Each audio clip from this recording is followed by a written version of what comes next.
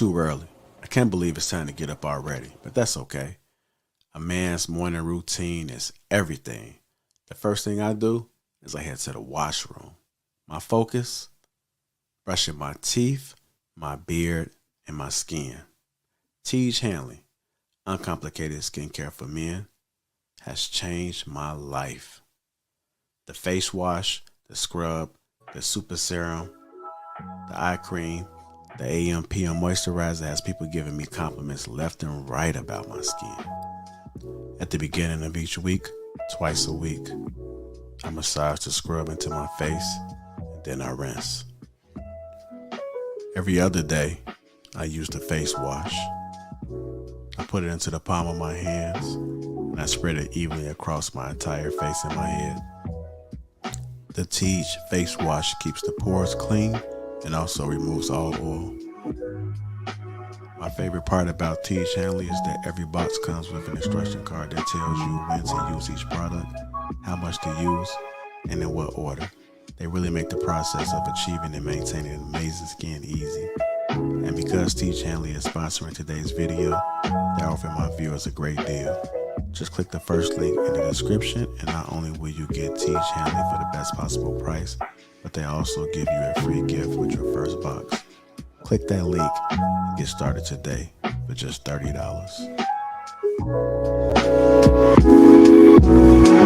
That's right, family. Feel that tease. Go ahead and click that link in the description. You guys ready for a great show?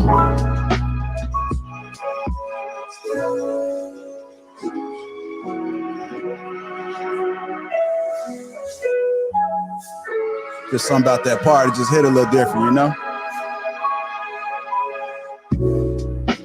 What's going on, family? Welcome to Sage Talk on the Lapeef Network. Hope you guys have been enjoying the shows thus far. We just had a great epic conversation over there on Lapeef Sports. If you missed it, catch it on the replay. Now Sage Talk with Lee. Before we get this show started, let's get the housekeeping in order. Make sure you guys go ahead and click the link. I'm not click the link. It's too early. Make sure you guys go ahead and hit that like button. Also subscribe to the channel. If you guys want to call in, it's open for the ladies and the gents. That link is pinned to the top of the chat right there. I just pinned it. So if you guys want to reserve a seat, and when he gets done with his monologue, you guys will be brought up to the panel and we'll have the discussion. I understand it may be a touchy discussion for some, but hey, let's just have a conversation. You know how we do. If you guys haven't got your tickets already, click that link in the description. We are live in Houston. That is April the 23rd. The show is going to be epic, man. I'm going to make sure that it's going to be in everybody's mouth. Everybody going to be saying Lapeef, Lapeef. It was the greatest show ever. I guarantee you, mark my words. I'm not going to allow you guys to come out and see us and experience just be a dull moment. So come out and have fun with us the entire weekend. If you can't enjoy it the entire weekend, then just come for the main event, which is on Saturday, April the 23rd. Limited amount of tickets are left. So make sure you guys get your tickets ASAP, because once they sell out, there's nothing I can do about it because it is a capacity limit. Also, we do have sponsorship opportunities for April 1st, which that has passed already. So you're missing it. You're missing it. There's a deadline, I believe, within the next 5 days. I got to check with the clerk, but next 5 days, you got to have it in. And we are pushing, giving you guys visibility at the actual live show, along with visibility on the Lapeef Let's Talk show on Thursdays. We have a platinum plan, silver plan, and gold plan. So make sure you guys email me at info@lapeef.com, and I'll be sure to make sure you reach out to give you guys some insight on that. And again, shout out to the sponsor, Tiege Hanley. Feel it, Tiege, uncomplicated skincare for men. Click that link. And with that link, you get 30% off along with a free gift.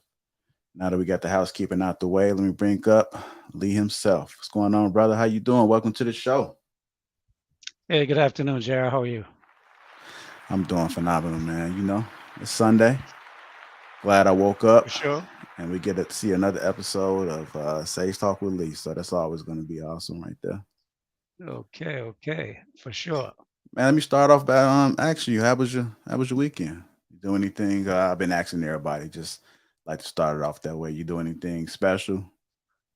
No, I didn't do anything special, actually. Just trying to stay healthy, man. I've been feeling kind of sick for the past 2 weeks. getting some work done on my dental. So that's been occupying my time a little bit. Just trying to stay healthy, doing my exercise, running as many days as I can when it's not raining. And I try to do 3, 4 miles a day every day. So that's pretty much what I've been focused on right now. I see you've been showing out, man. I hear you say that often, time about 3 or 4 miles. Don't no average person just run no 3 or 4 miles, man, and just get up and just hit the track Really? and keep going. Do you stop in between, or you just Say again? do you stop in between? Like you say, you run 3 or 4 miles. So do you stop in between, or do you just keep going the whole way?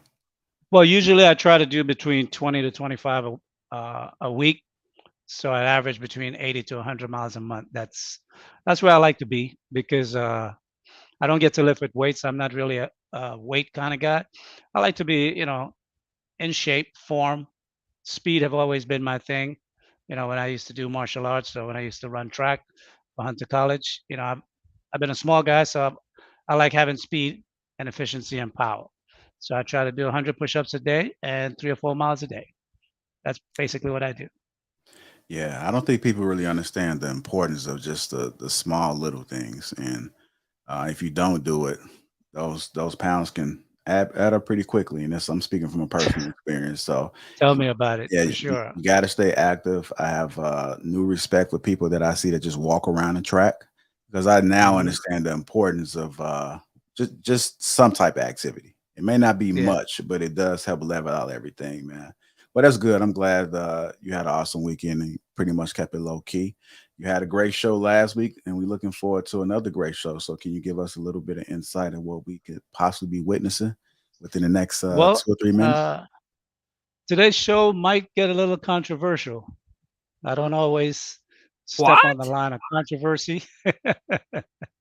My old name used to be Contrarian Perspective because I always look for things from a point of view where others might not normally tend to see. And I know KS, he has a thing against contrarians. So, but that's my stick. I always look for the unseen or the unspoken. That's always been my way of perspective. And today I wanted to have this conversation because, over the past, I would say, few weeks, but overall in the manosphere, it's been a conversation that's been going on for some time. So I wanted to add my voice to the conversation.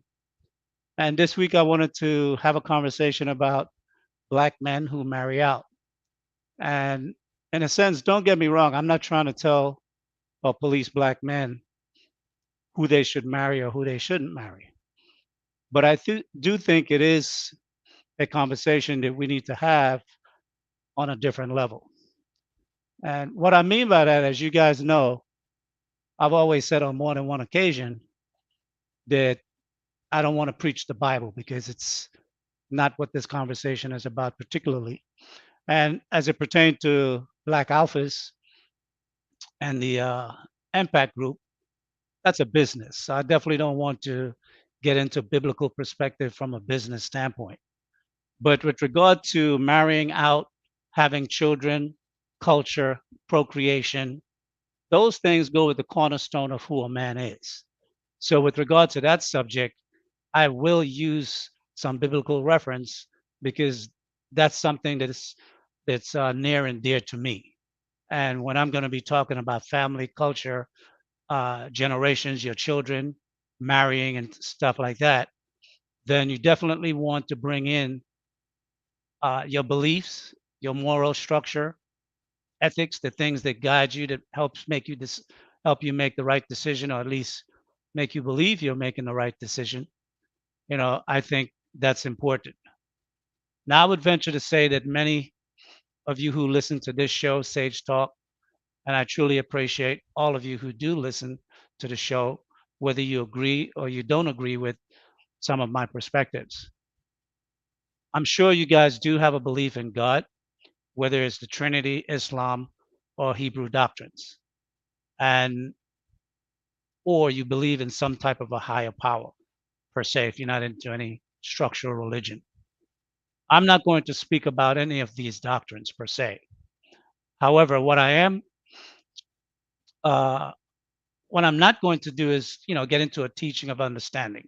But however, because all three faiths, Islam, the Trinity, or Christianity, and Hebrew scriptures come from the Old Testament, I will use some Old Testament parts to express my argument and obviously my opinion as it pertains to this conversation and this matter. So that's really where I'm coming from today. And I want to delve into this subject a little bit more and maybe add my voice to this dialogue as we begin to, how can I say, get some insights as to where we are looking to move the Black community as we go forward and what is it going to look like, both from a society standpoint and from a more specific standpoint as what's going to be the color of our people at the end. Yeah, well, there you go, man. Before I leave and let you do your thing, let's take a moment right now and get the likes up. I'm actually seeing that the likes are down right now. So let's take a moment and get the likes Yeah, up. definitely. Let's bring the likes up, guys. When you come in, Yeah, just hit the like button. there If you you're go. disgusted, then hit the down button on your way out. But if you like the show, come on in, hit the like button. It all Yes, goes into the same pot. there you go. And also, I want to give a special shout out to the Green Gang because I do see the Green Gang is in the chat heavy. I love to see the green through the chat, so appreciate you guys. Salute to you. I do see the mods in the chat as well to make sure we have a respectful chat. You know, we want on all that chatty patty in my real voice. Real, I do see you in there. Shout out to you, Brittany. I see you. And also, just to make it aware again, that link to join the panel once he's done with his monologue is pinned to the top of the chat. So come on in. You can click it right now, get your space in, and still listen. Just understand that once you are brought up to hop out of YouTube and just only have StreamYard open so we don't get that echo. So, all right, Liam, let you do your thing. Have a great show, sir. I'm gonna hit that like button. Oh, it was a super chat I want to acknowledge real quick. Shout out to Muhammad. Answer to the topic question: yes, because 80% of Black single mothers have children, with only 16% of Black men. Pookie and Ray Ray. So I appreciate that super chat early on. Thank you for that, sir, and thank you for your perspective. All right, Lee, it's all yours. Okay. Okay. Welcome back to another edition of Sage Talk. I'm your host, Lee. Good afternoon, everybody. Thanks for taking your time off on a Sunday to tune in. Now, as I said earlier, as it pertains to this subject of Black men marrying out, I will use some biblical references simply because this subject goes deeply in my beliefs. It's the very essence of life, and it deals with procreation and the continuation of our people. So I'm not, in my opinion, it's difficult for some people to disassociate themselves from this subject and speak objectively. Some people become very passionate, and likewise, so am I. Uh, to me, the cornerstone of uh, one's belief really comes from whatever their moral compass are, and sometimes that do come from Scripture. As it pertains to the topic today, 20% of high-value men marrying out or not marrying FBA women or ADOS women. That's a real conversation for us to have. And I've heard some very passionate, one-sided approach to the conversation. Those who are pro and those who are against. I'm not sure if my opinion is going to be balanced or whether it's going to be pro or against. I think in the end of what I have to say, you'll have to make that determination yourself. However, as an Israelite, the Bible is very clear about not taking wives or husbands from other nations. Now, there are biblical definitions. The biblical definitions of nations is significantly different from the way in which Europeans define nations today, particularly since we know their history of dividing people of the same families and tribes and separating them into different nations. You know, we know it as the divide and conquer philosophy, creating new nations where brothers are fighting against brothers and family are fighting against family. I mean, we can see that when we go to the United Nations. And if you want a good understanding of that, you can probably read History of the Roman Empire by Gibbons. It's a book I read about maybe 25 years or so ago in the mid 90s. It'll give you a clear understanding on how the Romans moved and the Greek moved when it came to conquering nations and dividing them so they can maintain power, right? In the Bible, the Most High is given three main reasons why we as a people should not marry out. The first one has to do with idolatry. And in actuality, idolatry and adultery really means the same thing scripturally. The difference being is that idolatry is taking another god to worship as opposed to the God of the Bible, the Hebrew God. So when you do that, the Most High says you're an idolater, meaning that you're giving all your thanks and your love and your homage for your success in life to another God other than the God that created you. And adultery is the same thing where a woman would take and deal with another man and give him all her pleasures and love and care as opposed to her husband.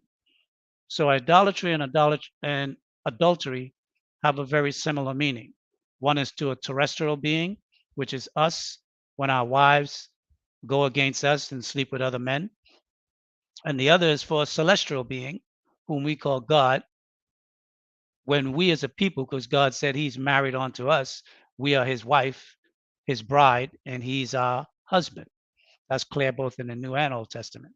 So when we go out and deal with other gods, other religions, we're committing idolatry, which is adultery in the name of the Most High. And we can get that in Exodus, the 20th chapter, verse 3, 4, and 5, or verse 22, and get a clearer understanding.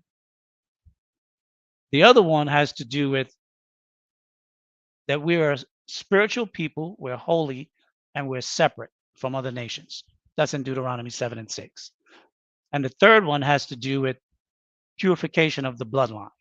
That's in the book of Apocrypha. I don't remember. I know it's Ecclesiasticus, but I don't remember chapter and verse. I was trying to find it earlier for this discussion, but I wasn't able to pull it up. Maybe somebody in the chat know it. Rick Judah might be in here, and he probably know it to memory.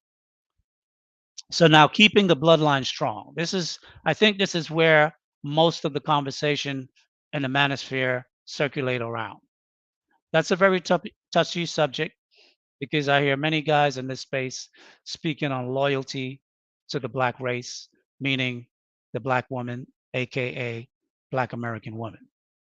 And it usually comes down along those lines somewhere. However, I'll come from a different understanding on this subject. As a biblical person myself who understand both the New and Old Testament pretty well and understand the law as it pertains to inheritance and that salvation will come through the bloodline and not some outward references that we may call ourselves. I would have to go with the fact that not everything that appears to be black is you or is your people. So color has nothing to do with it. God is not dealing with color. God is dealing with a bloodline. The nations he created back in the day, if you go back and you read your history, all people on this planet were black. So color had nothing to do with it. We're stuck in the mindset of color today because we're dealing with how the white man perceived the world and how he has divided up the planet. So because of that, we coming through slavery are still using a lot of his perspectives, if I may say, as to how we see things. But too often, many black men still think like white men, in my eyes, from what I hear them say, which is why we only see things like in a black and white kind of way. So, scripturally, the Bible does not recognize nations the way we speak of them. Biblically, nations are according to Genesis chapter 10. You can read both chapter 10 and 11, gives you the whole breakdown. And it all deals with a bloodline, which means God is dealing with the seed of man. And I'm coming from this whole conversation today as it pertains to the seed of man, not the color of man. And why I'm using that is because in two New Testament scriptures, and there are more, but I'm going to just use two. Matthew 25:31 to 34, I think, which deals with salvation. And then Matthew, the first chapter, chapter 1, verses 1 through 18. And that deals with the bloodline of Christ. And you can read that on your own. I'm not going to get into that conversation. But that's dealing with bloodline. This introduction is going to be pretty lengthy today, more longer than I normally would write, because in the past few days and years, I tend to hear from time to time men in this manosphere speaking on this subject, keeping the bloodline pure, and black men speaking on black issues if they're married out, whether or not they can. And I will say this, since I'm now a member of this space, I'm going to add my voice to the conversation. And I have some strong views as well.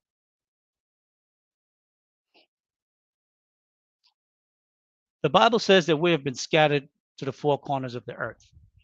And many of us who may not even read the Bible for that, but know it from a history, at least most recent history in the past 500-600 years, know that to be so.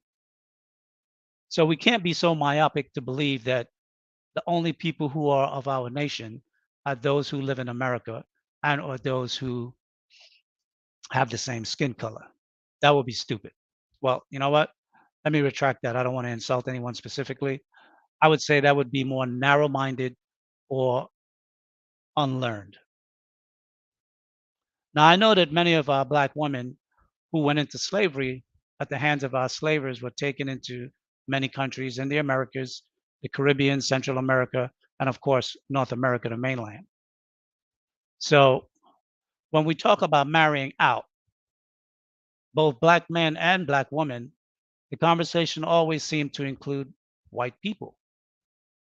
And this is the part of the issue that tends to bother me. We need to have this conversation because it seemed like we as a people have some serious unconscious attraction for the people who has done the most harm to us over the past few centuries. And it appears that we believe in marrying them and breeding with them, and that for whatever reason, if we marry white, our life will be better and the lives of our children would be better. And I think this has to do with some type of disillusioned mindset. I personally would never marry a white woman, consciously or unconsciously.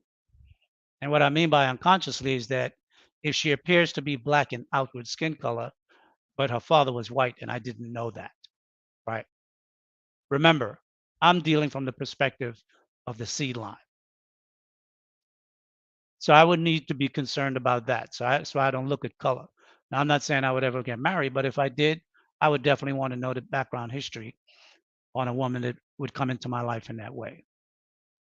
Now, as it pertains to six-figure men marrying out and choosing non-black women, and more specifically, choosing white women. For whatever reason, it seems to me that many of these black men perceive success either as white or they choose white people because they want to be in the higher echelons of society. It's not because white women are more loyal. We can clearly see that white women are pretty much the average, just like everybody else. They will divorce you just the same. They will take your children from you just the same. And they'll take half or more of your wealth, whatever they can get, just the same. So it's not like they're more better or they're better than our black women in that sense. I think where the problem lies, especially with six-figure men, men that have uh, liquid assets in six figures and illiquid assets in seven figures. For them, it really comes down to a situation where it's a math problem. And I think Kevin had said this some time ago that men are cost benefit calculators. I would say risk averse calculations, right? But I think on average, it seems as though A white woman would give you 20 to 25 years in a marriage, and a black woman will give you 5 to 10 years in a marriage. And for a man where legacy is important, especially a man that is successful.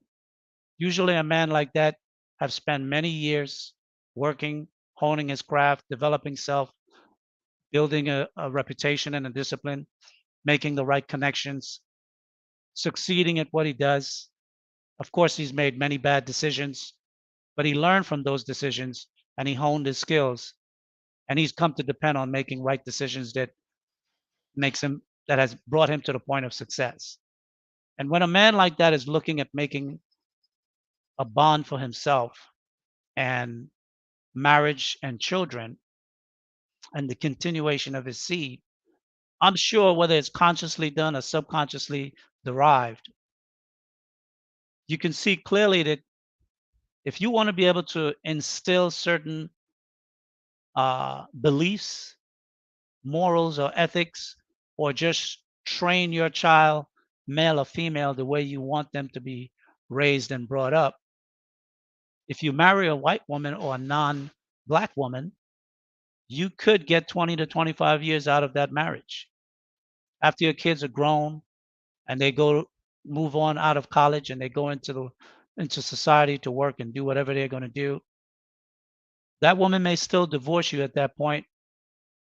She may still take half of what she can take in liquid assets and in illiquid assets, sometimes more, depending on the state.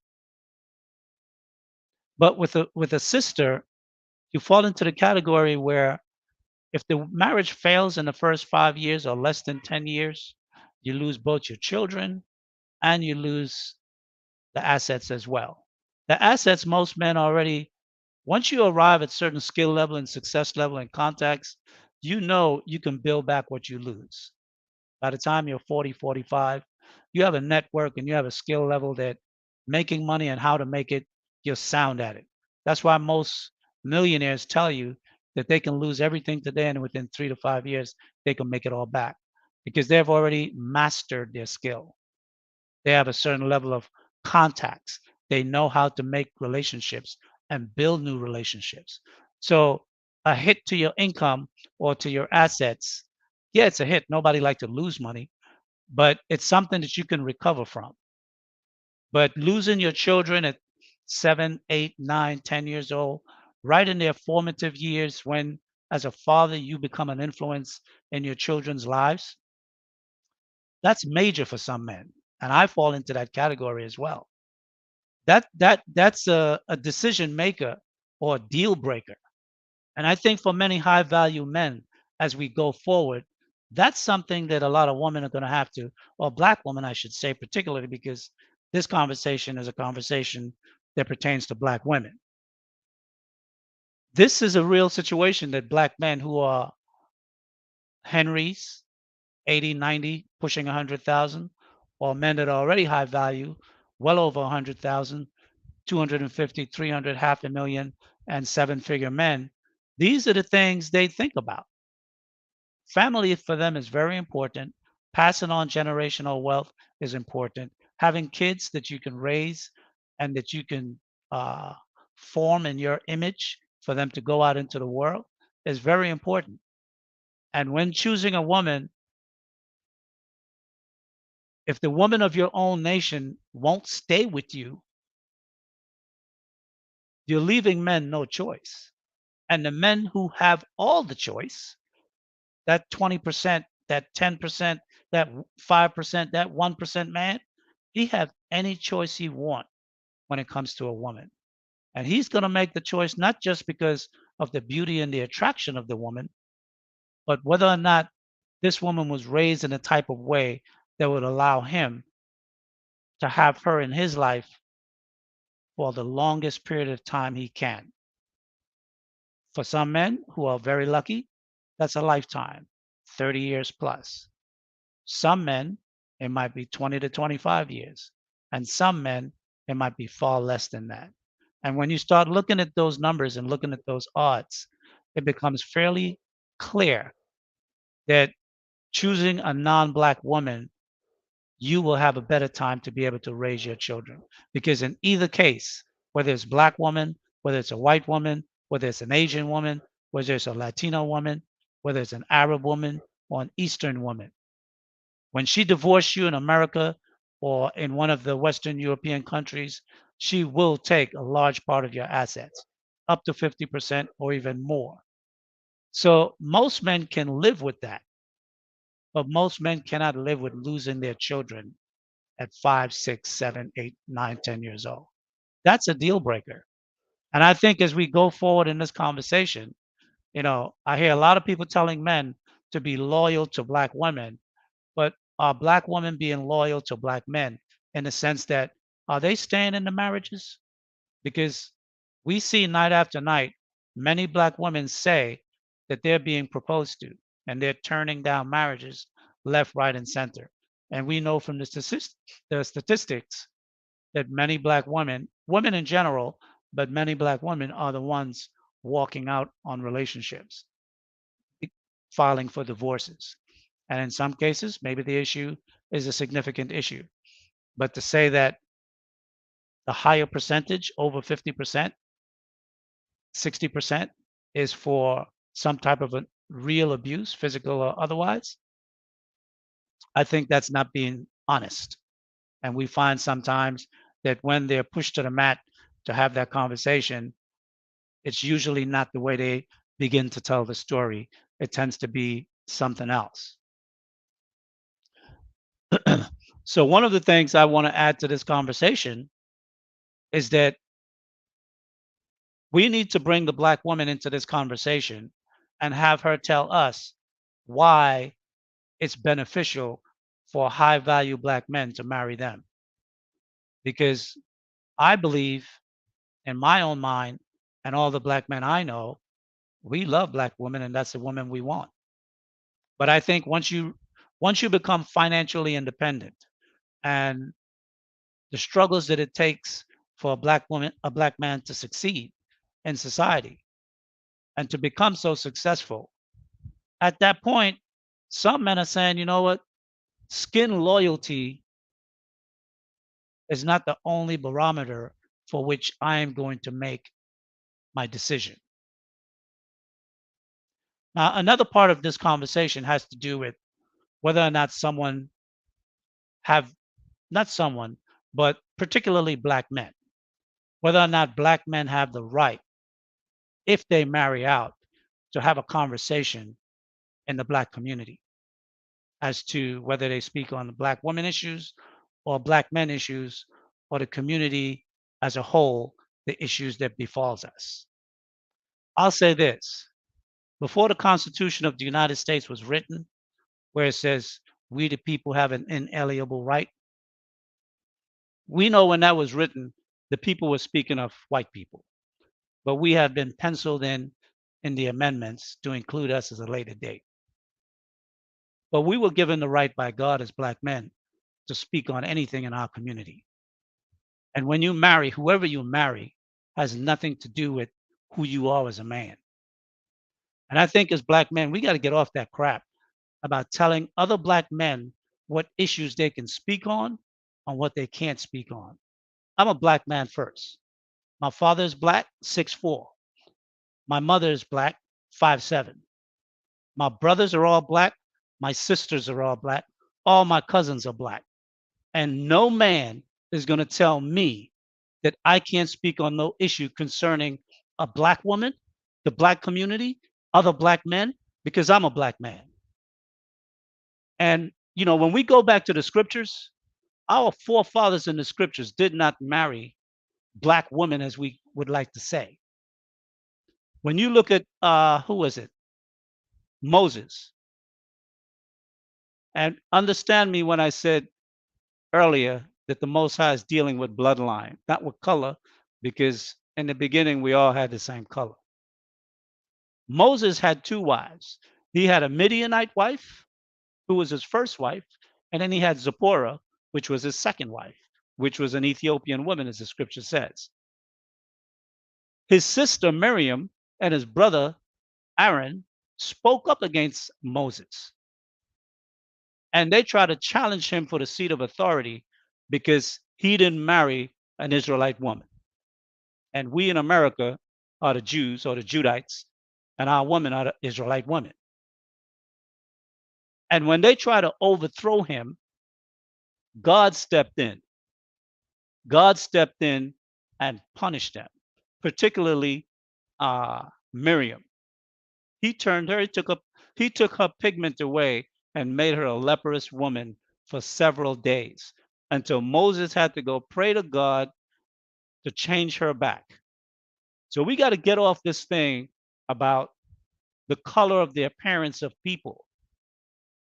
We are dealing with that because that's the residue of slavery, and we see things in black and white the way the white man see things. But biblically, skin color ain't got jack to do with jack. The Most High is dealing with a bloodline, and the bloodline comes from the father. If your father is black, that kid is black. Don't matter what the complexion is. When you go back to Jacob, Jacob is the father of the Israelites. He's the one that had all 12 sons. When you read his story in Genesis, I think it was what, Genesis 30, 39 or somewhere around there, 38. When he went to Lebanon and took his daughters were Syrians. They were related, but they weren't Israelites. They were related, but they weren't Israelites. They were Syrian women or Lebanese women, somewhat like Amira, but darker. And he married two sisters, which when you go to Leviticus 18, that's forbidden against the law. But the Most High let that go because he was tricked into doing that. He thought he was marrying Rachel, and the father, Laban, had him married the older sister first, which was Leah. But he married both sisters, and then he married their servant women as well. And we know when you go to the history, the servants back in those times was either going to be an Egyptian woman or she was going to be an what's the other? An Arab woman of some sort. Those were most of the women that were being servants to the people who were high up. So all four of his wives were not Israelite women. And the reason I'm saying that is because the kids came out the way the kids came out, but the bloodline was from the father. And that's what made those kids Israelites, because their father was the father of the Israelites, had nothing at all to do with the mothers. God ain't dealing with the mothers like that. And this is where I differ with Kevin on this subject, because I heard him say it twice, that the children belongs to the woman. No, they do not. The children belongs to the father. And when you read that story of Laban and Jacob, it is clear, because Laban tried to take back his daughters that he gave in marriage and the children that came from those daughters to take him as possession. And God sent an angel down to check him and get his mind right. So we have to understand, when we speak, we got to speak with knowledge and not going from this small history of the 250 years that we've been in America. The history of America is a dot on the spectrum of the history of man. And we got to broaden, as black men, we got to broaden our knowledge base. And I'm not saying that you got to go and read the Bible, but the Bible has a lot of history. It has the history of all nations on this planet, if you can read well, right? Because it's in capsule form. So you have to really be able to pick up. But if you don't believe in that, go read history. There's a lot of books on history you can find out on any subject you want. And one thing I would say is that, first of all, we have to understand our women, they belong to us. The scripture says when you take a wife, you take a possession, and the children belong to us.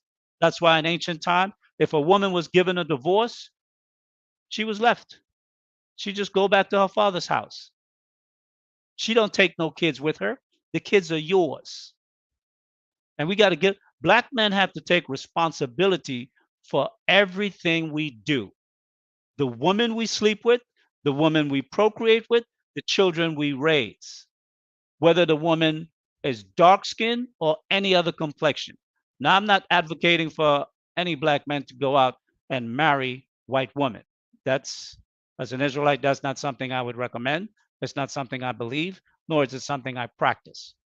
But I think as men, we have to get off this whole shtick about telling the higher percentile of successful Black men who have achieved and amassed wealth in our society, that they have no say so in our community, especially those who are working towards uplifting the Black community, making great financial contributions, but they should just shut their mouth and give the money.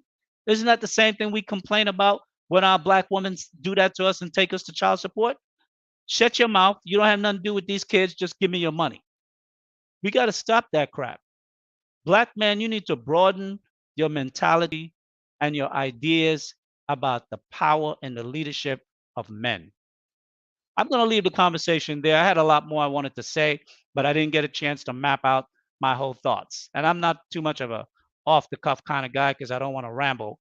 But JR, if you want to go ahead and drop the link, let's go ahead and have this conversation in more detail, because I find that there are a lot of opinions on this subject, but a lot of the opinions are very selfishly being made.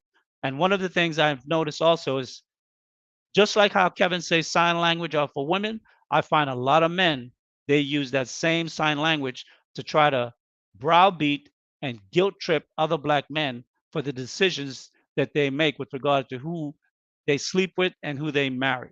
We got to get off that crap. Black men can marry any woman he chooses. The children are his children. Those children are Black no matter their color. If the Black woman wants to be with a Black man, change your behavior. Stick it through with the man. Don't have babies for men that you don't marry. Start making good decisions, because men that are successful will make the decision that's best for their success, not only in the present time, but as a generation going forward. Because men who amass millions have no intention of losing it. And they're going to pass it on through to children who will be able to carry it out in their name and in their likeness and continue in the wealth going forward. So those women that want to stick with those men, those are the men, those are the women that successful, high value men will choose and select. Let's have the conversation, guys. I'm sure some people have strong opinions about this. Maybe you agree with me, maybe you disagree with me. Either way, let's talk about it. Mr. No Man, good afternoon. Welcome to this. Welcome to Sage Talks. First time I've seen you jumped into the chat. Welcome, sir. How are you? How you doing? I'm doing good here. I was just I usually got something go on my YouTube going by a different name, but yeah, no, I saw this and I had to jump in.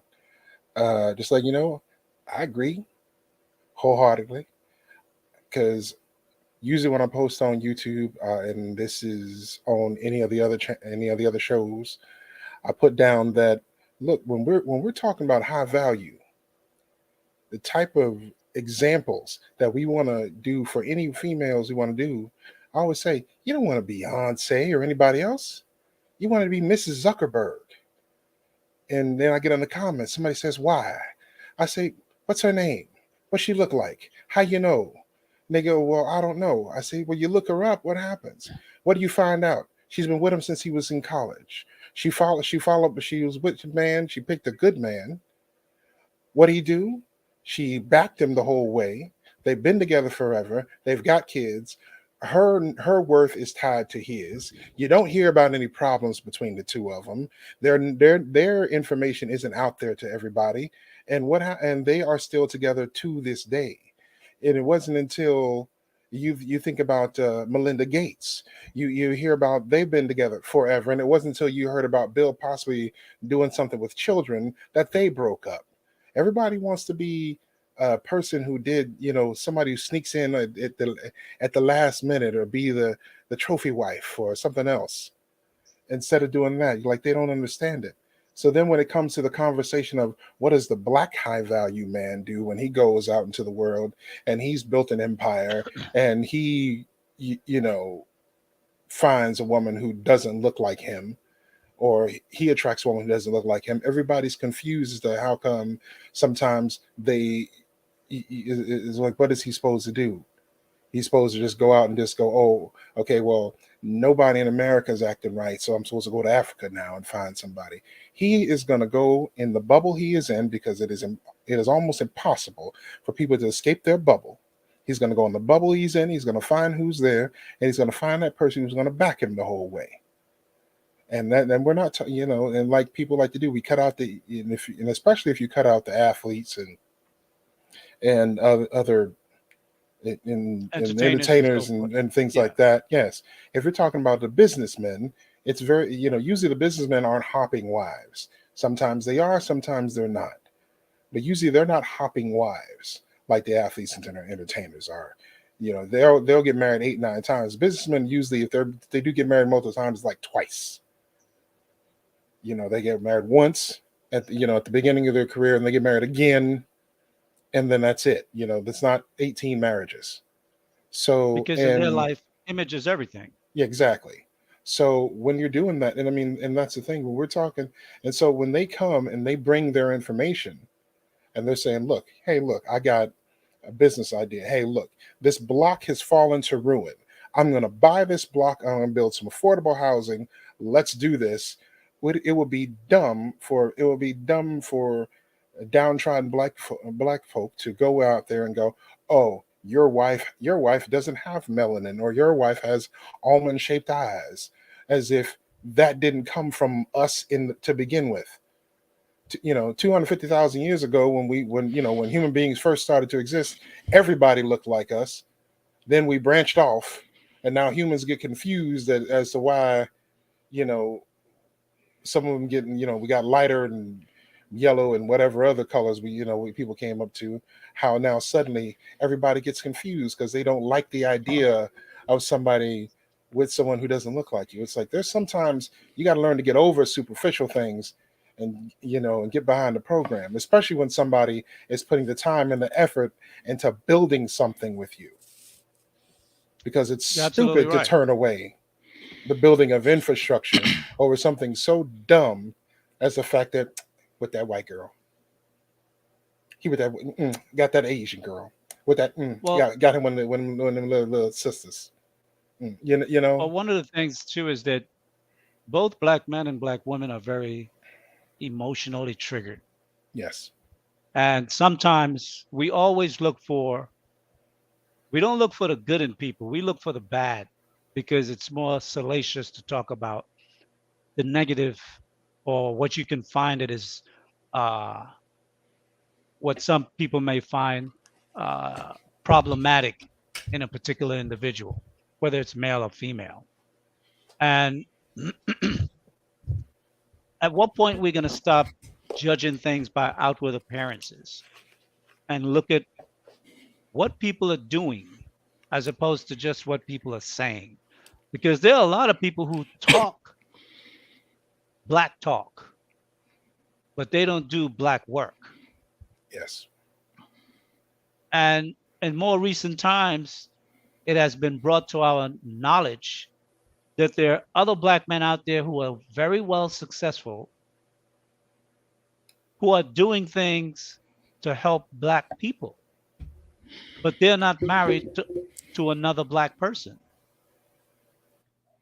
So I think we have to start evaluating the actions of black men as opposed to just trying to qualify it on the community chat board, what people are talking in the community.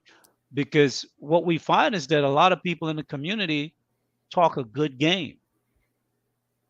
But when you look at the community is shot to shit. So those two things don't measure up. If black loyalty is required, then what are those who are black loyal doing for the community to make the community raise its standards, raise its quality of life, deliver better children to the community? It seems to me that black men who are successful, though they may marry out, tend to want to come back and add their contributions to help the black people up the rungs of the ladder of success. Sometimes that's financial. Sometimes that's some type of community it may present itself in different ways, but if they're helping to contribute to better Black lives and the outcome of Black children, be it boy or girl, isn't that what you want a Black person to do? But you'll say, I don't want his help if he's married to a, a non-Black person. Are we going to look to censor our community that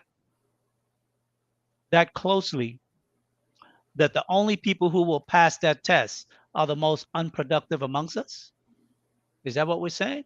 And that will be the representations of Black people? Donald Really Haven, Haven't. welcome to Stage Talk. How are you? Good, and Oh, you? haven't. Yeah. I'm good. Talk to me.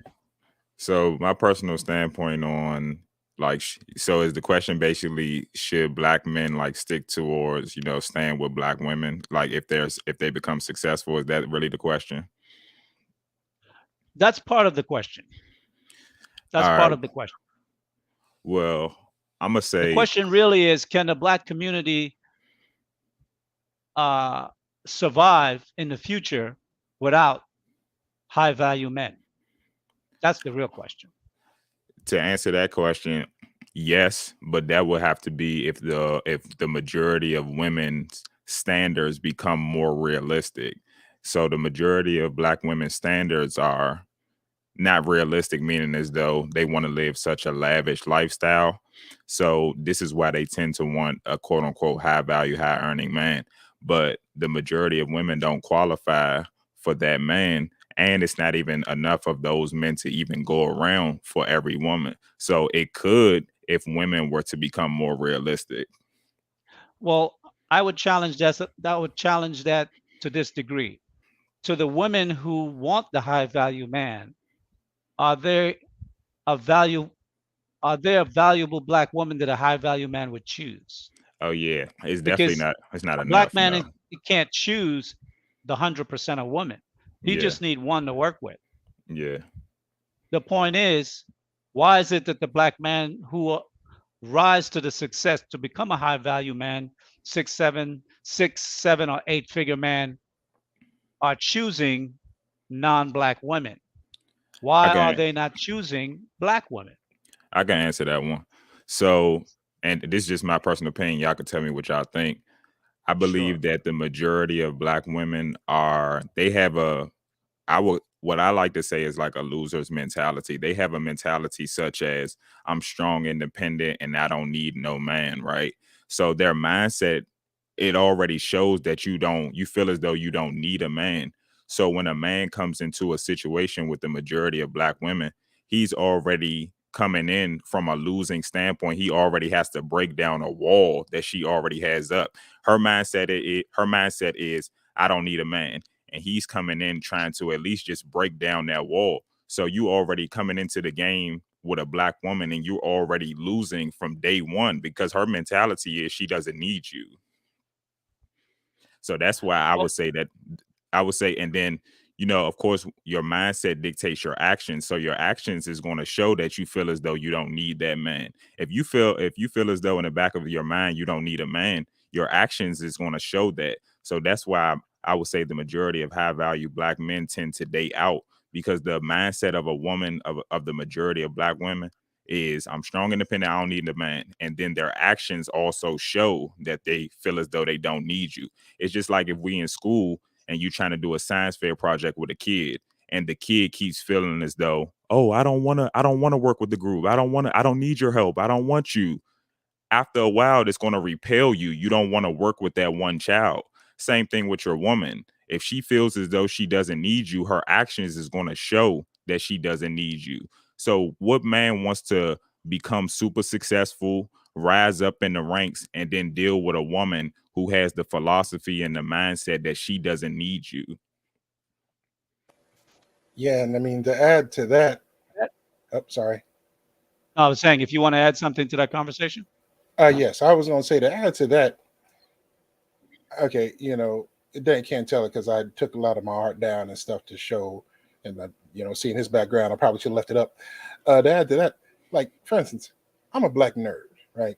there's a lot of, there's Star Wars stuff and everything behind me.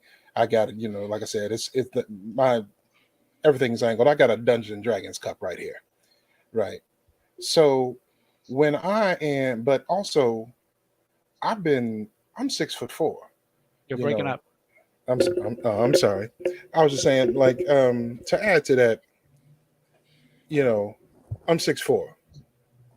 I'm a black nerd. I got Dungeons and Dragons cup right here.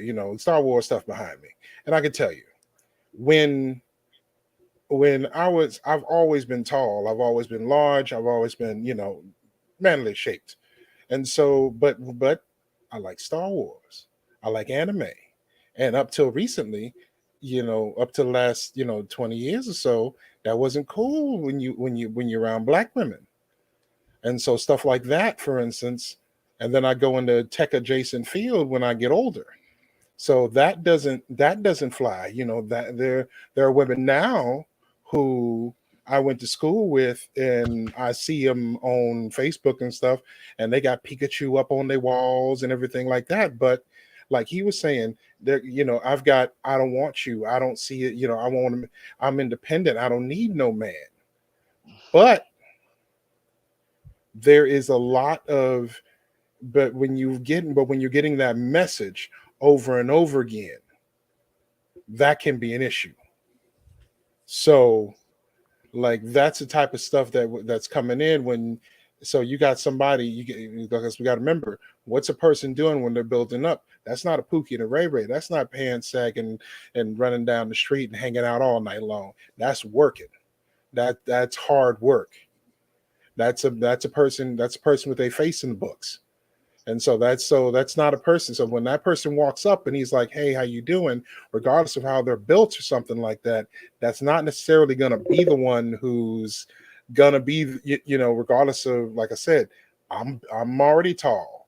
I'm already, I played football, but but the things I liked weren't necessarily black, quote unquote, so then when I'm around, so when you're talking about that, when you're going, as I'm going up higher, and I start, when you're going into things like tech, when you're going into things like business, when you're going into finance, you start meeting people who are going, "Hey man, do you want to go to our whatever, to our book club, Right. to our Social. whatever?" Yeah. Yeah. Exactly. So you start socializing different, and the people in there, the two black women that are in the group of 40 people, aren't necessarily raised up around all black people. So they're not, their target isn't, Right. hey, the other black guy.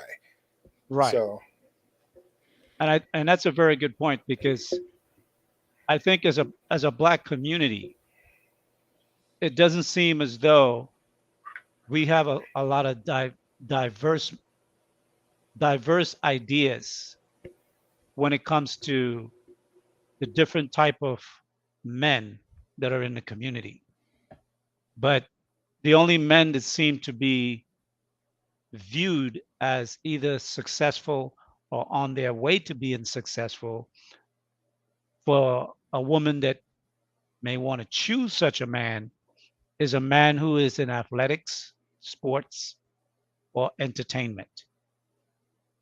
And I think that many mothers and fathers who are raising children, excuse me, need to be more inclusive in their children's lives, particularly if you're raising daughters, to broaden their ideas about the skills and talents of men, and how there are other diverse talents and skills that men have that can carry them into great success over time.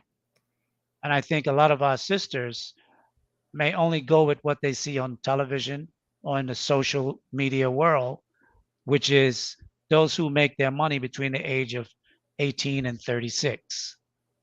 And men who may make their money beginning at 36 to 46 or 50, those men are not on their radar until long after. And by the time that may become a perspective for them, those particular men don't even see those women. particularly when they're successful. Shiki Banter, I'm not familiar with you. Do you have a photo? Can you post a photo in your thumbnail thing so I can at least know who I'm speaking to? I'd appreciate it. Thanks. Can I add something, man? Sure. Who's that? Donald. Oh, let me get back in the camera. Oh, Ronald? Donald. Yeah, go ahead. So another Donald, I'm sorry, Donald. Yeah, another reason I would say that Black men tend to marry out is because the characteristics that the majority of men are looking for tend not to be in Black women, such as like looking for a soft woman, you know, a feminine woman, an agreeable woman, a woman that's looking to let the man lead. You know what I mean? Like those characteristics tend not to be in the majority of Black women. Like the majority of Black women really are not soft, you know what I mean? They're not really feminine like they once were. They're not agreeable like they once were. You know, they want to be, you know, like we have soldiers and we have generals. Like nowadays, the majority of Black women, they want to be the general instead of the soldier. Yeah, I mean, that's a cultural thing that we've got going on right now. But at the same time, too, there are men who are speaking in this subject in the Black manosphere, and there are men who are using very similar female talking points to try to arm twist other men that if you don't marry a Black woman, you don't have a voice in the Black community. That's a strong talking point. There was a show on this morning that was dealing with that. And I'm going to say this, like I said in my introduction, I'm a Black man, and ain't nobody going to tell me any Black issue I want to speak on, I could speak on. Ain't got shit to do with who I marry. My woman is my business, ain't your business. I'm still a Black man. My mother's Black, my father's Black, my grandparents are Black. And if there are issues that pertain to me and them, I will speak on it. So I think as Black men, we got to stop this crap about trying to shame other Black men that become successful for whatever reason they may choose another woman. That may be a conversation that you can have with them, you know, on a different show. Why did you choose a non-Black woman? That could be a show. But to say that because he chose a non-Black woman, therefore he loses all Black privileges? Are you for real? If that's the case, you might start going back in history. Thurgood Marshall, write him off. Frederick Douglass, write him off. Go through the history and start writing off all these great Black men who come out of mixed breed families. Yeah. Stop the crap, or the cap, as they say. We need to get off this crap, man. We're using 20 years of talking points to reflect on our history for the past 1,000 years. Get off this madness. Can you imagine one of Genghis Khan's generals telling him, man, you're having sex with too many women. Every country, his head would roll off his head the minute the word come out of his mouth, man. We got to get off this crap of trying to belittle men like we boys. We ain't boys. We ain't boys. Stop this crap of trying to shame Black men like they boys. Black men are not boys. And I'm not going to have no other Black man tell me what voice I should have in the Black community as a Black man. As an Israelite Black man. Oh, hell no. We got to get off that, man. Trust me. Cheeky, I'm not familiar with you, but go ahead. JR said you cool. So let me hear what you have to say with this conversation. Welcome to Sage Talk. Can you guys hear me? Yeah, I can hear you. You're clear. All righty. Yeah. How you doing, Mr. Lee? I'm a part of the Broken Dusty show with Jonathan on Wednesdays. But okay. You know, this topic is very, you know, it's very interesting, you know, to hear, considering, you know, my circumstance. So I'm currently dating outside of my race, and one of the many things that come up in, you know, the chat and different conversations is you can't be pro-Black and you can't be dating outside of your race, but the qualifications for those things are very confusing. Right? The qualification is what? I didn't quite hear you at the end. It's confusing. Okay, you're absolutely right. It is confusing. What's your point of view on this subject? do black men, number one, black men who Oh, marry out, can the black community still be sustained if high value black men marry out? That's one question. The second question is, do black men who marry out have a voice in the black community? so the answer to the first question is yes, because high value men, just in a general sense, are a rarity, which means they don't make up a majority of the society that we live in currently. Which means that there are other men that are probably of the same color. Oh man, they're probably of the same color that could marry other women. So yes, the community be sustained, and for those who date outside of the race, they should have a voice simply because they can add value to the culture or whatever it is that they're claiming. The thing that makes this interesting is, like you were saying about Israelites, they were a mixed multitude. Absolutely. And because of that, it wasn't as if The Israelite comes from the 4 different women. And we at least know right. 2 of them were Lebanese background. Bloodline right. wise.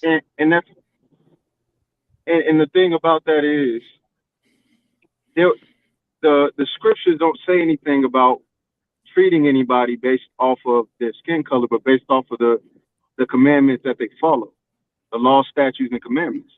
So if I abide by these standards and set rules, and I do the things that are that progresses, my culture, or whatever you would like to call the black people, then why am I not allowed to speak on anything? Well, it just doesn't make sense. Well, I think part of it may reflect that as black men go, particularly, we're soft. And what do I mean by that? Because our women tend to couch beneath them, that when you get with a non-black woman, you'll be soft with them too. And particularly when it comes to raising children, if you as the man don't take the direction as to what culture these children will be raised in, if you marry a non-black woman, that children potentially will be raised under the culture of the woman. So it's very important as black men that, one, we take leadership in this, particularly if we marry out, because our children have to know the culture of their fathers. That woman, when she marries you, she submit herself onto you, your culture, your language, your community, the whole 9. And there's nothing wrong with a black man marrying another woman from a different culture and bringing that woman into the community, because that's his wife. That's his wife. Right. He don't have to leave. Right. When a black woman marries a white man, she goes with him. She goes with him. He is the man. He brings her into his culture. When we marry another woman, they come into our culture. See, we don't understand how the world really works. And we're coming at this conversation from a very adolescent perspective, black and white. Right. We only see color. And that's a weak perspective to look at things, because that's a newly invented idea. And it has no foundation in reality of history. Go ahead, Tiege. Right. And again, man, it's something that, fortunate for me, I've had the privilege of having a father. So that the understanding of what it means to be a leader and how to disseminate culture to whoever it is you are speaking to, whether they be black, white, dating or not, is something that I've learned to do, right? Because everything that I've done as far as my relationship goes has been in the context of my standard, not hers. You can bring someone into a culture as long as you're strong in your standard, your character, your morals, and your leadership. But if you have no standard, character, or morals or leadership, you're building your house on sand and not a firm foundation. Fortunately for me, although my father may not have raised me to be the most black conscious, he did raise me to be a moral man of standard and understanding things. Now, I choose to take the approach and worldview of biblical worldview, And because of that, if she aligns with that vision and where I'm going, I can easily lead her. But a worldly woman is not anything that, no worldly woman should be a part of my life. And they can't, whether they're black, white, Hispanic, whatever the case may be. But if she can go and fall under my guideline as a leader, spiritual leader first, you know, emotional, mental, and the rest of the things that come with it, there's no problem. And that's the thing I can say about my significant other. She falls under those guidelines and she sticks to it. And if you talk to her, you won't have an issue. I won't have an issue because she won't misrepresent me. Now, the thing with me is was the time frame. You know, I'm getting exposed. I'm getting more exposure.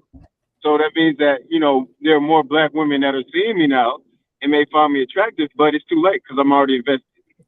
It has nothing to do with not liking black women. It has nothing to do with not finding them attractive. Hey, can I say something really quick? One moment, please. Right. One moment, please. Okay. Finish up, Tiege.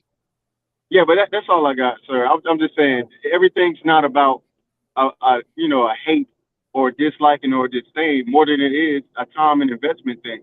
I'm investing too much time. If I wasn't dating, you know, or courting this young lady that I'm courting now, then maybe, but that's not the case. So I'm investing in what I have. Absolutely. Thank you. Ona Sweet, Ginger Rose. Hi, welcome how to are the you? conversation. I am right now doing a wrap up order. I just saw this topic and I want to hop on it. I am biracial. I'm not biracial. I'm multiracially mixed. I do want to introduce myself. I am a mixed race advocate. My mom is half Puerto Rican, half Afro Latina. Her DNA is majority European and Indian. I definitely want to bring that up because as a mixed race woman, I really have no problem. I don't know why people are making a big deal about black men dating out. Me personally, I love seeing more interracial couples. Sorry, I'm doing like Grubhub and DoorDash at the same time. So right now I have about 5 minutes until they can fix the order. But like black women date out, no one really cares. And then like when black men date out, you know, everybody have a problem with it. I believe, like for example, my mother is Puerto Rican. When people used to see my mom with my father, people would have a problem with it. Also, with all of these interracial dating, I definitely want to say mixed race does matter. I wish black people, the only thing I would ask from black women and black men when they date out, because you guys are going to be making more beautiful caramel skin tone babies. And I just want to say, I wish they would stop forcing us to identify as black. I'm going to be honest. I tell the raw truth on my channel as a mixed race advocate. Me, I only date people of my skin tone complexion who are multiracial like me. And I think more mixed race people are going to be born. And I really would appreciate it if we don't have to pick a side, if we could just identify as being mixed race instead of being forced. Because back in the 1970s, as a mixed race advocate, back in the 1970s, we had our own group. It was called the Blue Vein Society. Oh no, one moment. Yes. Okay. This is not a channel for you to promote your channel as a mixed race person. Okay. I want you to hold on 1 second. I want you to deal with the topic at hand, which is, can the black community be sustained if the 20% high value men marry out? That's the first Absolutely. question. So you think the black community can sustain if 20% of the high value men marry out? I mean, to be honest, anything predominantly black is poor and dirty. I'm not trying to be rude. I'm just being honest. I think if black men work together to fix their communities, be a leader for their communities instead of running to the white community whenever they get money, I think they can actually prosper and actually get somewhere. We don't need y'all don't need like 20% to fix the community. I think it needs to be promoted for that's not what the question states. Because yeah, the 20 one moment, hear me out so you can understand. The 20% comes from statistical income levels, right? The top 10% of black men falls in the ratio that makes 100,000 or more. The top 20% falls into those who make 80,000 or more. Most women, most black women particularly, want men who are very successful economically. So that's why the 20% high value men is being used as part of the question in this conversation.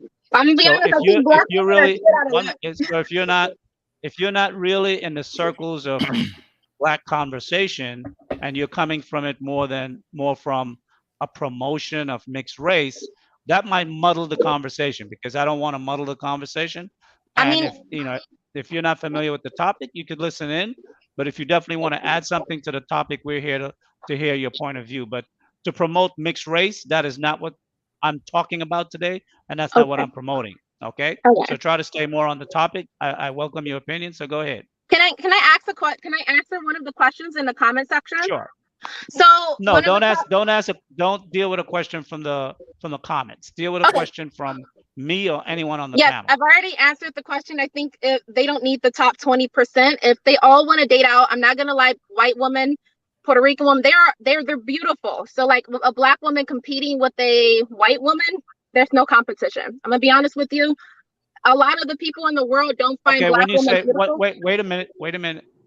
When you say Wait there's a no minute. competition, Whoa. clarify that. What do you mean? Well, I mean, I'm just gonna be honest with you. Like I'm not okay. I keep it completely honest, and I do have to go pick up this graph up order because they are now done with the graph up order. I just want to say, if for an example, No, it's just a give me beautiful. two reasons. Give me two examples of what you mean when you say there's no competition. Example I'm just one, gonna example two. Stay on topic. okay. I'm just gonna be honest. Now you got me. I'm not. I am a very honest person, but now I'm trying to watch my words now. No, don't bite your tongue at all. Be straight. We can take it You want here. me to be? You No want me to be chaser. straightforward? Absolutely.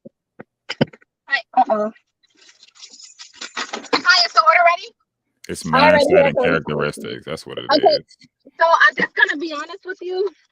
Let's just say, okay, really quick. If a black woman go to a predominantly white country, that's not seen as beautiful.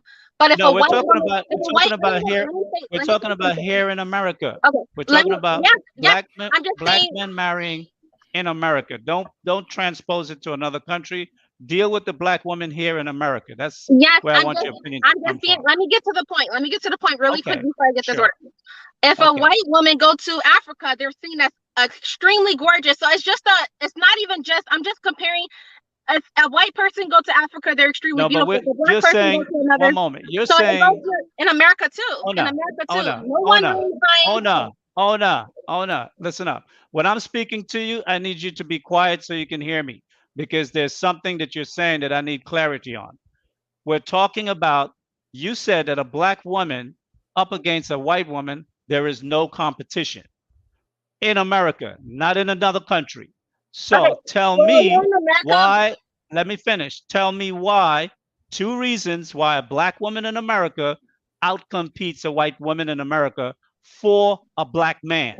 okay, I'm gonna be honest with you because dark skin is not seen as beautiful. I have caramel skin, so I have a lot of dark skinned men that will prefer me over a darker skin tone woman.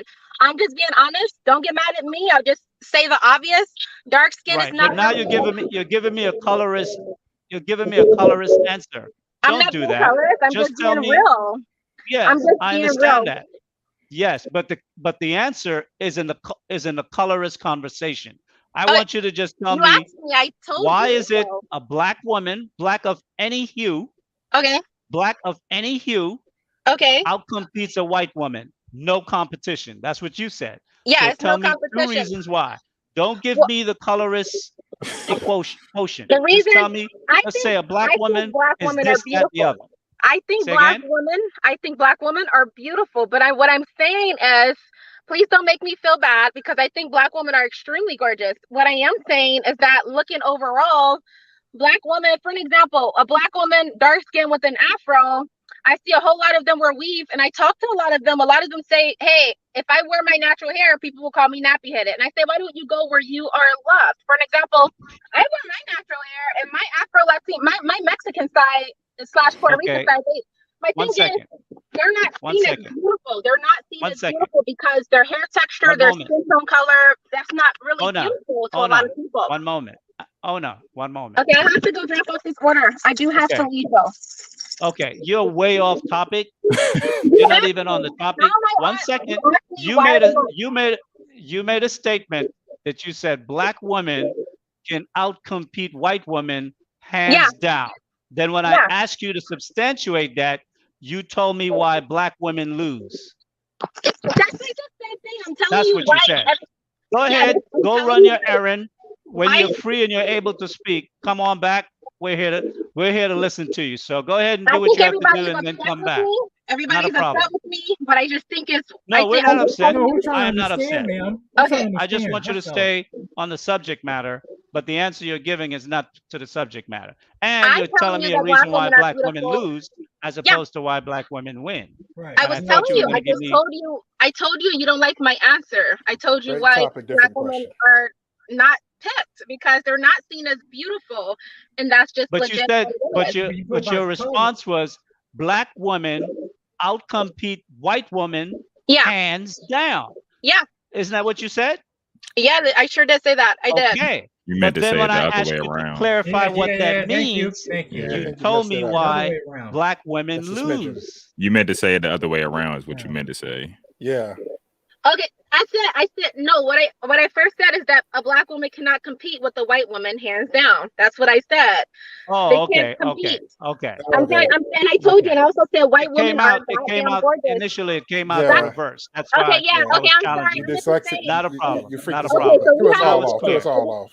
I'm Okay. glad we're on the same page. We had it mixed up. I was just saying white women are extremely gorgeous. People see that pretty pale skin and they see that pretty thin hair. That is seen as more gorgeous. Well, than I would a say dark one skinned thing woman.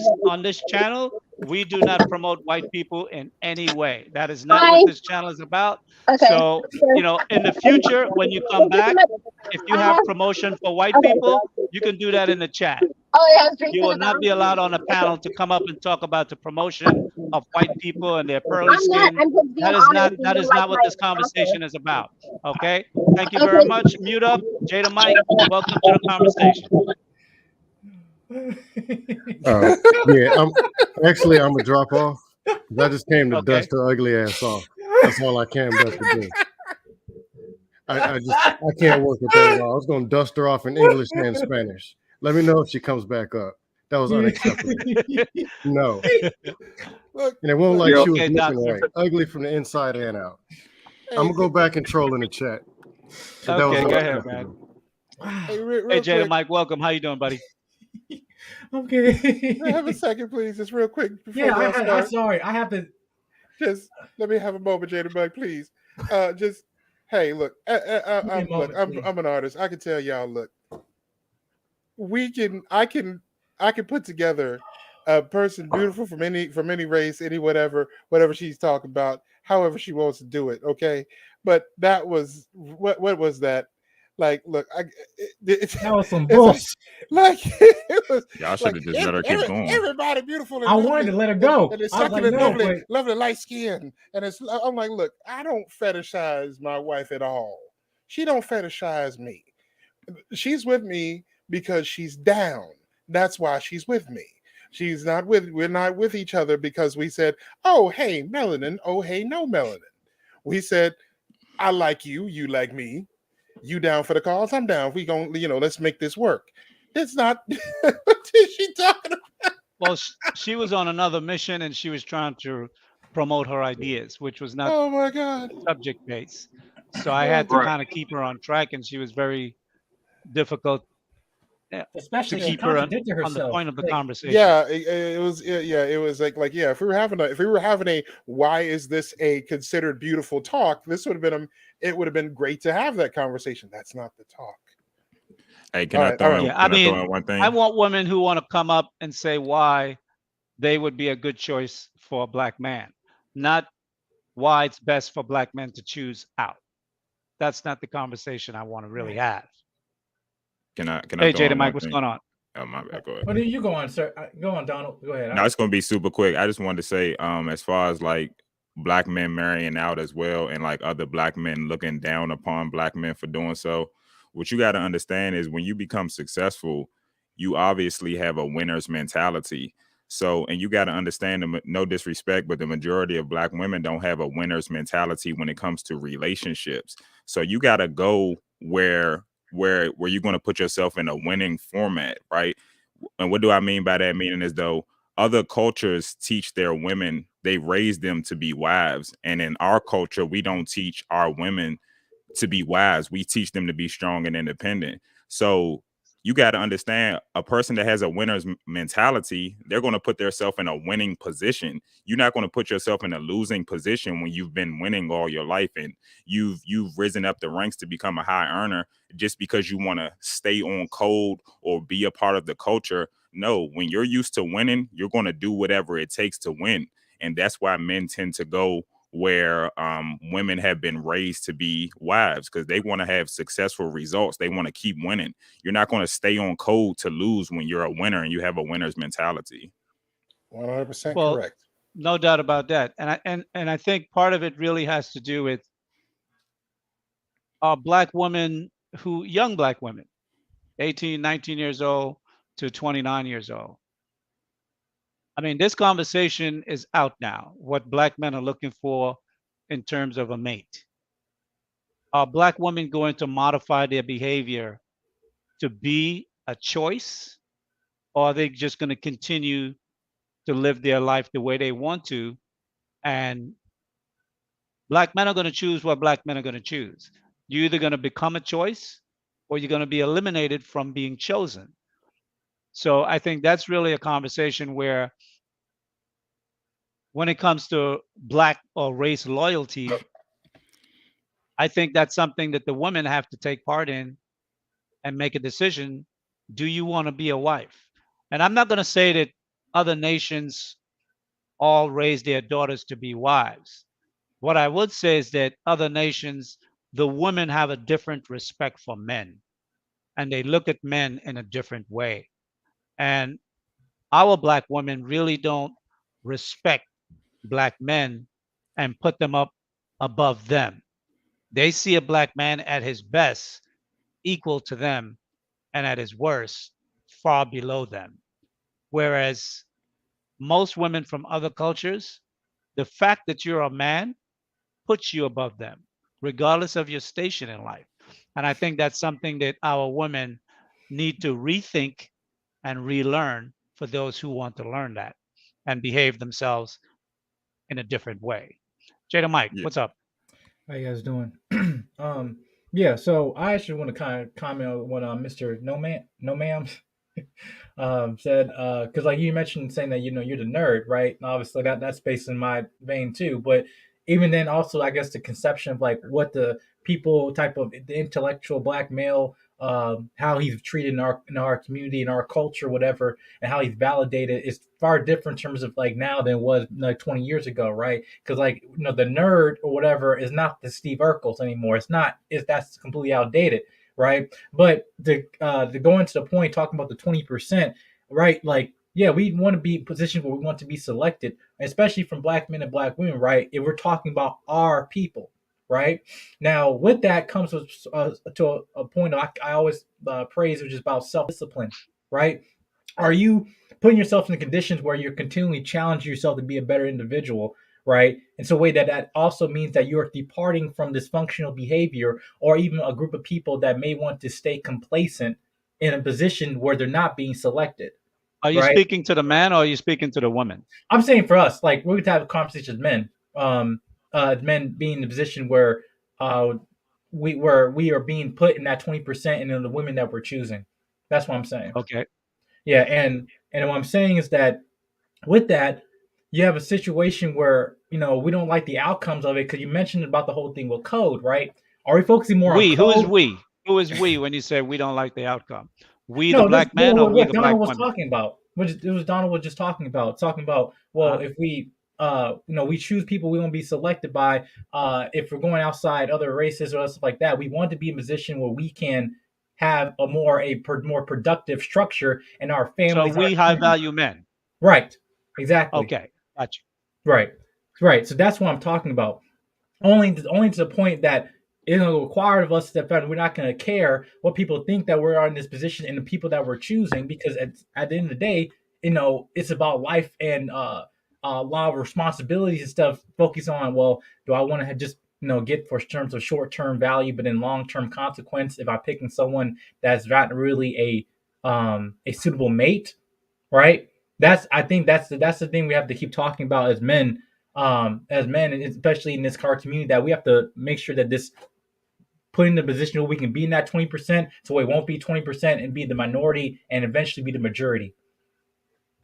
Well, I think, one of the confusing aspects of being a Black American, both men and women, and our community at large, is because most nations, it's only their people that are there. Right. For us, we have the white people who run the country, and then they have an immigration policy where they bring in people from all over the world. So we have a situation where this so-called experiment as America, where everyone could come and claim the American nationality, but then there are different cultures and different peoples that are part of that nationality as America. And Black people tend to find themselves towards the bottom and not so much towards the top. Now, there is a crest of Black men who are at the top and compete at the top in different parts of the American life. But more so than not, when they reach the top, the high quality Black women that they would want to choose are usually not there. Not that they're not there at the top, but they're not even back in the community, because you have family in the community. You have parents and you have grandparents and you have aunties and cousins. You have brothers and sisters who would know, hey, so-and-so is a nice girl. Oh yeah, I grew up with her. I haven't seen her since, elementary school or whatever, right? The point is that there would be someone in the community and the family that would know a woman that would be more perfect for you. But because our community now is like really dispersed, we're not unified. We talk about being on code, but when are we on code? We're usually on code for fuck shit. We're not on code for good shit. And the women behave themselves. And I know because, back in my day, I had my time where I went to strip clubs. And what I saw in strip clubs is the behavior that I'm seeing now 20 years later from virtually every woman, the way they dress, the way they portray themselves, and the vocabulary that they use on their interaction for relationships with men. And if a woman is going to wait until you become successful to put themselves in your view, then at that point, you're just one of many that I can choose from. But if you were with me from college and you've shown me that you're the kind of woman that I would want to be with, whenever I'm ready to make that decision to settle down and be with a woman, you at the front of the line. Wow. But if you just want to show up when I got it, then you're like everybody else. Take a number. I don't know if you're first or you last. Boom. Yeah, that's what I was saying with the whole thing. With when I look back at the people I think about, is the further back I go, I remember being in junior high school. It changed when I went to college. I went to a college for what I wanted to. But when I look back at those people, when I find them on social media, LinkedIn, whatever, I find out that even the girls who were well dressed, who weren't, thug and high and all that, right? Kids, multiple fathers, everything wrong with them. And it's like, wait a minute though. So you saved yourself for an idiot. You wasted time.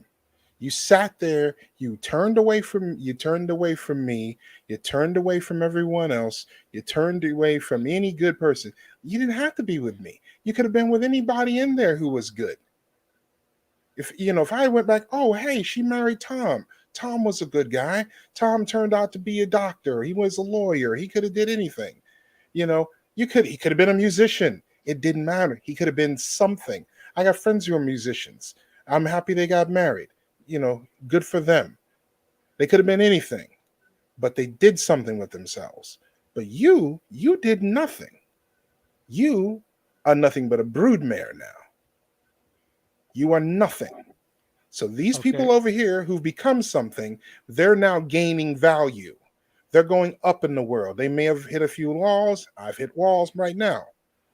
But they're going up in the world. They've got wives. Some of them got wives that don't look like us. But they're doing something with themselves. So that means that so now I've got women who were ridiculous, women who were good, and like I said, these are all black women, and women who are supposedly the good girls. All of them now terrible. So what are we doing? Okay. Amber Marie, welcome to the conversation, Sage Talk. Hey, thank you for having me. How are you? I'm good. How are you all doing? I'm doing good. First, I hopped in when I saw my sister previously on the show was talking about how we don't compete with white women. I was like, hold on, let me cam up.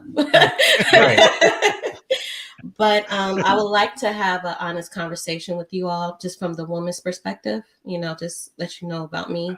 I am a professional photographer. I'm 39 and I am a single mother of a 13-year-old son. I work with a lot of corporations and a lot of high-earning Black women. And we're starting to have honest conversations behind closed doors that possibly, with all their good intentions, our mothers and our grandmothers sent us off. Meaning a lot of women, because, and I'm not speaking for all women, I'm just talking about a lot of the women I've had conversations with, even to the realization I've had looking in the mirror, is that when we started aspiring for our careers or going to college, because we had our grandmothers and our mothers' words in the back of our heads because of their situations with their husbands, specifically our great grandmothers and our grandmothers who couldn't possibly leave a toxic situation because they didn't have the economical status or the money to leave if it was toxic. So they will tell us in our ears, don't end up like me, make sure you always have your own just in case. Get your education, strive to be the best, always have a plan B. And even with that, when my parents were still married, I remember my mother even saying, and when my parents got divorced, my father raised me. My father got custody of me. But prior to them getting divorced, I remember my mother saying to a girlfriend, like, nobody can tell me what to do but my boss because he pays me. And her boss was a white doctor, So, now speaking to these women who are in their late 30s or 40s, who are very successful financially, they was like, we got it all wrong. F this job. I want a man. I want the husband. I want the kids. F the girls trips. I don't want to be with these women. I want to be with my man. And so these are a lot of conversations a lot of women are having behind closed doors. Sorry, ladies, but we are having these conversations. So with that being said, I think a lot of us was not raised to be wives. A lot of us wasn't raised to be in healthy relationships with our men. And I'm glad that you're honest enough to come on this platform and make some of those statements clear, because, honest self-reflection is very important before you can start to address how we fix whatever it is that we diagnose to be issues. And I think coming out of slavery, our grandparents, turn of the 19th century, our great-grandparents, I think that the struggles that both Black men and Black women went through were a struggle of survival. And the 60s and the 70s, when the white feminist movement really take launch and the freedom that women were given for rights, I think that many of those talking points our women embraced, along with the fact that their parents, your mothers and your great-grandmothers, use the idea that what you need is a parachute. If you're sitting on a plane with a parachute, the slightest turbulence, you're headed for the door. You're going to pull your parachute and jump out. If you ain't got no parachute, you're like, yo, we got to fly this plane to the end and we got to land this bitch the right way. And I think women who have the mentality that they want a parachute, they need a plan B, they need a plan C, they're not in it for the long haul, which means they're not making good choices going in, because they know they always can pull the eject cord and be off. That's why so many women who do get married, Black women particularly, they end the marriages less than 10 years because they accepted a man that wasn't the kind of man that was going to be a good husband. Now, they may have accepted him for different reasons that at the time they may have thought was good enough reasons. But sometimes we hear them come out and say, in different mediums and platforms that he, they supposedly they realized 5 years into the relationship or 8 years into the relationship that this guy wasn't the real guy, but yet you have 4 kids with this guy. Come on. It's like, are we going to have real conversations as grown men and grown women? And I think that's something that can't be left only to the responsibility of Black men to do. I think, as you stated, Black women are having these conversations behind closed doors. But I think at some point, you're going to have to come from behind the closed doors and bear what the results of the conversations are. To let other Black women, whoever needs to mute up, to let other black women know, particularly the younger ones, know that, you know what, we have to have a better perspective on the issue of Black men and marriage and family and future. Because even the Black community, I remember back in the 60s, old ladies could walk down the street 11 o'clock at night coming from wherever they're coming from, and nobody would mess with them. But now, you're more likely to be robbed by somebody that live in the community. So we don't even have a love towards one another as men and women in the community. How are we going to break this cycle? And I think it's going to come from strong marriages. But the only way that's going to happen is really Black women have to decide they want to get married and they want to be with a Black man. Because so many times I've heard on Kevin Samuel's show, women tell us, "Oh, I've been proposed. I've been proposed." They accept and then they cancel. I've been proposed 3, 4 times and they still not married, but they've been proposed. A man don't propose to a woman, particularly most men, until at least 2 or 3 years into a relationship. So if you're not with a man that you want to marry, why would you be in a relationship 2 or 3 years? That just makes no sense. And then if you get hit with a child, now you're bound to somebody that you don't like or want. So, add to this conversation, Amber, add something to that, because I have to understand how women are making decisions with regard to Black men. Because as Black men are being forced by other Black men to stay loyal to Black women. But what are Black women doing to make Black men be loyal to them or choose them? I think, like you said, first and foremost, is having the honest conversation. Like you said, women are coming to this realization, as what Kevin Samuel saying, when we hit no man's land. Right. So, I can't speak for all Black women. Okay, one second. That's the second time you say that. You don't have to say that on this channel. We're educated enough to understand when you're speaking on a subject that it doesn't include all. We know all is an indefinite pronoun. It can be both singular and plural. We take it in the singular sense. Don't worry. Appreciate it. Thank you. Not a problem. It starts with honesty, but see, even after my parents got divorced and I was raised by my dad, I wasn't taught to think of a man. Actually, it was the opposite. Stay away from boys. Boys are, no good. He sent me to all-girl high school. He made sure I went to college. So I can't even necessarily wholeheartedly blame our mothers and grandmothers as well. It's also just a paradigm thinking of Black men during the 90s at the same time. Because my dad didn't teach me what a healthy relationship was. My dad, and I'm an Air Force brat, so that's why I still say yes, sir, yes, ma'am. And I wasn't thinking about marriage or being prepared to be a wife. It was also get a degree and take care of yourself. And this was being raised by a Black man. So I don't know if we can put, I'm sorry, go ahead. No, go ahead. I'm sorry. No, go ahead, you can finish.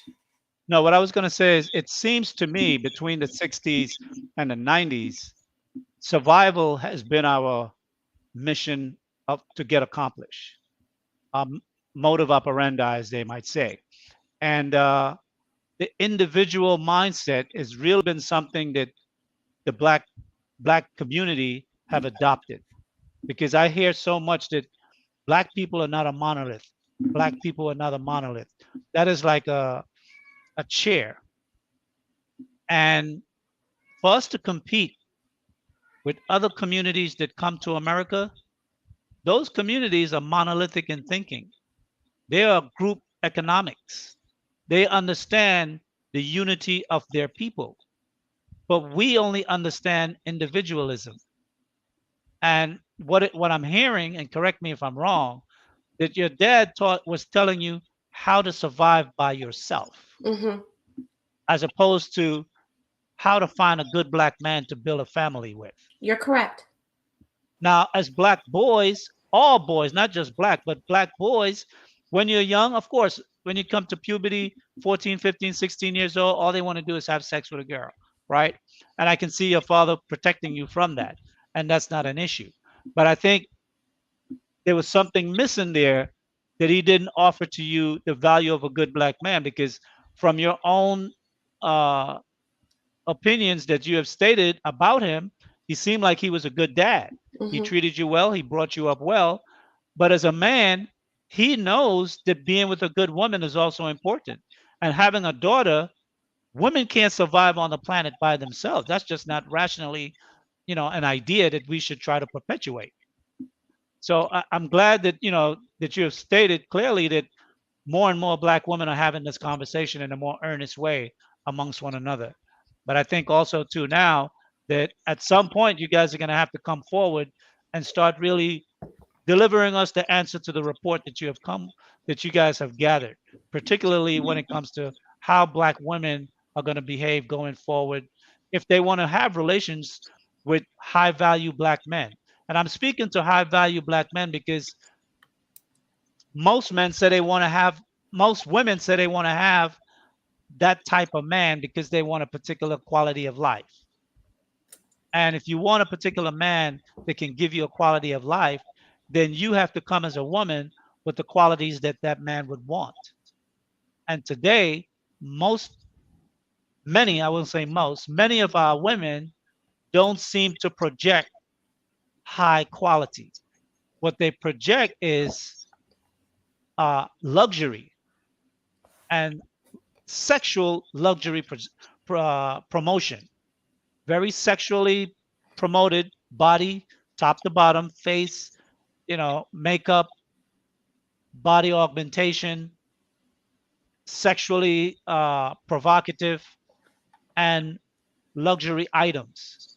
But they don't project anything that would be quality below the surface. And I think most men that become successful in industry, they're very technically minded men, whether they're in law, whether they're in engineering, whether they're in the medical field, or whatever parts of life that they come from, whether they're an importer, exporter, whatever business that they actually are in, they know the time it takes to get the expertise of that business, to build that business, to make connections in that business, to gain customers satisfaction. And all those things teaches you lessons over time. So when you're in your mid 30s or early 40s and you're looking for a wife, you want a woman that's going to have a certain type of quality that she's going to offer something to your life and for the children that she's going to bear. Because no man wants to become a millionaire and have nobody to leave that money to. I mean, that's like no sense. You don't want the government to take that money back in death tax.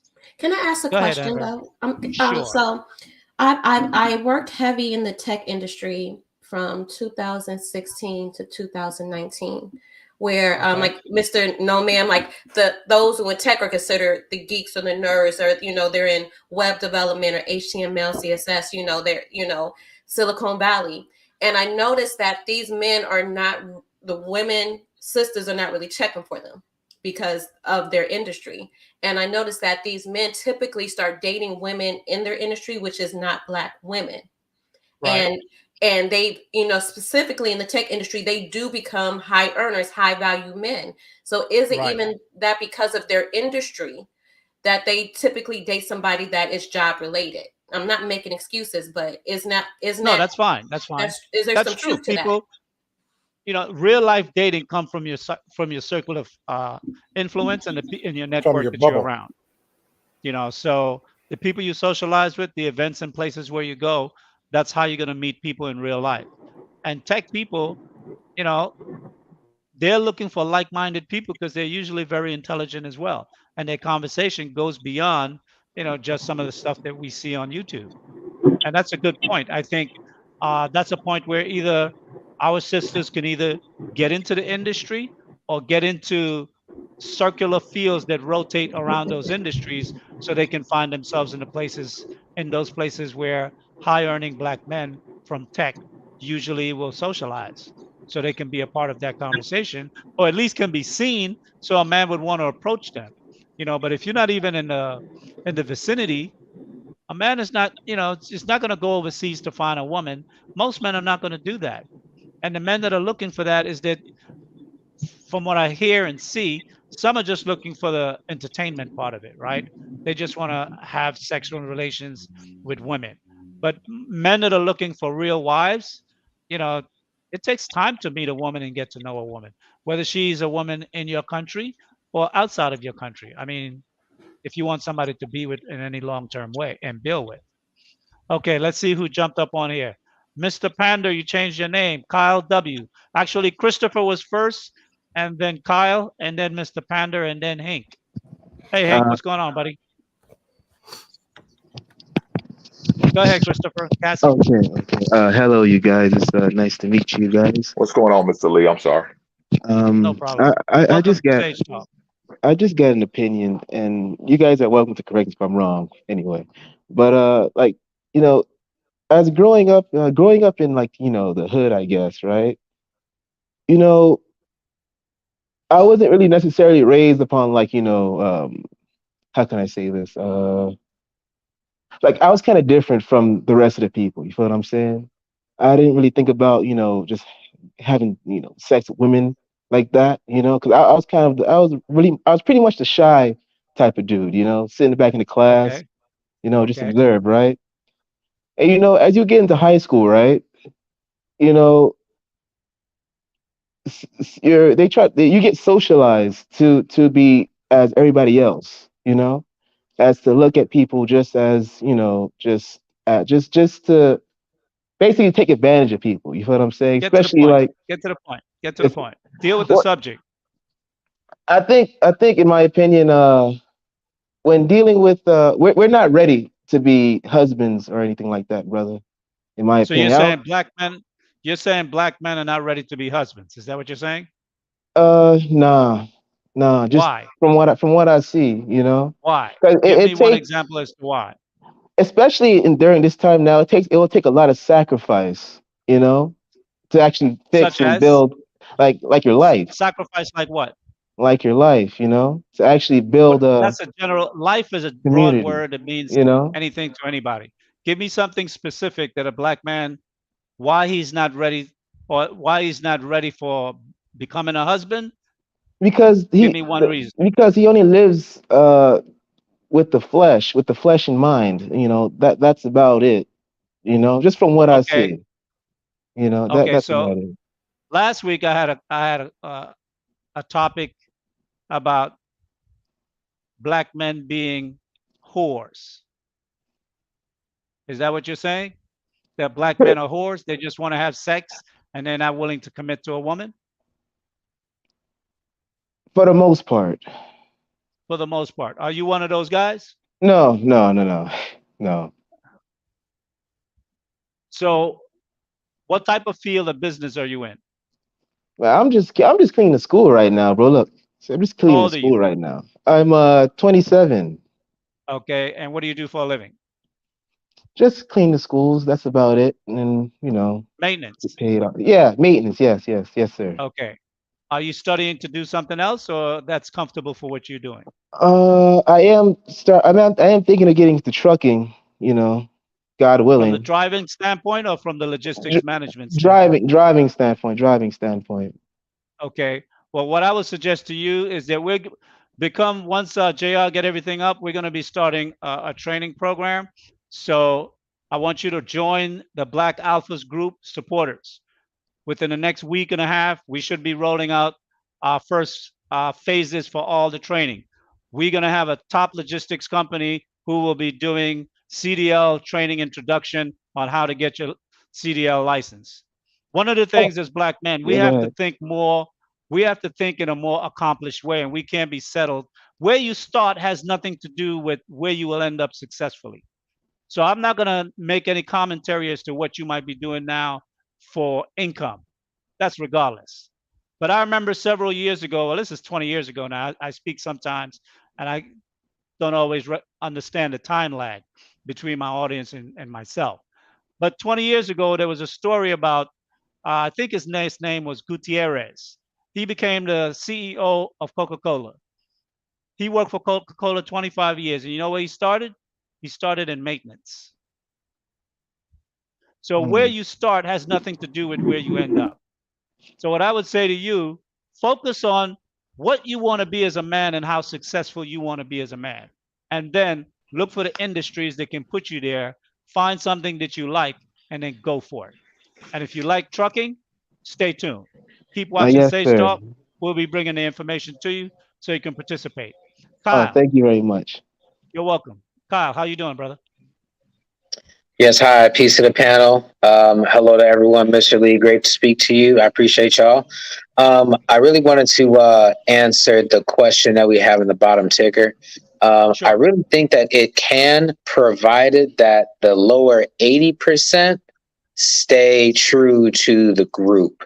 And that's kind of a more general statement versus like a literal 80% has to do something.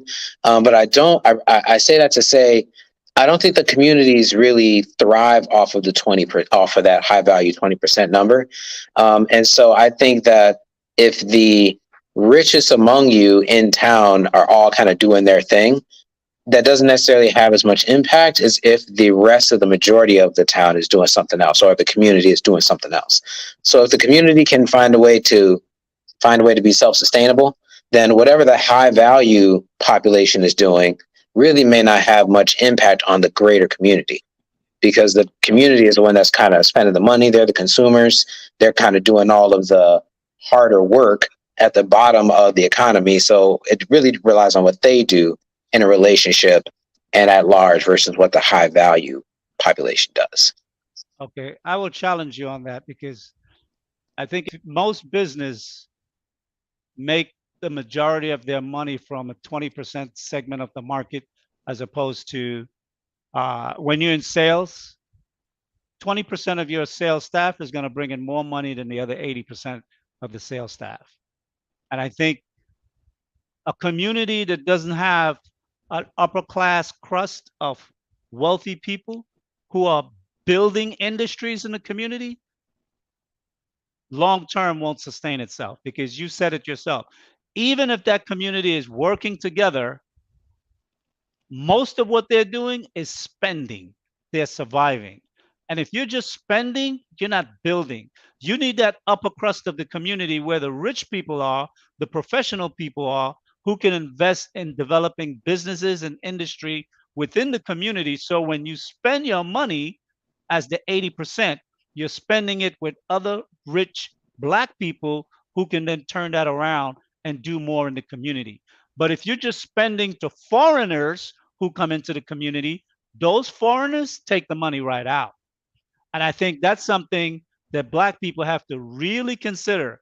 There was a technical reason why I asked this question the way I did, because I think what Black people are missing out on is that 20% of the wealth covers 80% of the people when it comes to business. The rich Black people, those are the ones that can open up movie theaters, whole food industries.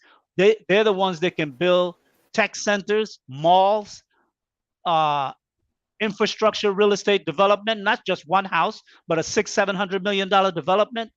Like downtown Brooklyn years ago when they were developing Metro Tech, now they have the Barclays Center. It's rich Black people that can build those type of venues.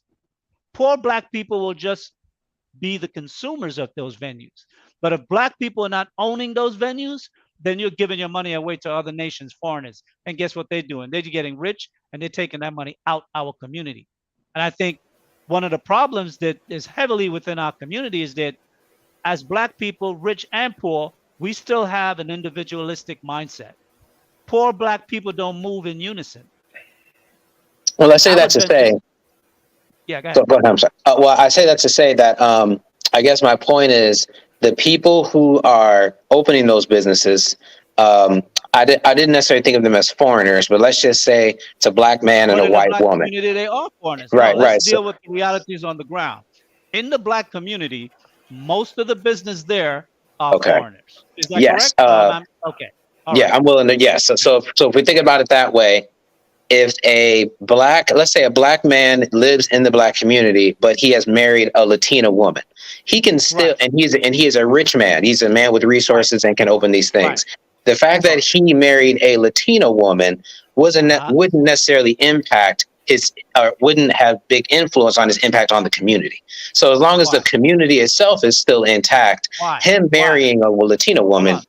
Hold Go on. ahead. Tell me why it won't have a big impact on the community.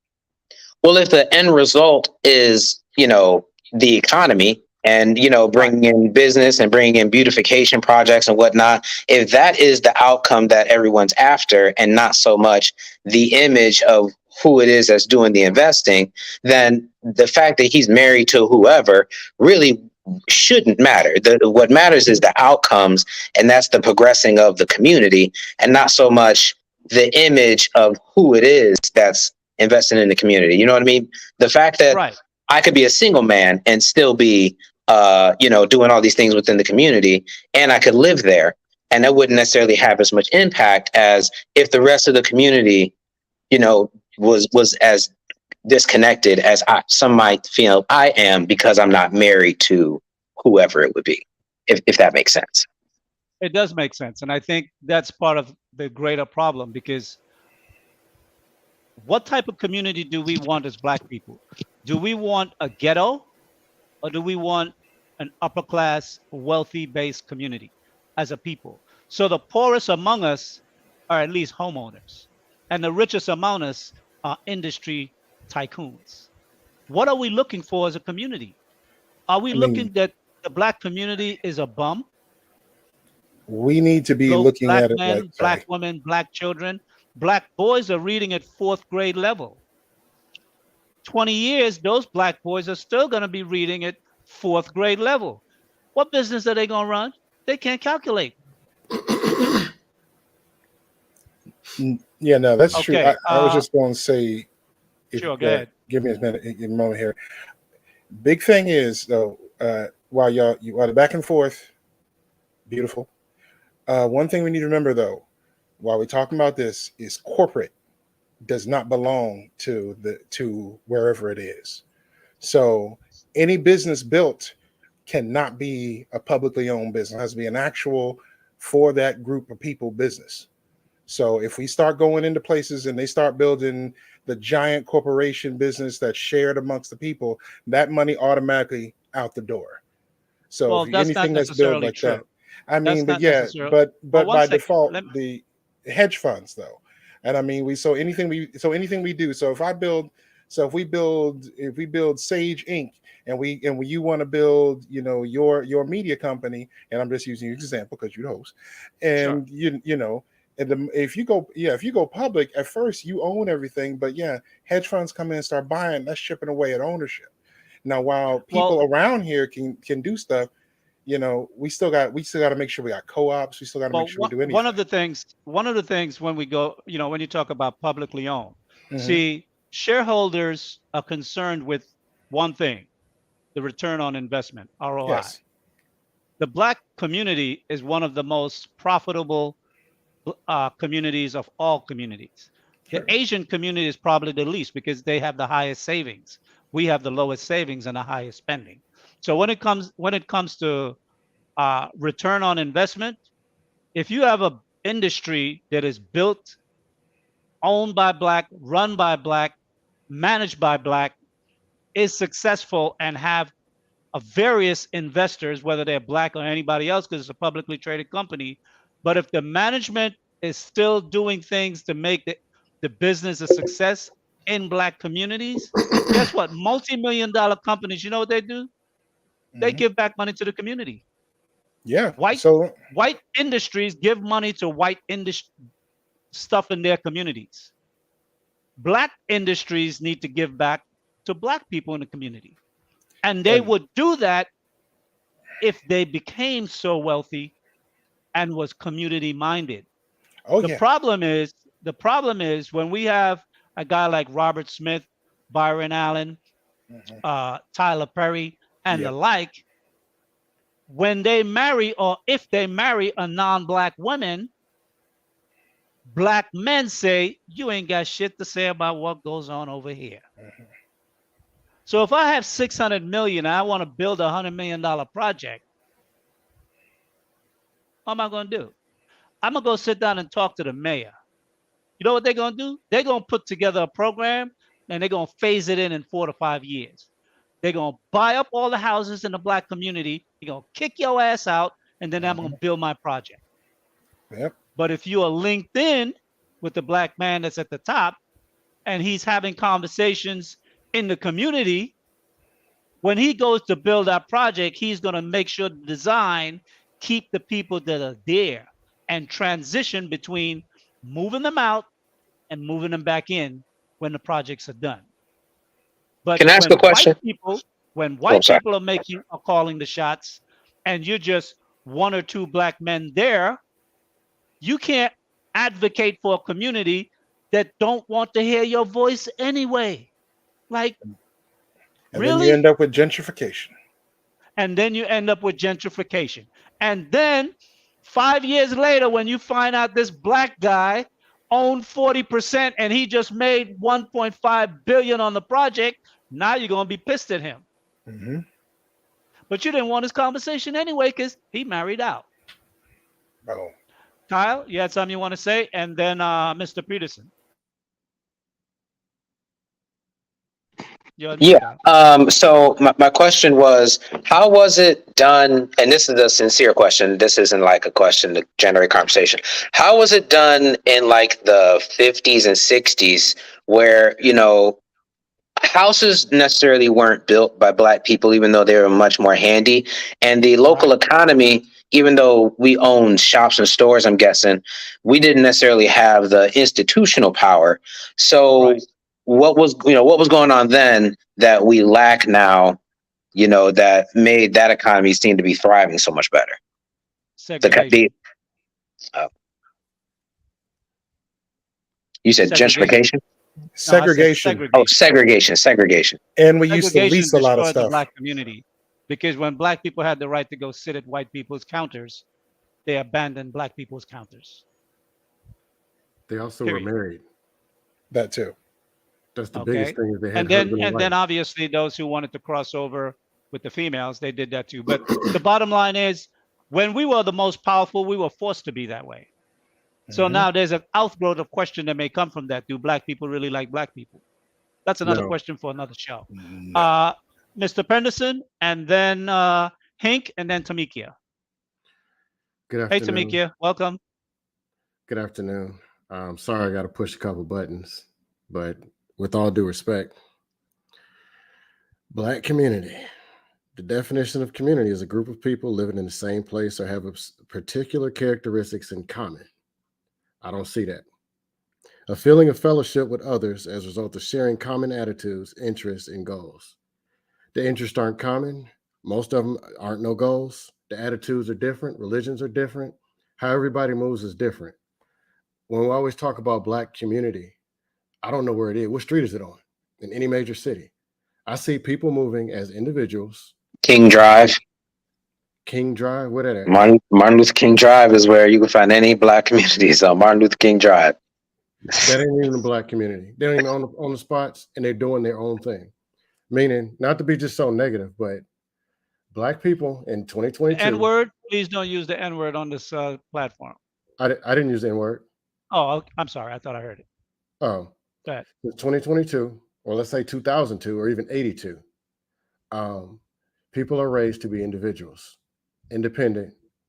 I'm just talking about men and women. Operate for yourself. You can't trust a person to your left or to your right.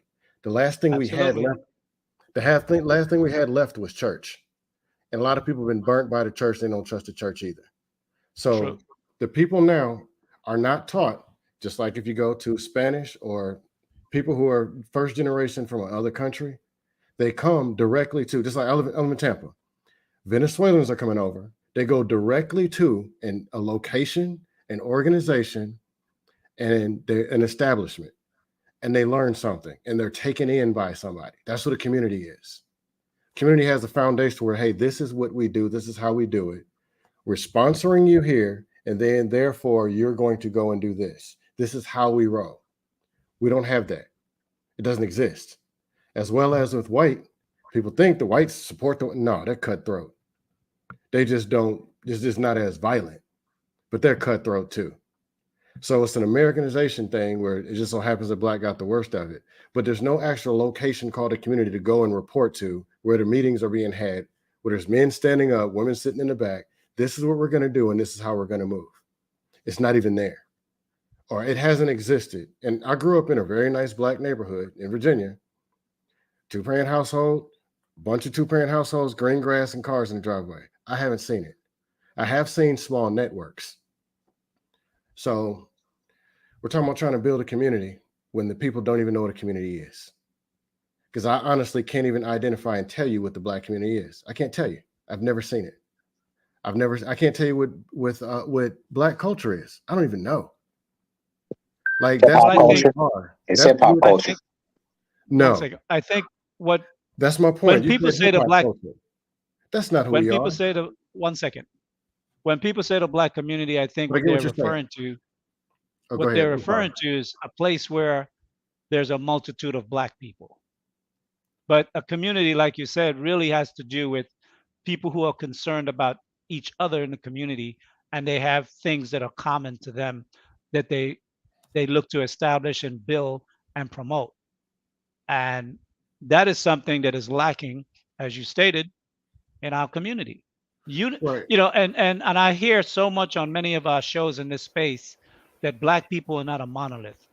And that's a big problem, because what Black people are individuals. And strong individuals.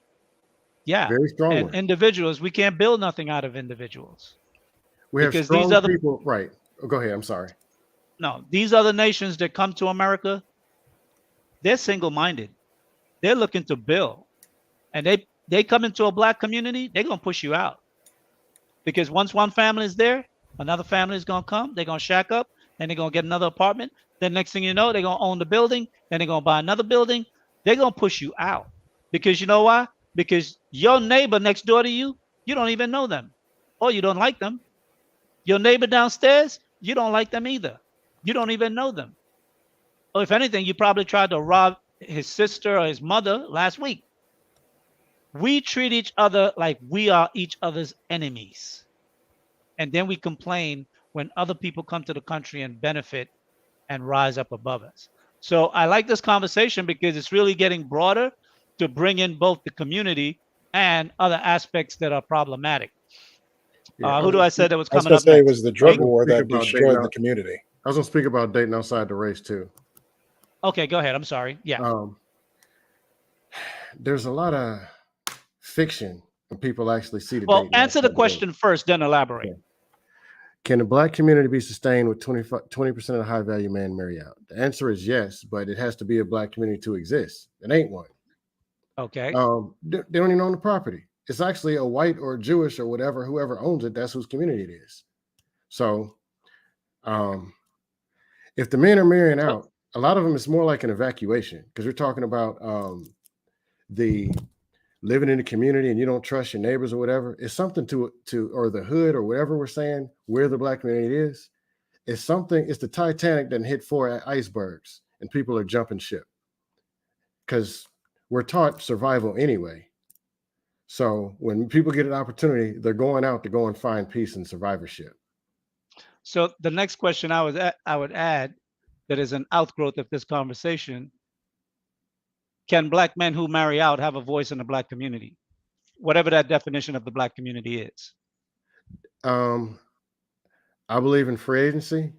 They can say whatever they want as long as they got the microphone, and people can listen or they cannot. If they want to listen to I want you to pick a side. This walk in the chalk line. No. There is come no down side, on one side or community. another. Let's be as Black men, we have to be determining because Black women are watching. All right, I'm missing I'm missing it then. I might be off. Okay. All right. Yes. But I'm speaking the answer more is for the yes. audience. You're saying I'm speaking more for the audience as well. Okay, we have a yes from Kyle. It's Mr. yes. Frenderson? Do Black men who marry out have a voice, should have a right, or have a right to speak on issues in the Black community? Yes. Yes. Okay, cool. Hank, what's up, brother? Welcome to Sage Talk. What's going on, OG Mudbone? How you doing today? I'm doing well. Man, I'm sorry you feeling a little bit under weather, man. I hope you get well. Thanks a lot. Appreciate it. You got it. And to answer the question, I believe they can. Any black man who's a man should always have a voice, regardless if he's married to a white woman or black woman or Asian, whatever choice of women he marries. You know, because at the end of the day, man, you know, we gonna need us all stand as one. That's the only way we're gonna make a community. I understand what Mr. Panderson saying, man, you keep switching up on these names. Yeah, he Man. keeps switching up every week. It's a new name. It was black and blacker about 2 hours ago. Last week. Yeah, it was black and black. Yeah, but now it's Mr. Panderson. But it's all good. Much love, my brother. But yeah, you definitely have a voice, you know, regardless of what your choice of lady is.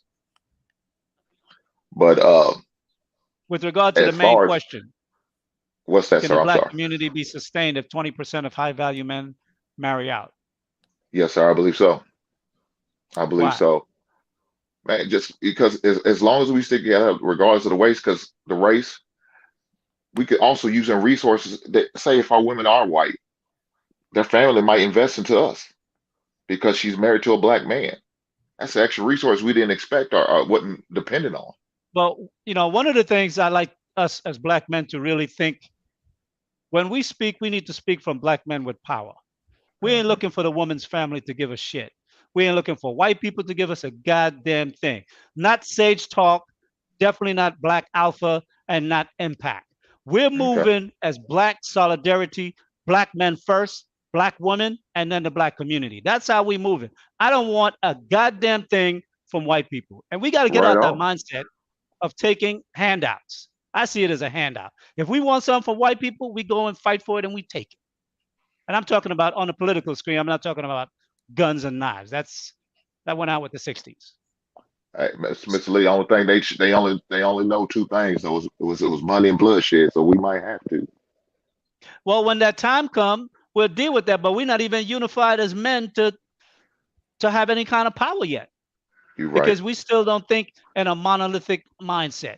And monolithic basically means come behind the issues that are important to you. I'm not talking about everybody being robots. We're not the Borg. But other communities can get behind the things that are important to them, and they could push us out the way, and they do it all the time. How is it that the Asians got a crime bill? The beginning of C-19 started what? February of 2020. A year later, 2021, they got a crime bill. We've been in this country being abused by the police, being abused by women, white women, being abused by white men, being abused by foreigners that come to this country. We don't have a crime bill. Mitch McConnell's wife is Asian. The point is, we are not united. That's the reason why we That shouldn't mean anything, though. Right, exactly. Right. They just invested money where they wanted things to happen. That's all that was. The reason why the civil rights was successful, because black people were united. Facts. Once we got civil rights passed, and television, it was like turning on the lights in the kitchen. Everybody, all the roaches ran different directions. We got to cut that crap out, man. We gotta start thinking as men. And if you don't know how men move, start watching other men. Start watching other men. Men like 2 weeks ago. What's the brother name? There was an Indian guy in this chat. Don't remember his name. His name slipped my mind. But he made a clear statement that he understands how men move. He understands how when he's in his country in India, women subject themselves onto men no matter what station the man is in. But since he's been in America, and he's in New York, upstate New York, he said black women move different than every other woman that he's ever known. He said black women move masculine. And the question he asked me, why do black men allow it? I can answer that. Who wants to answer that? Me. I can answer. Actually, we're gonna go to it. Tamikia next, but I want to have all the men answer that question. Mr. Panderson, you, then Mr. No Man, Kyle, and then Hank, you can answer. 3/4 of the men were raised under this. All women raise men. So that's No, not I'm, an no, excuse. I'm saying raised under it as in single household, meaning mom was standing up top, kids at the bottom. But And once this you was become taught. 18, 19, 20 years old, you're a man. True, but this is what they were You can't taught. blame that on your mama no more. I'm not talking about me. I grew up. I'm not saying you either. I'm talking okay. about men in general. No, The I'm saying subject is the men in general. Why? Because this is what they were taught to do. That's the answer. Okay. So black men are so well trained that they can't come out of the training? Some come out, but if you're taught to do something, that is probably what you do. Behavior is taught and is validated consistently. Okay, cool. Mr. No Man. I've been saying it's taught behavior, but like I've been interjecting occasionally whenever we ask this thing on this platform here, it's one thing we keep forgetting when we look back, we try to figure it out. Drug war. They took the men away. So everybody keeps growing up, no man around to stop it. Why do black men allow black women to move the way they move in a masculine way? That's what I said. We've had 40 plus years of less and less men around to stop it. Okay. Kyle? I mean, I would echo No Ma'am's point a little bit. I would just say that our pop culture has told us that, black women are to be independent. And then you hear a lot of stories about black women being raised to be fighters, to be bosses. So from a pop cultural standpoint, the black man doesn't have any power to fight against those messages. And so you combine that with the fact that over a course of maybe, let's say 1980 to the year 2000, so over the course of 20 years, the black male image was diminished to, nothing more than a criminal and drug addict. And so simultaneously, the black woman image is independent fighter, boss on her way up the ladder, let's say. And so why do we allow it? I mean, we don't have the know-how to keep it from happening. These women who we allow to be masculine, they're our mothers and grandmothers and aunts and sisters. So we can't tell them how to move. You know what I mean? They did raise us. So we don't have the words or the courage to really address it. And you just kind of let it go and it grows. Stop right there. Stop right there. You said we don't have the words, but black men are learned. But you said something I think that was more significant. You said we don't have the courage. Becoming a man is a courage test. Is a courage test. Back in Africa, they used to have rites of passage training. And part of that training was survivalists. Going out on the hunt with the older, more trained hunters, and then you had to take down an animal. And it takes courage to go up against a wild beast. So I think you really just touched on something, Kyle. Black men lacks courage. That might be the show I'm gonna do next week. Let me pencil that in. Hank? We some punk ass men out here. It's just straight down. Huh? I can't rock with the we on that one. Oh, man, look. I'm independent from that. I didn't say me. I said we. Right. General statements. As a whole. Statements. I'm talking. Well, I'm just saying, speaking as a whole. Mm-hmm. Most of these men out here are some weak ass men. They grew up in it. I mean, and the thing about it, we accept it. And we scared of confrontation. And I understand, because you have laws that won't allow you to confront certain things to a certain extent. You can't sit there and get and tower of a woman, get in the face, talking about you're going to do this or else. That's not happening. That's not how it goes, because they know as soon as they do, they're going to buck back. And if they buck too much, they're going to call the law on us. Well, not only that, I think it goes further than just them calling the law. See, if black men supported other black men in the community, if a sister called the law on one black man, she couldn't come out in that community. She would have a problem. She got to go shopping. She needs somebody to help her fix her car. She gonna have all kinds. She got security issues because the other sisters in the community is gonna pull her to the side and say, "Girl, what are you doing? That's your man." See, we don't have community like Mr. Panderson was saying.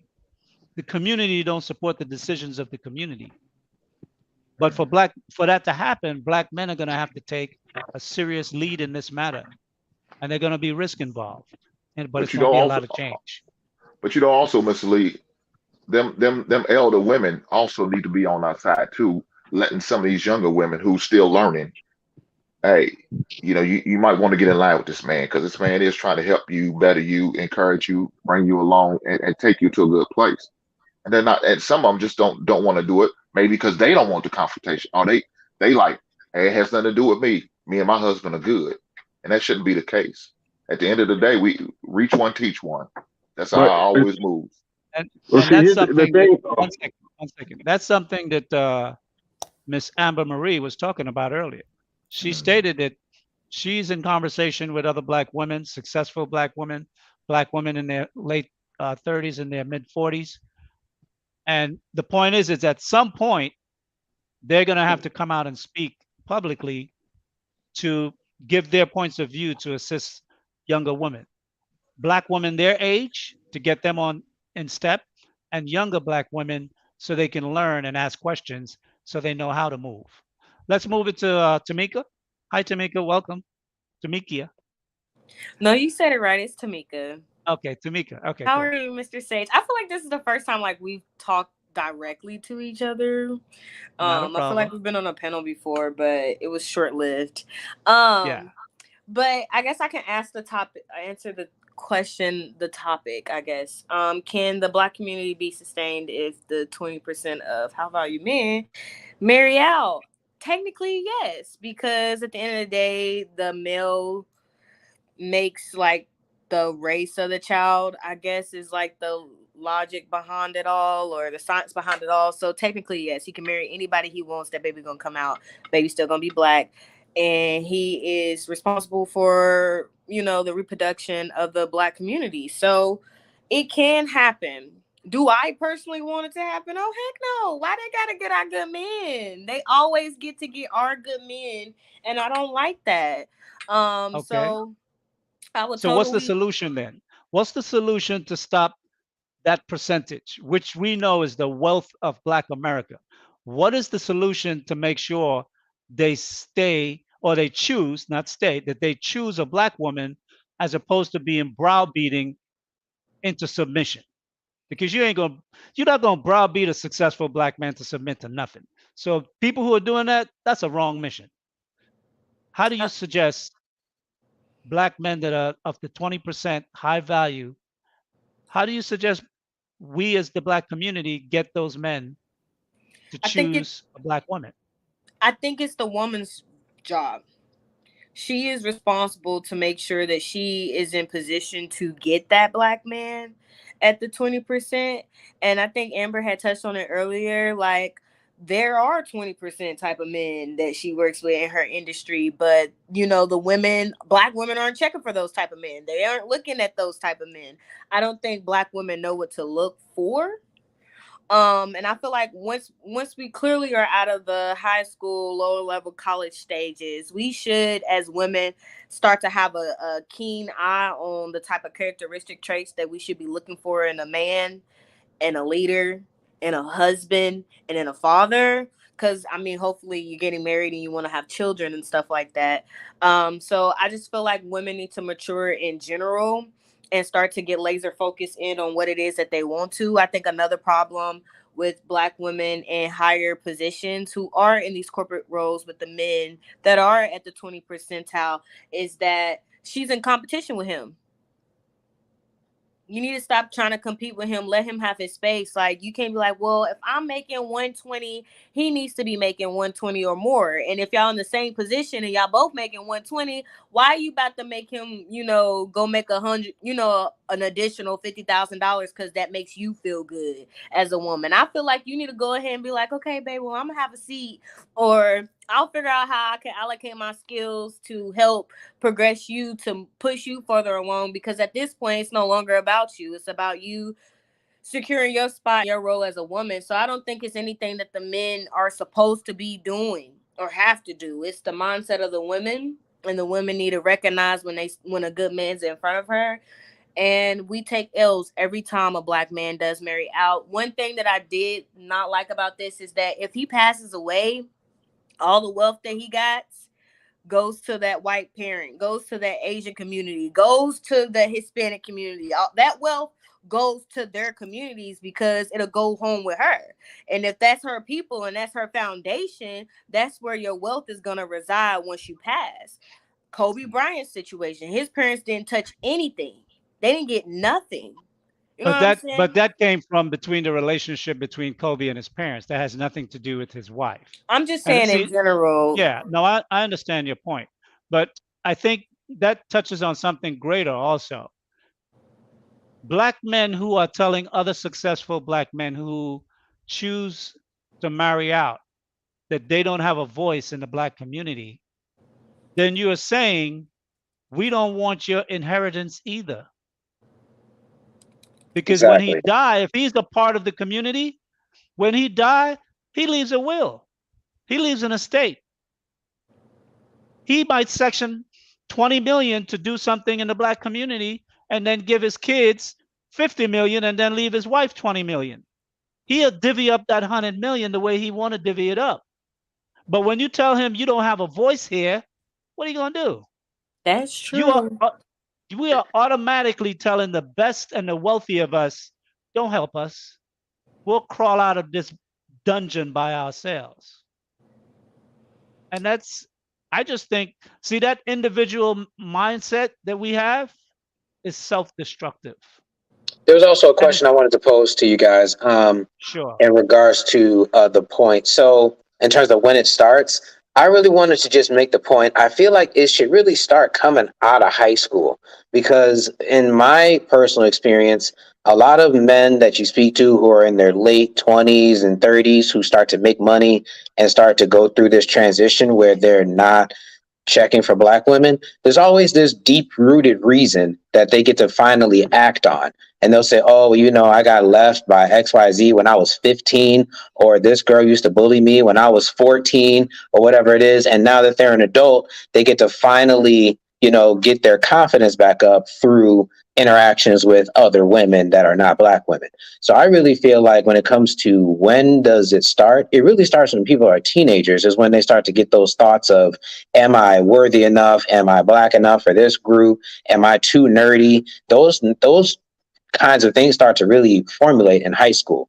So it really shouldn't be when you're 24 years old is when you start to think, oh, you know, now let me get my mind right. It's really when you're 18. And I guess that's on parents to be kind of instilling some of those values. But I really think that by the time you're getting out of college, it's already too late for you to try to now catch the attention of the man who you were low key, you know, curbing 5 years ago. You know what I mean? When you were 17 and you called him a loser, you can't come back when you're 24 and want him, because he remembers when you called him a loser. Now he goes over here and he's going to an area where they're not calling him a loser. They're calling him everything else.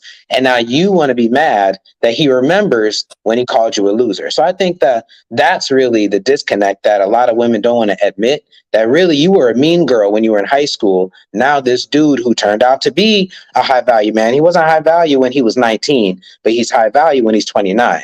And every time he sees you, he remembers how you made him feel. So he wants to go opposite of that. So I really think that when it comes to when things start, we got to go a lot younger than what we may be suggesting right now. Well, Well, hopefully them. one second, Tamika.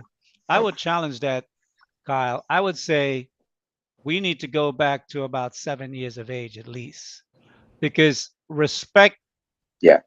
If you have a woman who is a young girl and she has a black brother or two, if she doesn't respect her brothers and she don't treat them well, how's she gonna treat somebody in the street that they don't really know well?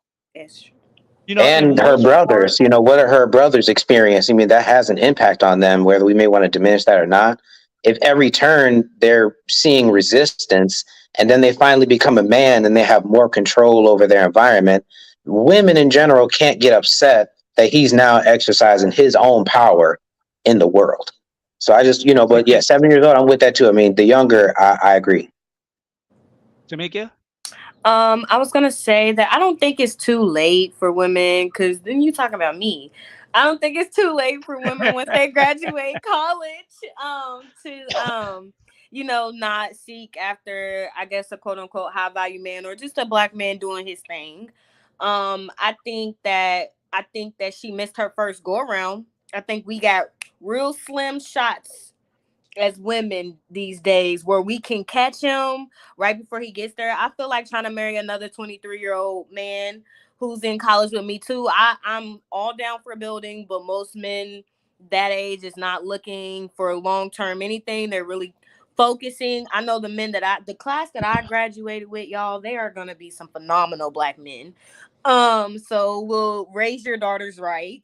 But I think us women, like I'm 23, so I would date older. So my goal is to, once I do get into the CIS like field or whatever, I'm gonna be doing what Amber's doing. I'm looking for my man in the corporate office. Hey, you need some coffee? I baked some cookies. I brought some muffins in. Like, that's the type of energy that I will be on in that type of setting, because I will be going in there with a mission to get my man and not this career. And then once I get my man, if he still want me to work, then we gonna get the money together. But the first things first is we gotta prioritize on what we're looking for. And I don't think that women at the age of 19 in the Black community is being taught to go into college to go look for that man. Now that Kevin Samuels done made it a renounced thing that this is what the other women go do, Black women weren't doing that. Black women are going to school to get their degrees. They are not going to school to be with no guy. They're not trying to settle down. They're not Hold thinking on. about any of those things. Can I say? White women go to school to get their degrees too. It's not a whole lot of white women dropping out of college. Well, can I say that? So let's get that straight as well. Tamika, you're 23, right? Mm-hmm. So I was just going to say, if I'm 39, the best advice I would give you, the mistake I made is life is not either or. Life is and both. And to piggyback what Kyle's saying, a lot of white women go to college and get their degree and find their husbands. A lot of us Black women were taught, get your degree first. The man is going to be there. When you get your degree, the man's going to be there like a coat or a sail. And we're finding out late, that shit ain't true. You know, we got played a little bit. So that would be the best advice I would give you. But also, Mr. Lee, to go back to even, you know, I work in media. I'm a photographer in photojournalism. Going back to the 90s when I was raised, you also got to think about what we digested. So I grew up first seeing, you know, a different world, right? Getting excited about going to a HBCU. We went from the Cosby Show to Family Matters to All of Us to a different world. Then it started transitioning to Living Single, Sex in the City, Girlfriends. You know, there's so many different components to why women my age were fed, you know, catch flights, not feelings, get your bag, girl, booked and busy. I subscribed to that and crashed and burned at the height of my career last year because I realized my camera wasn't keeping me warm at night. I wasn't being the best mother. I was burnt out. I got tired of making decisions and trying to run a business and be a mom and pretty much operating in complete masculine energy where I didn't even know what my feminine energy looked like. And so, but also now what's happening, which is beautiful. And if you look on social media, people are now promoting Black love. There's Black love pages. There's, you know, like it's a thing now, family, marriage. So the narrative is shifting back to Black families from when I was growing up.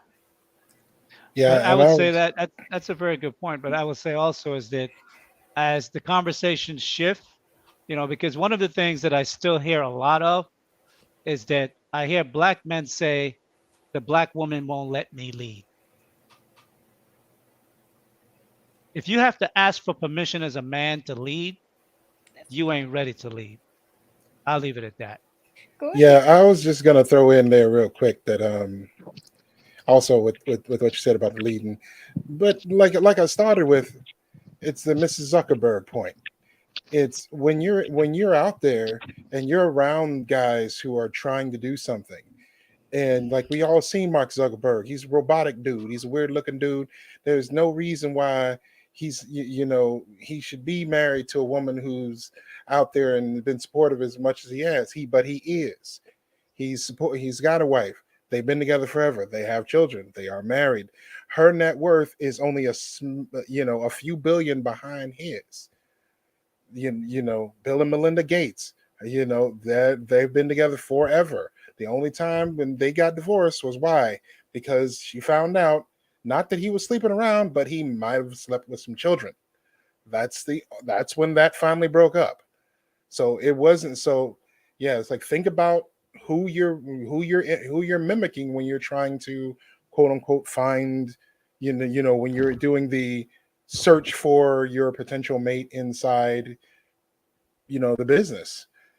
And I just put that out there as search for the high value male, only because that, like, people they imitate, like Amber was just saying, they go to the Sex in the City and all these other things of what they're consuming, because they're thinking, oh, I'm going to put on the short skirt or the whatever. And I'm like, no, you need to find somebody and be supportive and nice and act right and do that, not try to emulate some show with some girl who, with some actress who's been married for the last 15 years of her life to the same dude.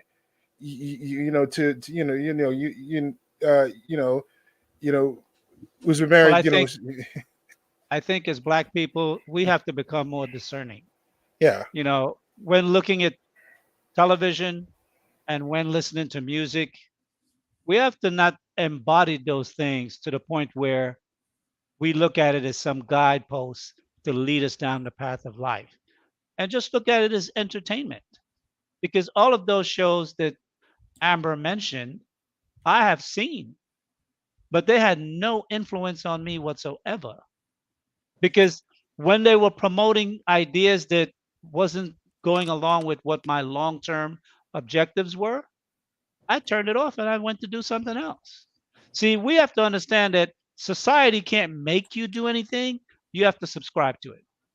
You have to voluntarily participate to make yourself susceptible to the ideas that other people are promoting. Because 10 years later, it's like a drug dealer. When he's giving you some free shit, he ain't doing that because he's your friend. He's doing that because he's trying to get new business.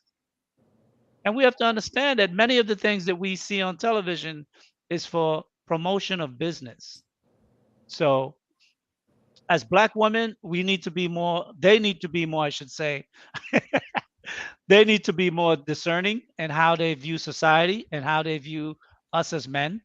And as Black men, we definitely need to understand that we need to find ways where we could work together with one another. And we have to stop insulting other Black men and telling Black men what they can and cannot do as it pertains to the Black community.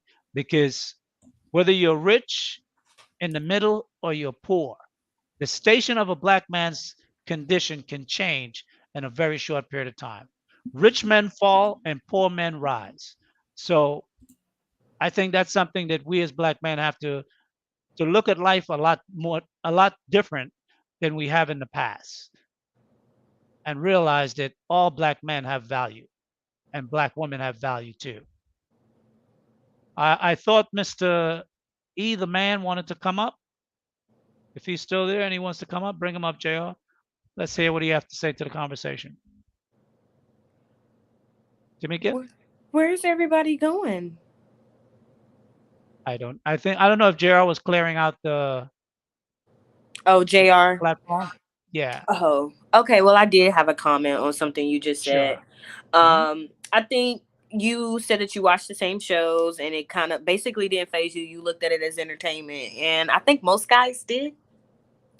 I think it's the women. The women were the ones getting programmed. TV is called programming for a reason. Women are socially programmed. We socially conform. That's why most of our consequences in a more social aspect, shaming and things of that nature back in the day was a strong tactic that was used to keep women in line.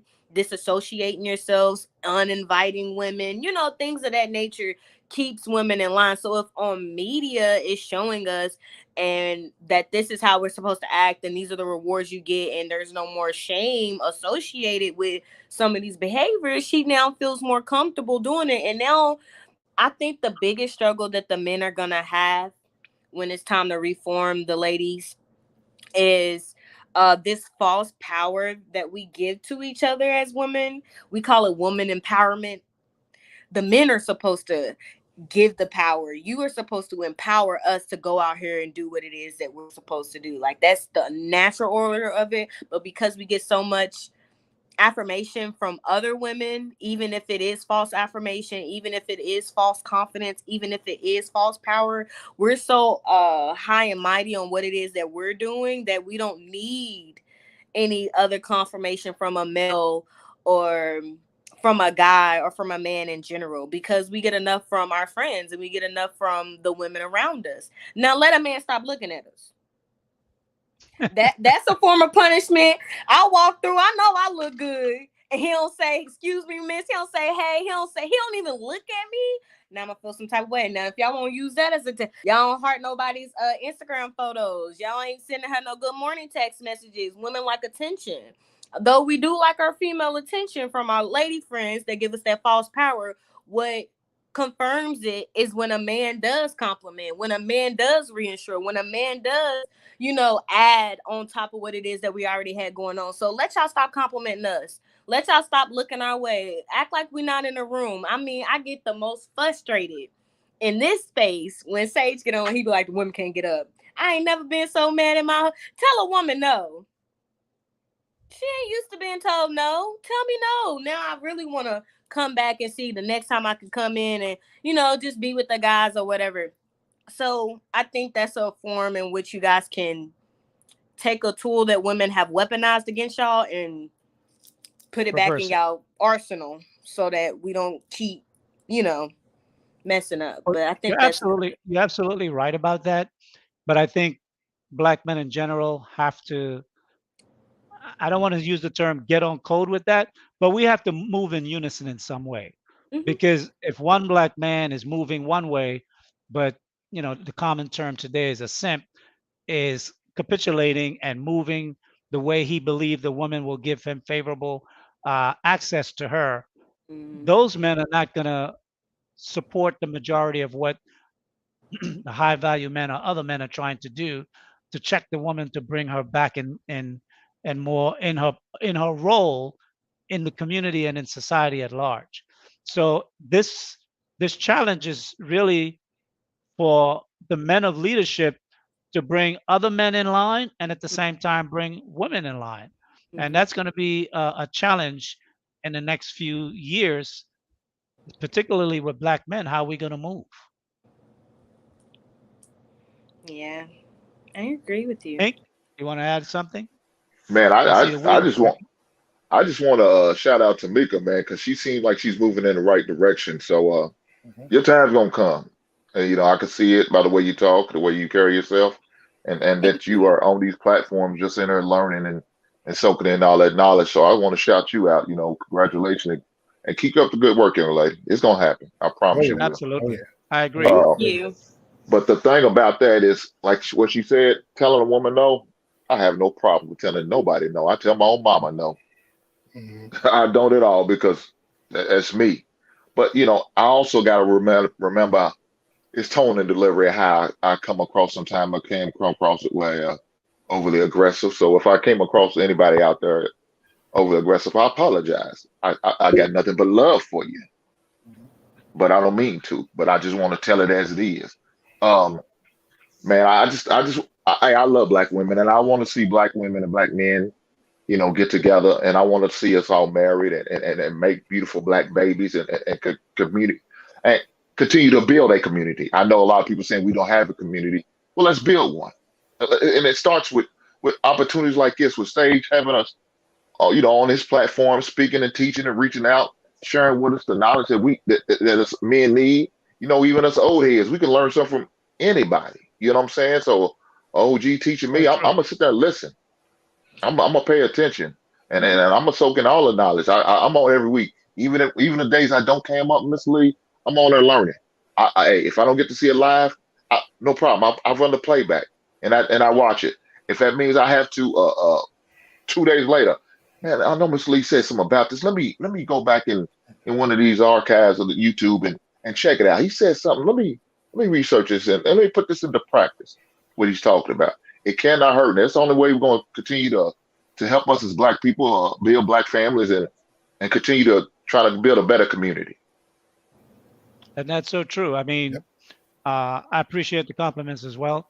But one of the things we have to do as Black men is learn to love.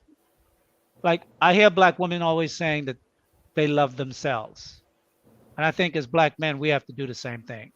And what I mean by loving yourself is when you look in the mirror, do you love that person you see, that image you see? Yep. Because if you love that image you see, when you see another Black man coming towards you, violence is not going to be the first thing at the top of your instinct to react. If he bumps you in walking, if he steps on your toe at a bar, if he gives you a look that you might not know where that look is coming from, but you don't like it, is your instinct defense or offense?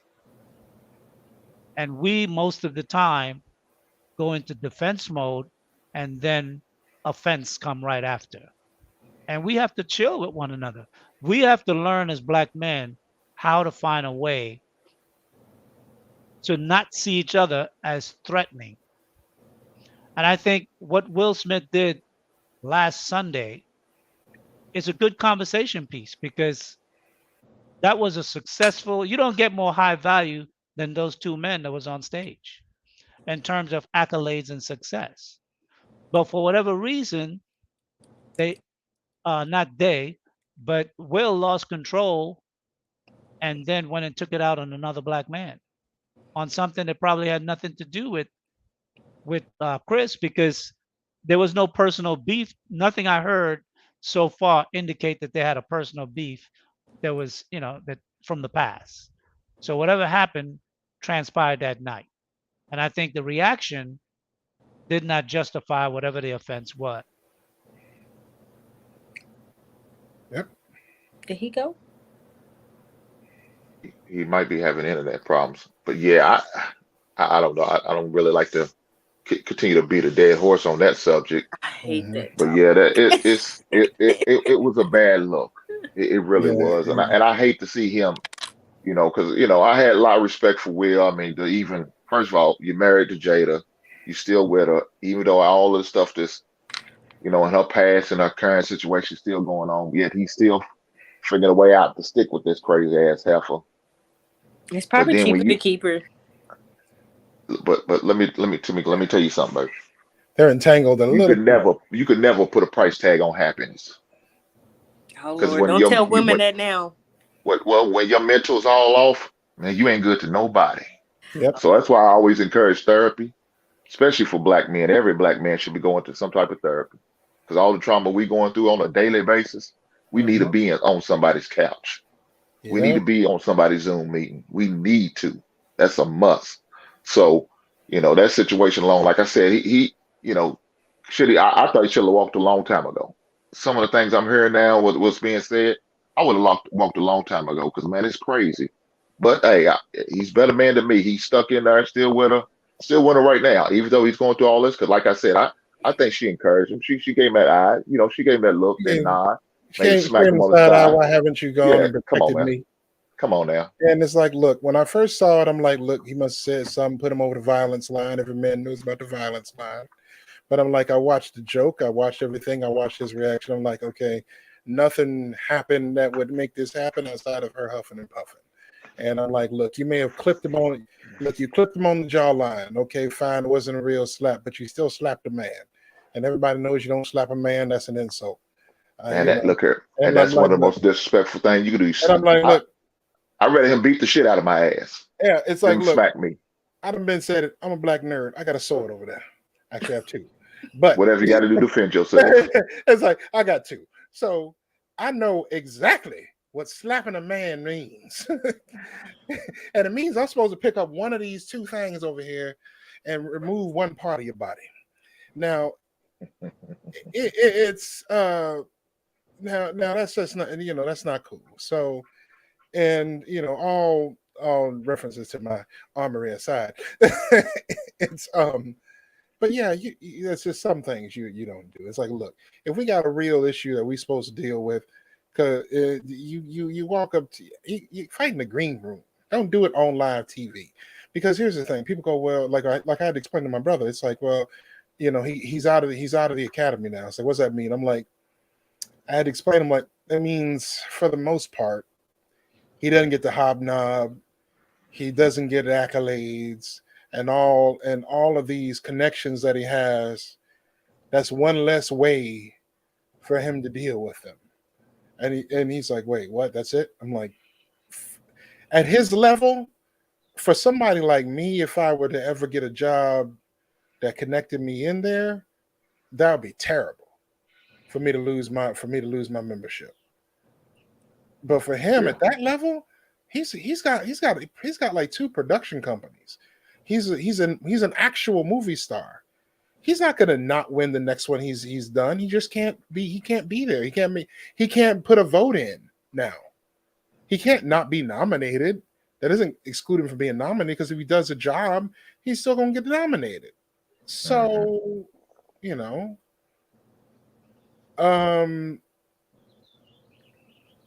it's like it's still gonna happen. But yeah, it looks like the boss man done got back. So but it doesn't.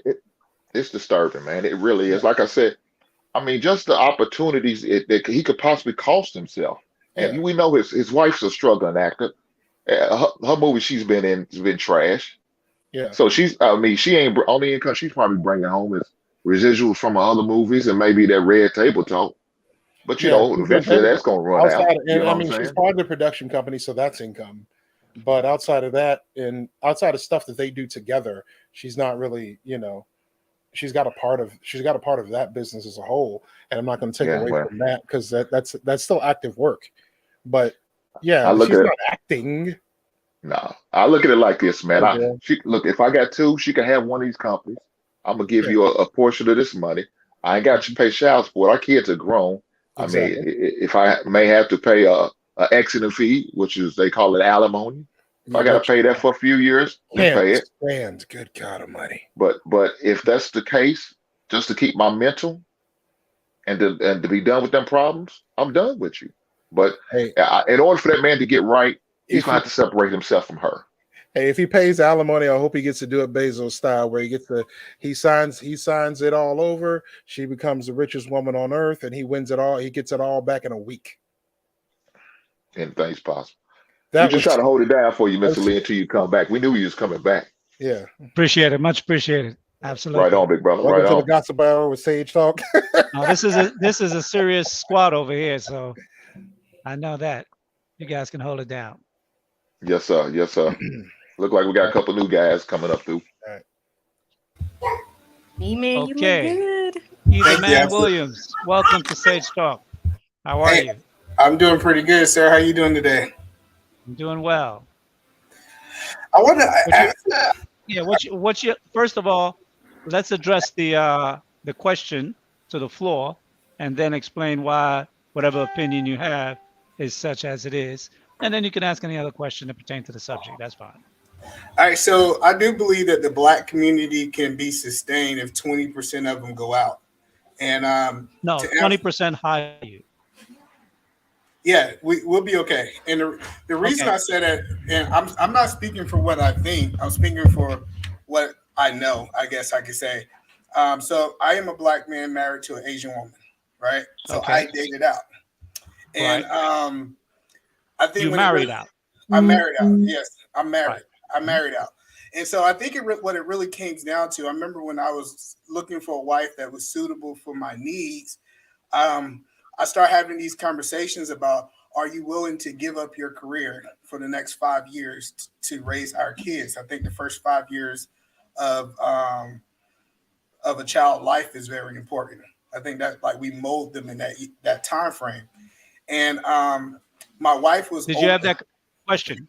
Did you have that conversation with one or more Black women that you were seeing at the time, or was that just a calculation in your head? How did that play out? No, I had this conversation with at least, I want to say 8 to 10 Black women about this. Okay. And were you in college at the time, or were you already in the business world? I think I was in the business world. We talking about from age really 24, 23 all the way up to 27. Okay, so you were marriage minded at an early age. Is that what you're saying?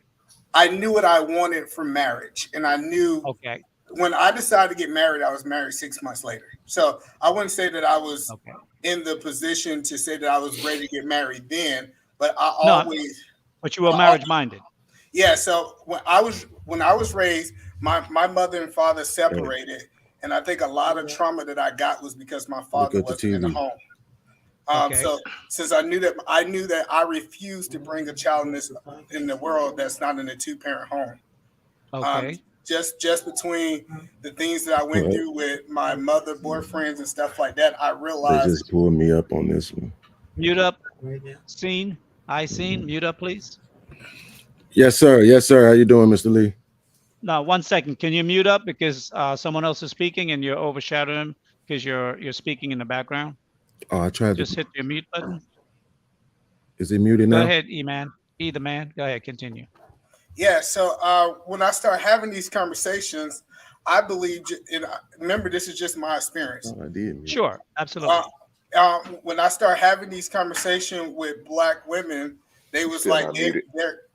their career was just Still more. not muted. They were saying that their career is just as important as mine, and they had a mindset of going to a 50-50 relationship.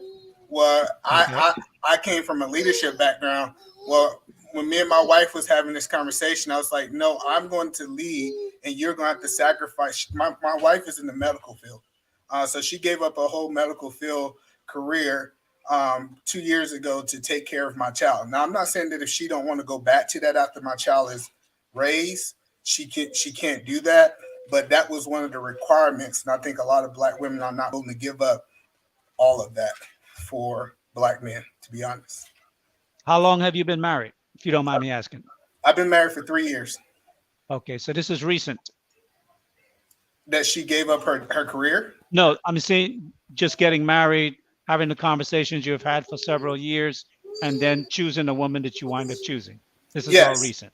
Yeah, Okay. all of these things are recent.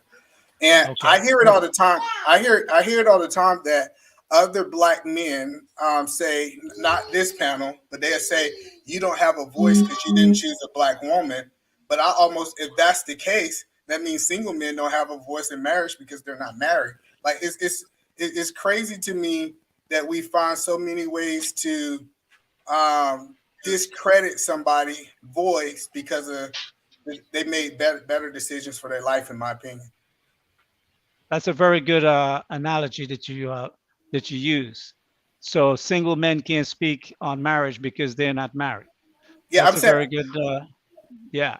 So that's just kind of a quake, but I believe I have a daughter, and my daughter's half Black, and my daughter's half Asian. She is part of the Black community. I think just because she's mixed with something, people try to paint this narrative that she's not a part of that community, which is just it's a horrible reality that's not true. Because if we look at the Black community is mixed. We don't have just pure Black people in the Black community. And you're right. And that's why I say if we're going to start using these matrix to what percentage of Black or where you was raised as Black or how Black you look or appear by sight, then we need to start going back into history and start taking out Thurgood Marshall, start taking out, what's the other brother? Frederick Douglass. And we could go back through history and we can find other Black revolutionary fighters that were pro-Black, but either married out or they themselves were children of mixed marriages. And they were 100% 10 toes down, as you know, as they like to say in YouTube streets, in support of the things that pertains to Black people and themselves. Definite G, did he drop out? Okay. Go ahead, finish up, and then OG Frost. Yeah, and the last statement I wanted to make, if that's the case, we all know that Barack Obama was not 100% Black, but we call him the Black president. And he's not even American Black. Correct. So my question is, at what point people that are mixed or people that date are black enough, and we're pointing out they're not black enough. I think that's the question that we should ask, in my opinion. Well, obviously, that's going to be a very contested conversation when we do have it. But I think the first thing that we need to address is, if you are a black man, you have every right to speak on anything in the black community, whether, especially if you're a high value black man. Who you choose to sleep with or who you choose to marry has nothing to do with your voice in the community. And I think we have to stop excluding the most successful, the smartest of minds, and the most wealthiest of our people, and telling them, you can't speak about nothing over here. But then when they die and they leave their wealth and it has nothing to do with us, then we start bitching about that. If his whole life he can't say nothing, he can't comment, he can't contribute, then you can't say nothing about when he died and he leave his estate. We have to stop that madness. Okay, who's OG? You're up, and then I seen will be next, and then Dion. Hey, how y'all doing? Doing well. I think we Welcome. can. I think we can survive, Mr. Lee. I think black people we just attracted. It's something about us. We just attracted to anything that'll separate us, religion or anything. We just use anything. We got to stop falling for that. Common sense will tell you that if the father black, the child black. So who his daughter gonna marry? She might marry a black guy. So we gotta stop with all this. If she's raised the right way, she'll marry a black guy. That's the what problem I'm saying, is that if we ostracize them from being in the black community, then they'll be raised in a different community.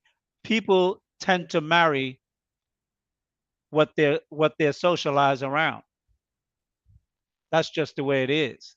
That's why when the young lady Amber Marie was speaking about other black women who are in the same social circle with her and other black men, they don't necessarily choose the black men because they didn't grow up in a community that was socialized with other black people. They may have grown up in a white community, so they grow up looking at different type of desires towards other people.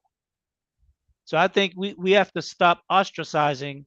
If a black man marry another woman from a different nation and he wants to come into the black community and build his family there, we can't push that man out. We got to stop that. Yeah, I know.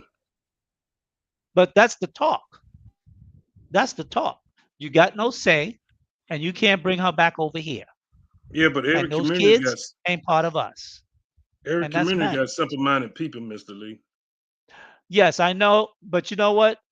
Simple-minded people, though you may say, I don't think it's all simple-minded.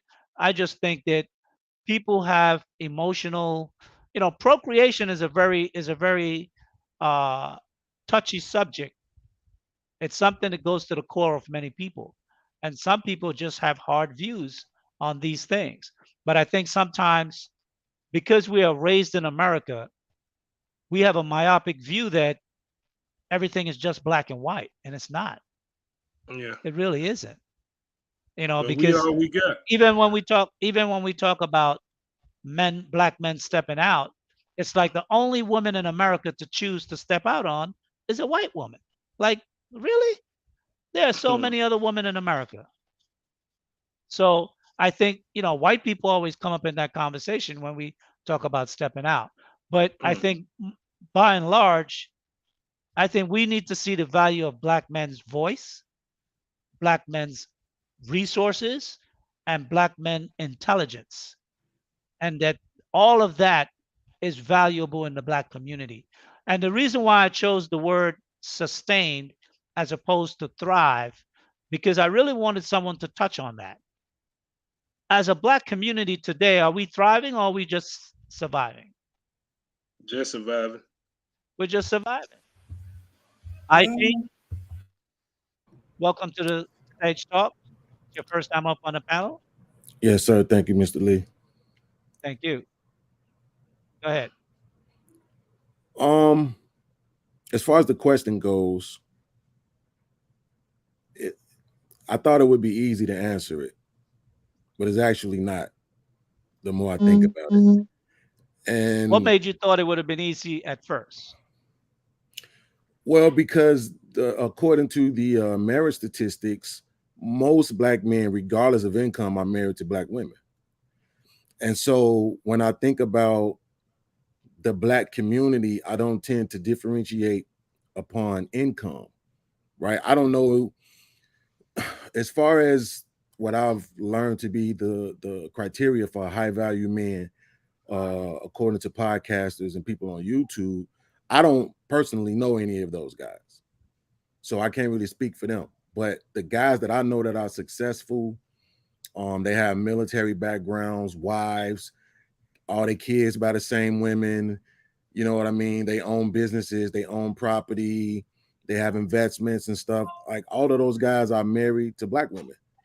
Okay. And so when I first looked at the question, I'm like, well, I mean, the black community is who's really building in the black community? From what I can see, I don't see too many men, regardless of income, really investing in the black community. But then as I was listening to you, I was like, well, if you take the wealthiest people out of the community, or if just disassociate them with the community where they don't feel they have any responsibility to invest them back into where they came from, or even if they didn't come from there, invest in where the people who look like them live, that would be a problem. Okay. I think that would be a problem. Not to mention, I definitely felt some type of way about men marrying outside of their race. Okay. And then after listening to either man, I'm not so sure I feel the same way anymore, because I know that he still has, feels, thinks, perceives a connection to the community despite his wife being of Asian persuasion. Whereas previously, most of the so-called woke people that I watch would tell you there's a disconnect if you even choose to marry somebody outside of the race. You can't be pro-black if you marry somebody outside of the race. I mean, this is the rhetoric that I'm used to hearing. I'll be honest, I don't typically think about it. I'm not high value, you know what I mean? My struggles are different, but I like thoughtful conversations. And this conversation has made me reconsider some things. Well, your Can I opinion is respond to that? definitely it's very valued. I like your perspective. Was that you, either man that was about to speak? Go ahead, sir. Yes, the reason I want to respond to that, I guess I would be considered a high earner. I guess it's to debate if I'm high value. You know, that a lot of people got a lot of that, but I am a high earner, right? I earn over 6 figures. And when I hear these things, so one thing that I do is I mentor a lot of young black men, right? My goal is to try to get them into college and try to educate them. So what's your industry? So I'm more in like a coaching and development. Like Edelman Williams talks about a little bit about coaching and help everybody, not just black men, get to the next level. Sure. From a business aspect. So when I hear these things and they say this is how it sounds to me, and I might be 100% wrong. While I'm out here mentoring these young men, helping these men kind of go into manhood that doesn't have a man in the home, because that's typically the type of men that I work with, and then we hear that I'm not valuable to them because they're hearing these things. Since he dated out or he married out, his opinion is not valuable. But then I'm in Seattle, Washington. I don't see the people who opinion is supposed to be so valuable investing in these same group of men. So at what point does it really make sense, in my opinion? And I like what you just said, because I think at the beginning of this stream, I also stated, if I have not, I'm going to do it now, that we have to stop listening to what people say and watch what people do, because we put too much stock in the rhetoric, but we don't really give men who are doing the work the real true value, accolades, and recognition. And it's only long after either they pass away or something like that, and we find out their history, that now we start using that individual in talking points. But for the past 10, 15, 20 years, we've been disgracing them, not individually, but as a group. And I think what you're doing, either man, is definitely needs to be recognized and publicized. Do me a favor before you get off the stream, drop your email in the chat so either JR or myself can get it, because I'd like to stay in touch with you. There's some things I'm working on.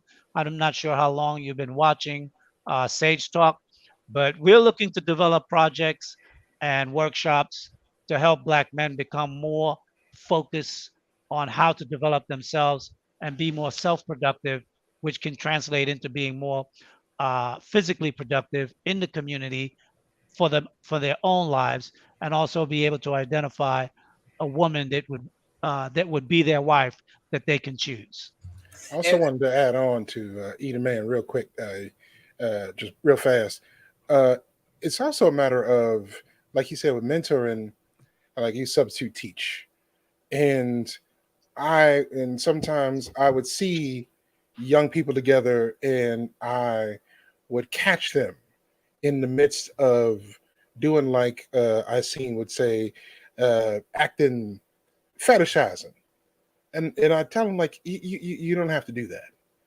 I have, it's like, look, my wife at home, she doesn't have to put on a black scent to be a good wife to me. It's not necessary. Don't do all that, because I'm in a small town where, well, by comparison to most places, I'm in a small town. I'm not in an actual small town. I'm surrounded by small towns, but I'd stop, like, hey guys, come on, like, it's not necessary. Don't do all that. Not because the kids are trying to do anything wrong or because they do something, but because TV has taught them, like we were talking about earlier. TV has taught them, and these are mostly farm kids and transplants from the big cities to smaller areas, that these are, new generation, smaller area people, and they're going, oh, I'm in a interracial relationship. I need to adopt what I think should be the way these people act. So yeah, I should start, throwing on a black scent. I should start doing this, doing that. And it's like, yeah, I seen would stay. It's in, his brain, in, like he's saying, his brain seeing that, and in his mind, he's just translating that to what is it, some kind of fetish thing? You just see these people prancing together, and no one in that relationship is thinking in their head that, oh, we look stupid, or we look like we're playing or joking, or that this is like we're cooning while doing this. Well, I Well, think, go I think ahead. go Mr. ahead, Mayor. Ethan, go ahead. No disrespect to what you said, but that's the number one thing young people are telling me when I sit down with them. They said they don't care how much you know until they find out how much you care. So typically, when I see a young black man acting out, I offer to take him to lunch. Hey, can we take to lunch? And when we sit down at lunch, I let him talk, because I asked him, why don't you listen to your elders or people elder? It's like because they always come to us from a position of trying to correct us instead of understanding where we at before they give the advice. And I think so many of us are giving them advice without understanding where they're at. Because if you understand where they're at, it gives you the knowledge to give them the right wisdom to where they're trying to go. And so I encourage, this is something I've been doing forever. If you know a young man that's between the ages of 12 and 18, take him to lunch. You spend money out your pocket and be quiet and talk to him. Let him talk to tell you where he's at. Because once he understands how much you care about him, he will be open to listening to where you at instead of chastising and correcting them. And that's just my opinion from me working with the youth. If I could say something real quick, Mr. Lee, I want to respond to that, and I also want to direct a question, a two-part question to you and the brother Hink. First of all, Edie, man, thank you for the work that you're doing. And that what you just said absolutely just touched me in my heart, bro, because I got nephews. Like I really witnessed this. The women in my family have survived better than the men have, right?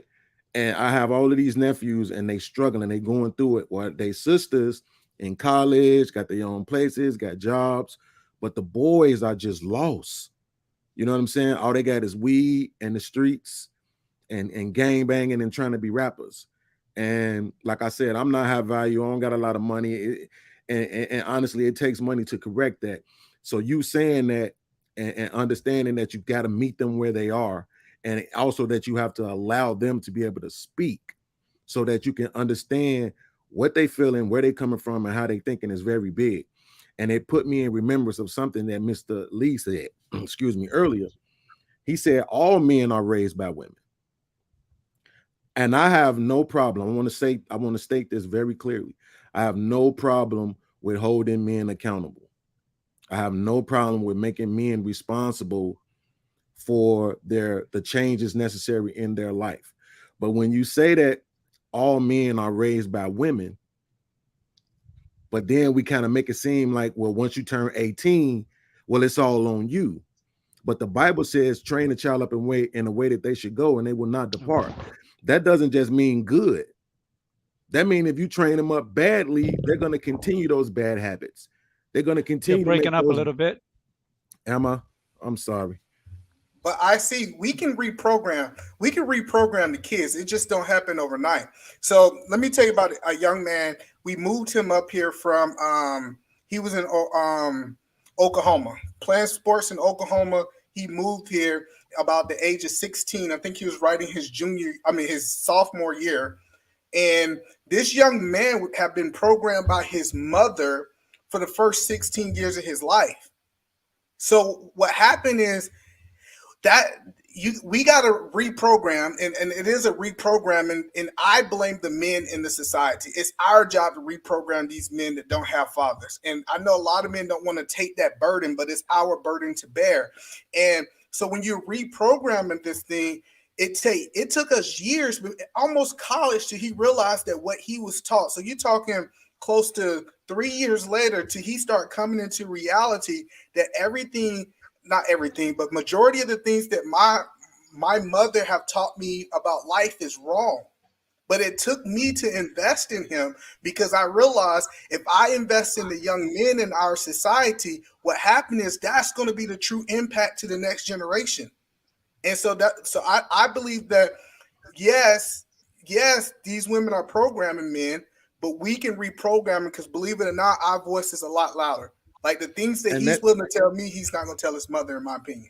And that's why, and I'm going to try to get the question out. I'm sorry, Mr. Lee. Go ahead. No, what I was going to say is men identify with men, even though they're young men coming up, 16, 17, 18, 20 years old.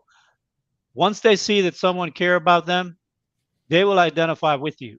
Right. And they'll start listening to you, because just like how women have a natural attraction towards being with women, and they get sustained by women complimenting them, men also are looking at other men for direction and leadership.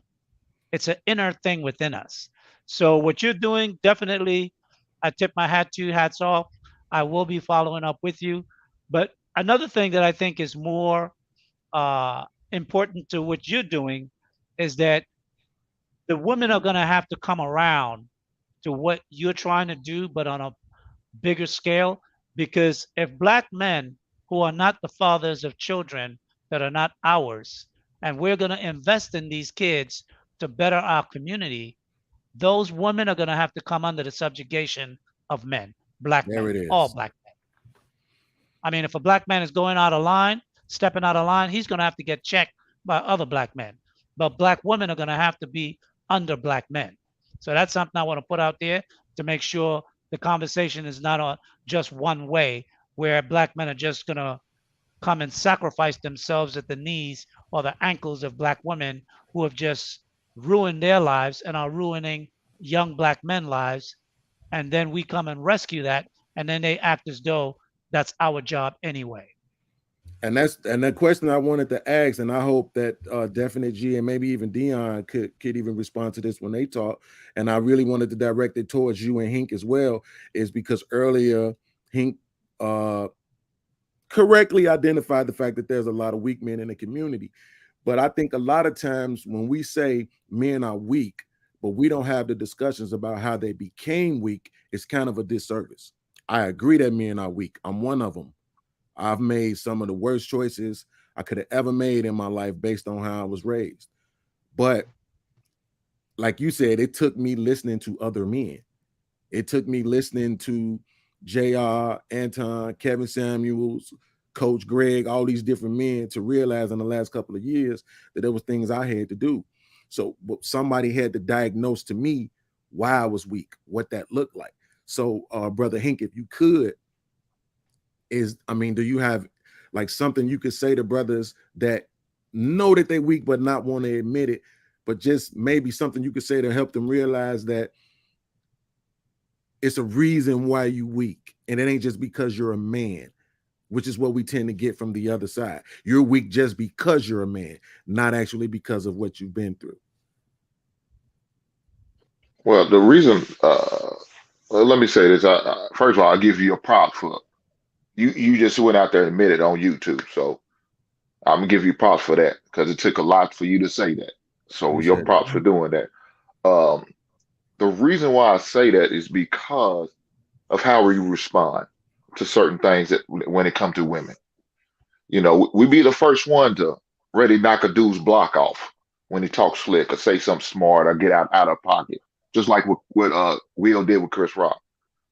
But I bet you not one time he stepped to Jada like that with all that masculine energy that he showed towards Chris. I bet he didn't. Why? That's an example of what I'm talking about, a weak-minded man. He's weak mentally, and he's, and that's what I'm talking about. Not you physically weak, but your mental. You know what I'm saying? Right. And the way, like you said, you learn it by watching other men. My father wasn't always around. I didn't have the best father that was always around in my life. So I had to have father figures to help me out. So I had my grandfather who taught me how to do things as a man. I had my uncle who was a barber. I would sit in his barbershop every day. His barbershop was open just to soak up knowledge, learn how men move, how they operate, how they handle, how they deal with women. You know what I'm saying? You know how it is when you go into a barbershop, you have a female customer in there. The conversation didn't stop. They kept the conversation going, but that's because when you're a woman, you stepping in a man's zone. We're not going to change it now. We're not going to use inappropriate language. Foul, you might not hear cuss words, but the conversation is still going to continue.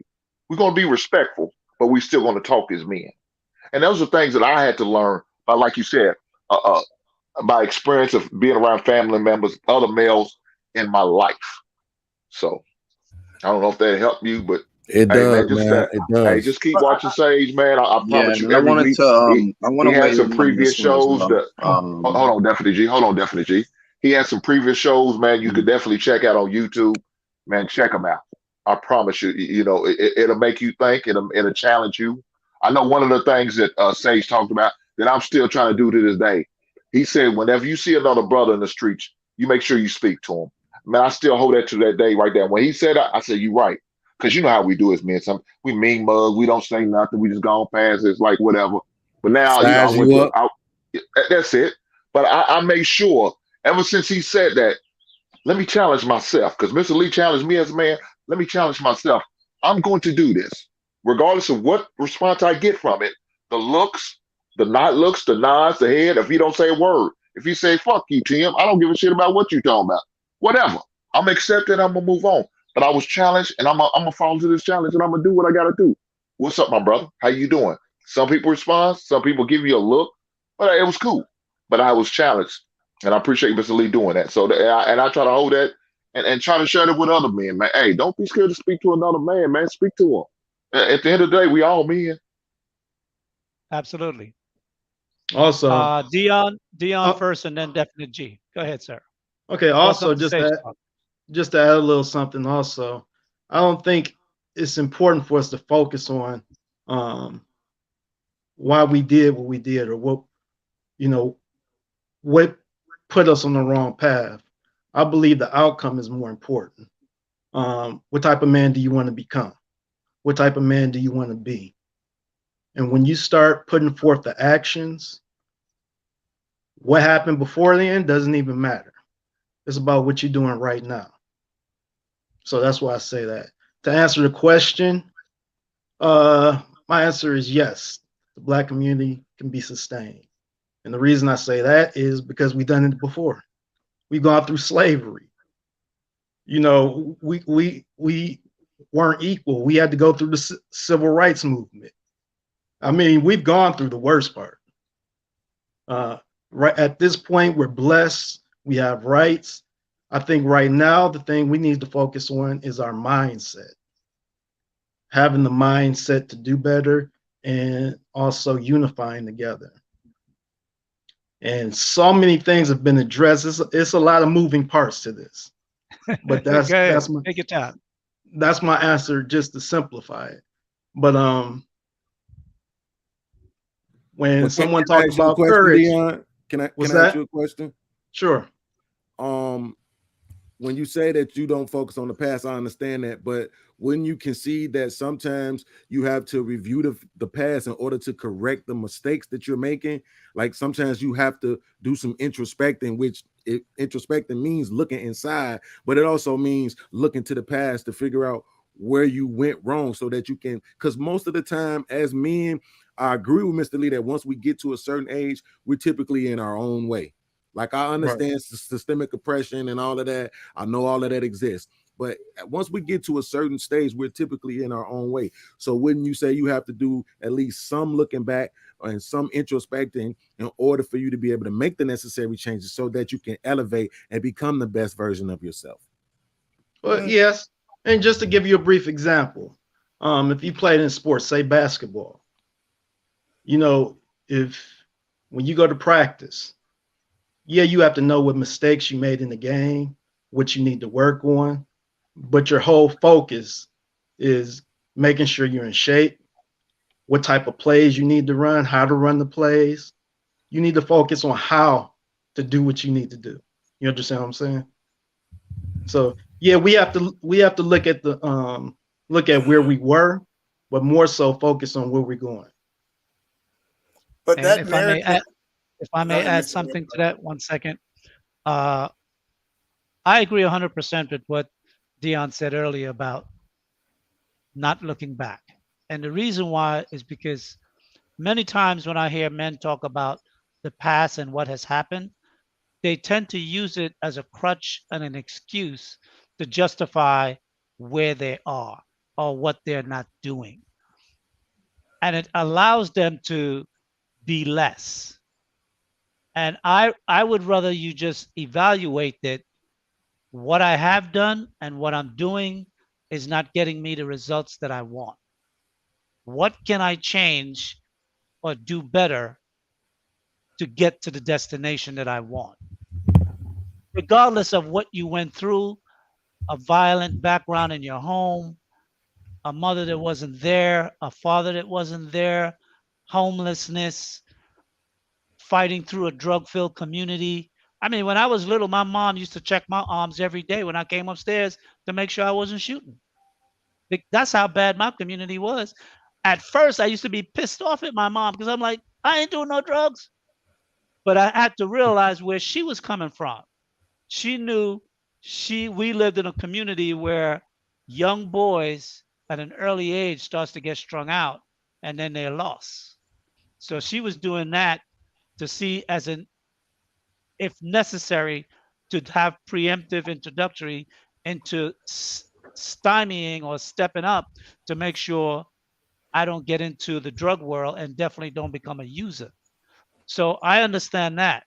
But the bottom line is, I think as Black men, what we need to do is take an evaluation of ourselves and say, okay, this is where I need to be at. And the things that I've been doing doesn't seem to be working. I have a question. Who around me? One moment. Oh, no. Mute up. Thanks. What do I need to do to put myself in the vicinity of the people who are being successful in the things that I'm doing? And I think as Black men, as you take the necessary steps, or first identify that what you're doing isn't giving you the results that you want. Once you start seeking, because that's why like the Bible is very important, because Christ says, seek and ye shall find, knock and that door shall be open unto you. Before you can really help a brother, he has to recognize, and I seen that was very powerful what you said earlier that Hank congratulated you on as well. Understanding that you are able to reflect within and see, you know what? I'm not the man I want to be. How do I get there? Once you can come to that conclusion, there's a complete paradigm shift that takes place in your mind. And opportunities and circumstances and people are going to start appearing into your life that can help you find what you need to know and then put you on the path where you need to go. E-Man, go ahead. I think you wanted to say something, and then Definite G. I just gotta get this narrative that's incorrect in my opinion. Black men are not weak. You can call us uneducated, you can call us ignorant in situations, but we're not weak. It is proven that black men are not weak. Now it is times that what do you clarify what you mean by when you interpret weak, what's your definition to that for the pushback so we can understand? So when I look at, let me paint it because I'm gonna go from a biblical perspective, right? Sure. And I look at it when we explained in the Bible when they talk about the weaker vessel is the woman, right? And I think it comes down to what are we comparing ourselves to? Like, because if I can go in any other race and find weak men, but I believe as a whole, I'm not talking individually, but as a whole, black men are strong. And I feel like this narrative have been painted that we are weak. And I don't believe as a whole, if you look at the majority, we're earning way more money than we have ever earned. We're being able to be like, if you really understand what we accomplishing as black men, it doesn't look like weakness to me, in my opinion. Okay. Can I say something? Mona, this is a man's channel. So wait until you're brought up. There's someone before you. So just sit tight, young sister. What I would say, E-Man, with regard to the definition of weak, and maybe I'm completely wrong on this, but I think what many of the men, when they say black men are weak, it's not that what they're doing in their life makes them weak, because many black men are succeeding and thriving. I think it's when it comes to their interrelationship with the women in their lives, where they tend to just are unable to show and demonstrate leadership in the relationship, where they kowtow to women and acquiesce to women and allow women to dictate how they move. And those are the things where when black men say another black man is weak, that's really what is referring to. It's not like they can't accomplish. It's not like they're not strong to overcome obstacles. I mean, and what Will Smith did this past week is very emblematic of that, because Will Smith found the joke funny. His wife did not find the joke funny. Will Smith is not black, he's multiracial. I'm tired of you. Excuse me, JR, can you mute her, please? She's being rude and disrespectful. Listen to me, young lady. This is a man's channel. If you haven't been watching this channel and you're not familiar with the way this channel operates, you need to go back and spend the next week watching this show so you understand what it's all about. If you're up here trying to promote multi-interracial marriages or anything to that effect, this is not the channel for that. There are other channels where that might work, the divestors, or you can start your own channel to speak on those issues. But if you're going to come up here, you're going to be respectful to the men that are on this panel. That's number one. Number two, you're not going to speak out of turn. If you're too busy, hit the road. This ain't a show for women anyway. This is a man show. So if you want to add something to this topic, get in your place as a woman, subject yourself, sit tight, and we will get to you. If you can't do that, then you just leave. You need to humble yourself under men. And if you can't get in that mindset, The world is shifting. Black men are not going to put up with this bull from you women. Sit your I'm not ass black. down, shut the hell up, and why are you here? Then why are you here? This is a channel for black men because and you black have women. two mixed men on this channel who are not black. They're multiracial. That is not the point. They identify as black and they're speaking as black. Okay, that's not okay. And I identify as a donkey. The point is, shut your mouth, sit your ass down, and we will get to you. Okay. As I was saying, I lost my train of thought now. You were speaking about no, I was saying I was gonna also say I don't believe black men or men are weak. About being weak. I know somebody said something earlier about courage and being courageous. And just from my experience, I've been dealing with specifically black women. And it's like 5 years ago. I was the only male in this row. It was about 8 of us. And 6 of them was black women. And we had a discussion. And they would put men down a lot. But one day they were talking about the heartaches of single mothers and how men don't take care of their responsibility. And I just got tired of it. And I told them, y'all are mothers. You're doing your job. You don't deserve a reward for it. You're not doing anything special. You're mothers. And they start all talking over me. So it was like 4 other guys around. I'm like, can y'all come over here and help me out? They didn't want to get involved. Because they didn't want to get involved. So I took all 6 of them. Yeah, go ahead. Finish your story. I took all 6 of them on myself. And we had a good debate, but they were all trying to talk over me to begin with, and they interrupted me. So I just shut up. And I started talking, they interrupted me again. And I just shut up and let them talk. And this time when I started off, I said, this is the problem with black women. Y'all don't know how to be quiet. Y'all disrespectful to black men. And once I said that, I had their attention.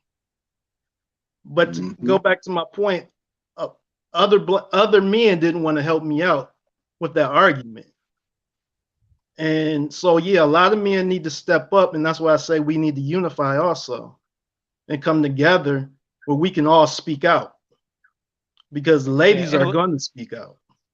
Absolutely. And it was Kyle that had mentioned courage earlier, and I also second it. And that's the important part, because it truly takes courage to stand up, because the women in our community are viewed as the leaders and have been acting as the leaders. And we have acquiesced our position as men and leaders in the community. And we are acting more like we are servants other than we are kings. Because if a black woman claimed to be a queen, the only way she could be a queen is if she's married to a king. Single woman ain't no goddamn queens.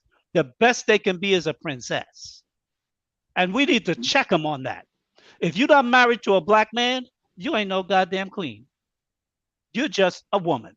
And at best, you're a princess. But what I was saying also earlier, Eat a Man, was that the definition that most men in this space, when they refer to men, black men, as being weak, is really what Dion said, is that when it comes to dealing with our women, we chicken out. We say we want to hold women accountable. But then when your opportunity comes to hold them accountable and go on the record and say what you need to say to check those women, whether it's in a one-on-one conversation or a one-on-5 conversation, you punk out, you don't say nothing, because one of them chicks you like, they got the body you want, you're hoping to see if you can hit it, so you're going to play it safe and try to worm your way in. That's what most black men do. And that's, I think, the part when you hear in this space that black men say other black men are weak, I think that's probably where it comes from, more so than going out in the world. But Mr. Lee, I agree that it's areas that we are weak in. I'm not disagreeing to that. But when we make blank statements that black men are weak, we're not identifying that area. We're really, I think, painting a full brush that they're weak all together. And that's the only reason I adjusted. But I do understand. I understand the point that you're making, that we do have things that we can increase our strength in that we are weak in. I do agree with that. Well, And I will, man, let me one say, second, Hank. One second, okay. Hank. What I would like to add to that, what you just said, was, and what I like for this Sage Talk to always try to remember, both the subscribers who are in the chat, the green team, and those who come up on the panel, we're intelligent men here. So we don't have to use the exclusionary all. We know it doesn't pertain to all. So when we speak, even though it might be referencing a broad base, it's to those who it applies. There are men that are exception to these things. You are definitely an exception to that. Hink is an exception. Dion, Iseen, Definite G, Mr. Mo, No Ma'am, and others. But I think the thing is that there are many men who we might say that are simps that tend to echo the talking points of women to try to put themselves in position to get with a particular woman. And I think as black men means to be men and stand up as men, no matter whether you get the rewards of women or you don't. Just be a man and be a leader. The rewards will come. right. Definite G, welcome to the Oh, I'm sorry. Hink, you wanted to add something? And then Definite G. Yeah, amen. That's what I was saying, and when I was sharing with my man, I was talking about the mental part of it, the mental Right. weakness. That's what I was talking about. I wasn't talking about the physical or weak about your income or nothing. No, I wasn't talking about the mental weakness, because even a rich man could be a weak mental man. You understand what I'm saying? So that's what I was talking about when I was talking about men are weak. Correct. And Okay, Definite G. Definite G. Go ahead. First off, can you guys hear me? Yeah. Okay. First off, how are you doing, Mr. Lee? Doing well, doing well. How are you? I'm doing all right, thank you. Yeah, just to answer the question, if 20% of high value men marry out, could the black community be sustained? I say in my opinion, yes, because if it's only 20% of the black community that's actually doing something, that's still not enough for the black community to change at all. Because if that's the only small number amount of black men who are actually doing something, and the rest of the 80% is kind of just, you know, either slacking off or not willing to take their place, then, you know, it's going to take either longer to achieve the goal or it's not going to be achieved at all. So if they marry out, yeah, it's gonna take a hit, but at the same time, we still need a good majority, at least 50%, 51% of black men to uphold and to upbuild the community. So we still it's not gonna be a big effect, at least you know, for I wouldn't say holistic, but in the grand scheme of things, it's not going to be an impact on both sides if they leave or if they actually contribute, since they're the only ones pulling the entire weight. And I wanted to touch on also, you know, like how to see your own weaknesses. People will only live based on how much they believe themselves to be. I don't know if I quoted that right, but people only live as far or as much as they believe themselves to be. So if they can't see that they could be in a better situation, or they can't see that, you know, either their situation is wrong, they're going to still be in it. But there is still hope for them to see the error of their ways. Is that first they have to humble themselves and actually take in the understanding to see that if the course of their action or their ways is the right course of action. And also they have to, again, humble themselves to a person who actually sees their situation or is in a better situation to tell them like, hey, you're going down the wrong path. So it really takes on that person humility for them to see their own weaknesses, and then for them to do the work to show themselves that they can be in a better situation, and that, you know, they actually matter to themselves and to other people. So it really takes that individual to see themselves better than where they currently are.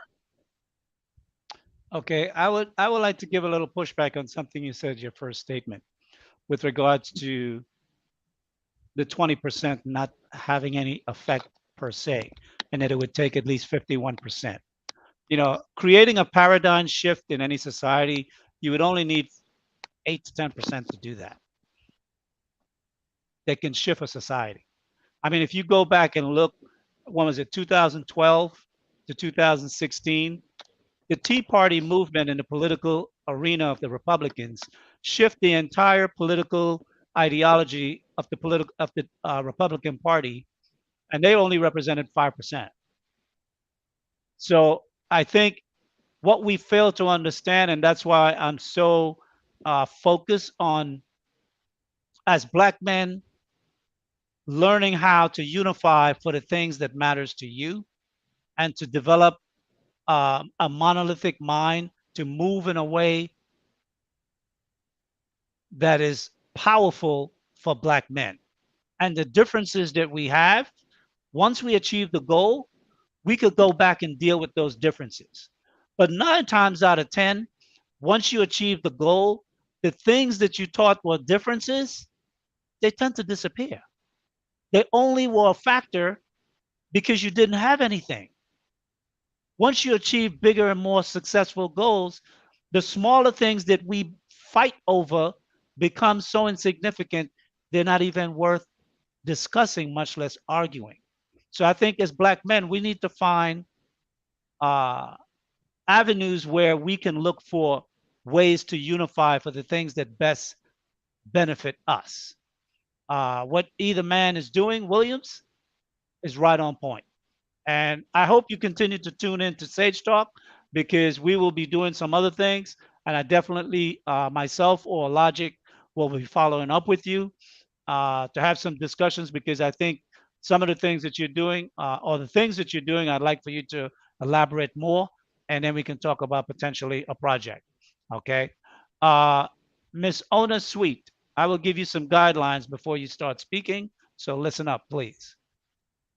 It's, first of all, understand that I do not normally allow women to come up on the panel, but because this subject was sensitive enough where it involved women to the degree that there would be some necessary change that Black women will have to do to attract high value men to stay in the community as well, I wanted to hear their feedback. However, if you are not speaking from a Black perspective and you do not identify as Black, then this conversation is not for you. Multiracial is not this conversation. If I ever choose a subject on multiracial, then you'll be welcome to add your voice, because I think it would be valuable. But this conversation is about the Black community, both Black men and Black women. If you have something to speak on that as it pertains to the question, can the Black community survive without the 20% high value men? With regard to that question, if you have something you want to contribute, I welcome it. But if you're going to be talking about something else, I will have to ask you to gracefully bow down, listen to the, tune in, listen to the chat, speak to others in the chat, go back and view some more of the Sage Talk shows, and that will probably give you better perspective so your points of view can be valued. So go ahead, you can unmute yourself and speak. Hi, I'm sorry to come on here. I actually have some place to go. I was trying to be patient. I just want to come on here really quickly. I'm tired of seeing my image being represented as Black. We were not Black in a No one is 1970s. representing your image at all. That guy up there is a multiracially mixed man. He's not Black. Black do not come in all different type of skin tone, colors, and shades. Two dark-skinned people cannot make a light-skinned baby. We need to have our own group and our own community. We should not be forced in the Black community. Then you should go there. Okay. Then you should go there. As a content creator, Then this is not your community. Then you should go there. No, I'm just making it known. I'm letting you know that this is not your community. Then you should go there. People should be happy to be mixed. I'm tired of. No, you should go where you are welcome. You are not welcome here. Is a mixed race, multiracial. You are not welcome mixed race here. Man. Okay. I just want. You I'm are just not tired of welcome my here. image. they should how not be these men identifying as black. identify is how they identify. Okay, they should be If proud you of do who not they want to are. identify that way, then this is not your community. Mixed race And you matters. can go to the community that value your Our way identity of matters. thinking. This is not a community for you. Okay. Our And you identity can't tell matters. another man how to identify. See, that's Our the identity goddamn matters. problem. They've been Women programmed. coming up in men's spaces They've trying been to tell programmed men to how identify to as think. black. You They're do not not tell black. any man how to think. Do you understand me? You do not come into men's spaces and tell men how to think. Act like a woman, treat it like a woman. Act like a man over here, we will whip your, don't let me get out of pocket. We will spank your behind, woman. This is a man space. This is a black man space. This is not a mixed race space. Go and find your mixed race and then socialize with them. This is not the platform for mixed race people. Understand? No man on this panel, if they choose to identify as black and they have black parents, that is their choice. That is not your choice. There's no Do such you thing as a light understand? skin black. You guys, there's no such Do thing you as a dark understand skin what I'm white. saying? Do Dark you skin understand white. what I'm You guys think saying? I'm crazy if I Do say you dark skin understand white. what I'm saying?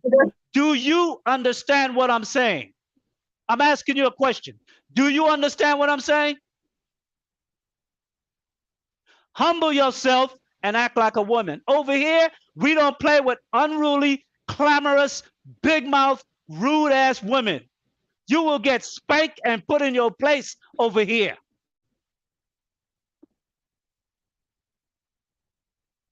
Sorry about that display, but I will check that unruly behavior every time it shows up.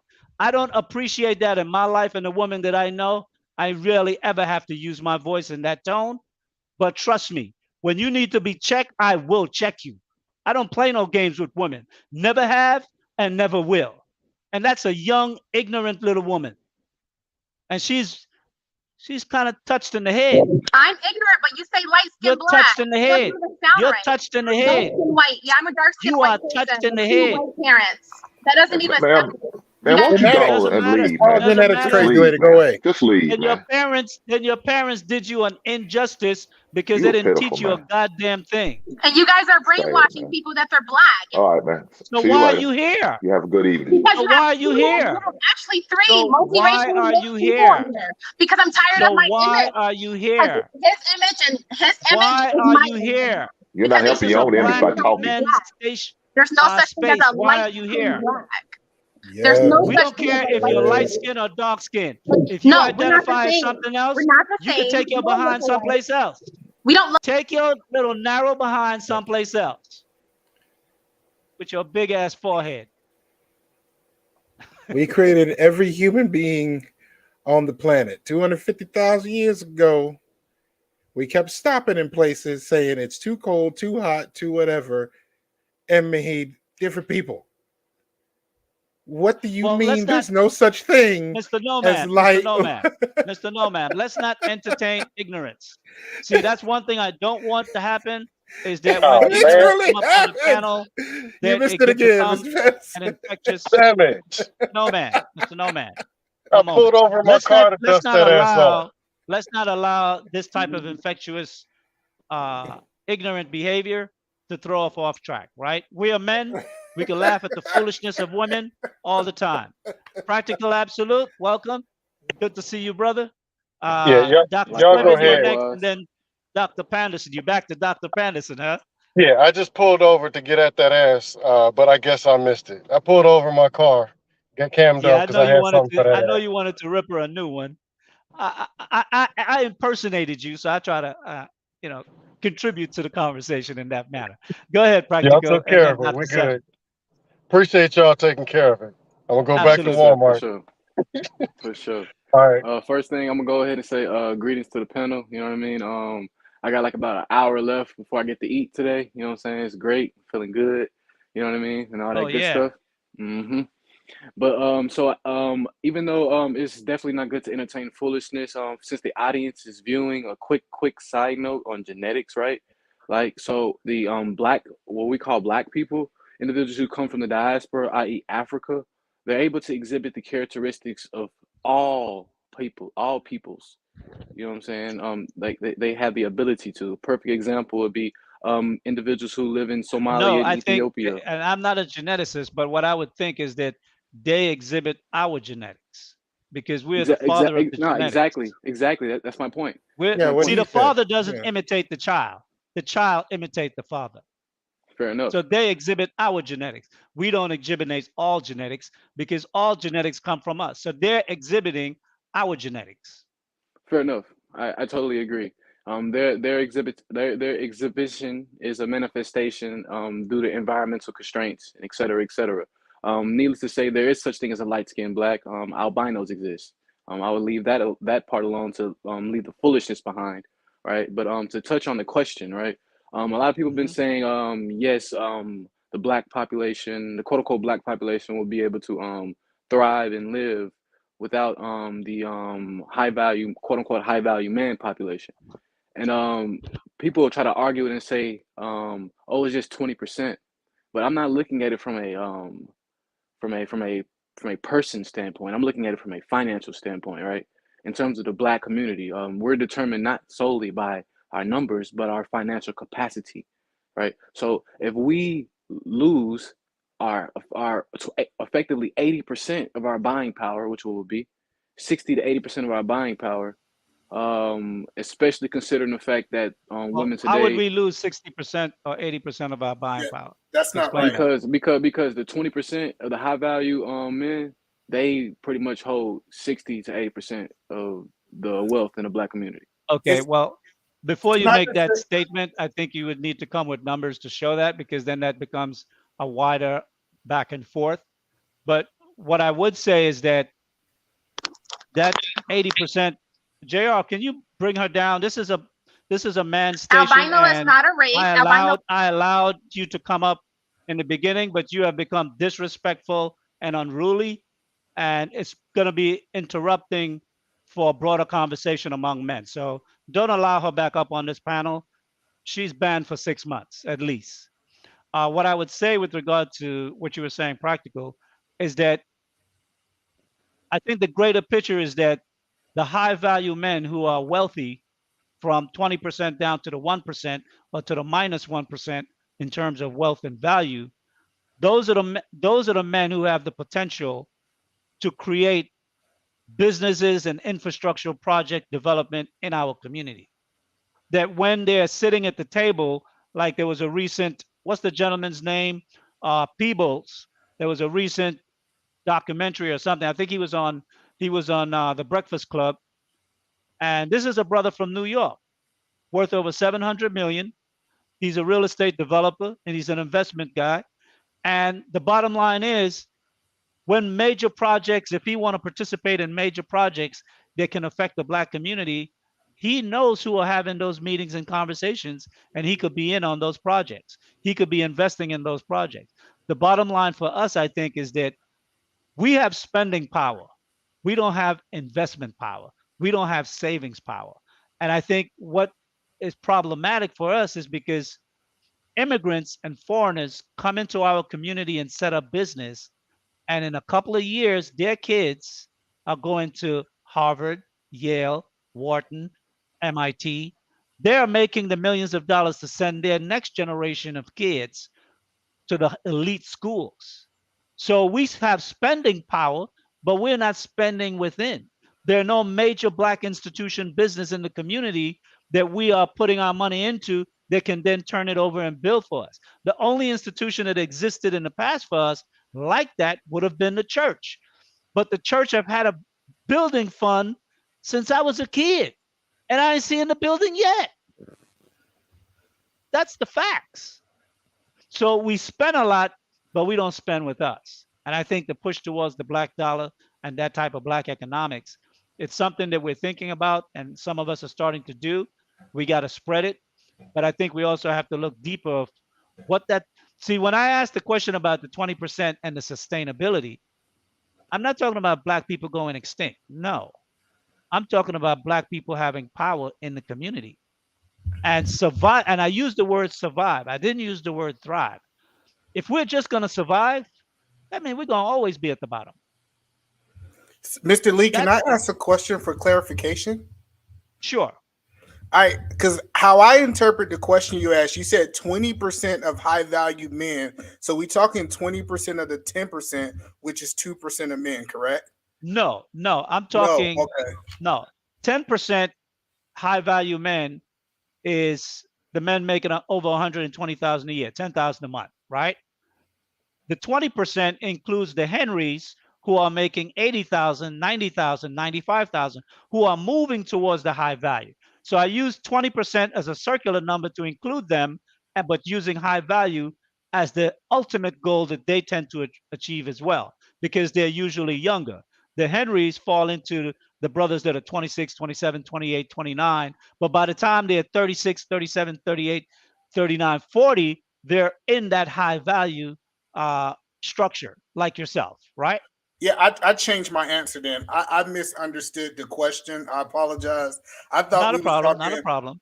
I thought we was talking 20% of the high value, but yes, if you talk about the top 20% of black men leave, we in some trouble. I think that's a whole nother conversation. I was thinking that we were just talking about the elite, but if you start talking about that, you gonna take the 20% of the best of us. Oh, the black community is in trouble. And that's what I want black men Yeah, to I'm gonna have see. to change. Yeah, I'm But gonna I have to want to change my see. answer. I want black women to see that also. Who was jumping in? Go ahead. Yeah, that was me. Yeah. I thought I'm like E. I'm like E the man. Yeah, I thought you was talking about. I thought you was talking about of of the of the top 20% of the group. 10%. Oh, Yeah, okay. I thought you. Yeah, that's Yeah, 2%. no, yeah. Oh God, Yeah. no. Yeah, okay. Yeah, we had a math issue there. That's yeah. No, if we're doing that, we're talking about a whole different. Because yeah, if we were talking about starting from scratch, that's a whole nother conversation. So if we were saying we're going to start from scratch, sure, with no problem. If you say if But I you snatch see, everybody, but yeah, if we talking about even from scratch. subtracting, well, no, even from scratch, I can no, make what it I'm work. what I'm You talking But if we're about. talking even about from scratch. we can make it happen. But yeah, if we talk about starting from now and then suddenly all that Yeah, income leaves. that future building, that future investment. Oh God, no. Black men are focused on building and attaining power and wealth in America now. In the Yeah, no. 1980s, black men wasn't thinking that way.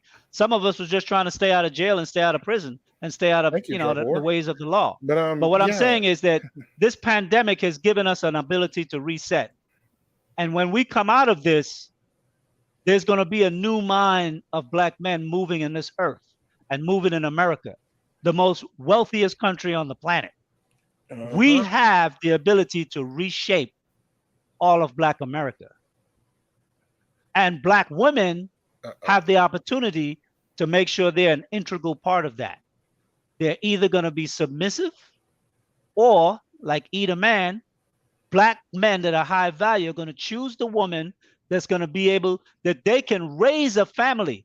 And like I said earlier in my presentation, it's a cost benefit calculation. If you get with a foreign woman and she will stay in that marriage for 25 years and divorce you after 25 years, you get to raise your kids. You get to implant you in your kids. You get to set them up for life. If she divorced you after that, okay, she gonna get half. The kids are already grown. Cool.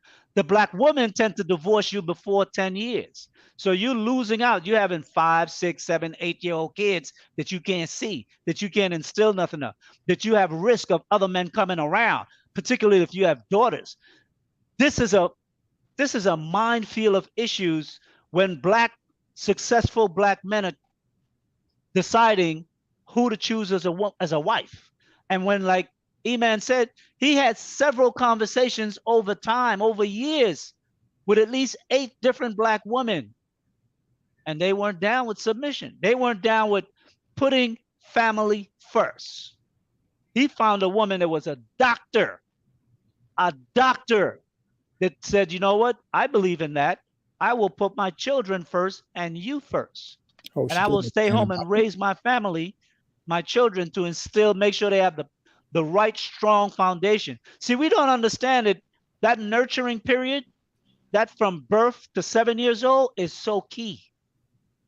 And black men that understand that build themselves up to become high value, they understand what it's like to build something from scratch, from nothing. And they realize that my child is more important than the business. Because if I don't have no one to inherit this business, what the hell am I working 60, 80-hour weeks for? Right? So we need women that think like we think, that understand what we understand, that's looking to get on our page and work the way we want to move, and stop challenging us wanting to be equal. And that young lady that came on, she don't identify as black, but her behavior is no different. It's disrespectful, it's rude, they're loud, and they don't respect any man. So though she may not identify as black, her behavior culturally appears to be what we're talking about. Mr. Lee, can I tell yeah, you something real quick? Sure. That whole soliloquy that you just gave, A+. I swear to God, I wish you would give me permission to clip that and put it on every group, every Facebook group, every TikTok, every Instagram, every World Star, everything, man. That was really, really, really deep. You can clip it, baby. That needs Absolutely, you can to clip whoa. it. Oh, I'm sorry. JR, you got to get permission from JR. Oh yeah, hey JR, that soliloquy that he just came gave out the right shadows there. like, whoa, wait, what now? You what now? We'll clip it and you can go ahead and share it. Okay, my man, appreciate it. You know what's Thanks for the correction, JR. Thanks for the correction. Right. You know Get what's your money, JR. what's heartbreaking to me is I talk to various women too. And when I bring up submission, you know, I'll ask them, would you rather have your freedom or would you rather submit where you have both parents in the home, it's healthier for your children, and the outcome is much better? A lot of women say, well, I want to be happy. So I ask them, you don't care about the outcome of your children? Well, I have to worry about myself first. And that's the attitude of a lot of Black women, unfortunately. And it breaks my heart because to me, what I hear is the children really don't matter or they're secondary. You know, this whole thing about happiness, you know, that's a conversation we're going to have at some point also. But I think, you know, happiness, we need to evaluate what is happiness and put that on a scale, because I think they have an emotional relationship with happiness like they do with love. And when you ask them to identify and break that down into its components, it's a lot of words that have no value in society. It's theoretical in their head.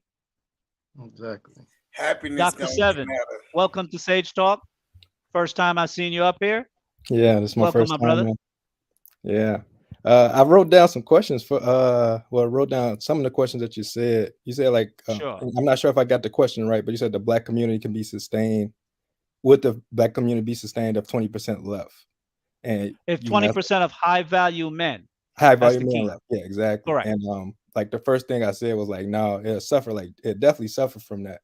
Because if you think about it, even from like a growth perspective, like you guys already mentioned it, like those top people are the ones who invest, like what you were saying, and that provides the growth in general. So like the community, I don't think the community will really grow on those lines. And then in general, I think the community will suffer. But in the same token, once we mention that 20%, that top 20% of high value men, are we talking about like what percentage in our community versus like the ones that contribute outside of the Black community? So I was kind of confused about that aspect too.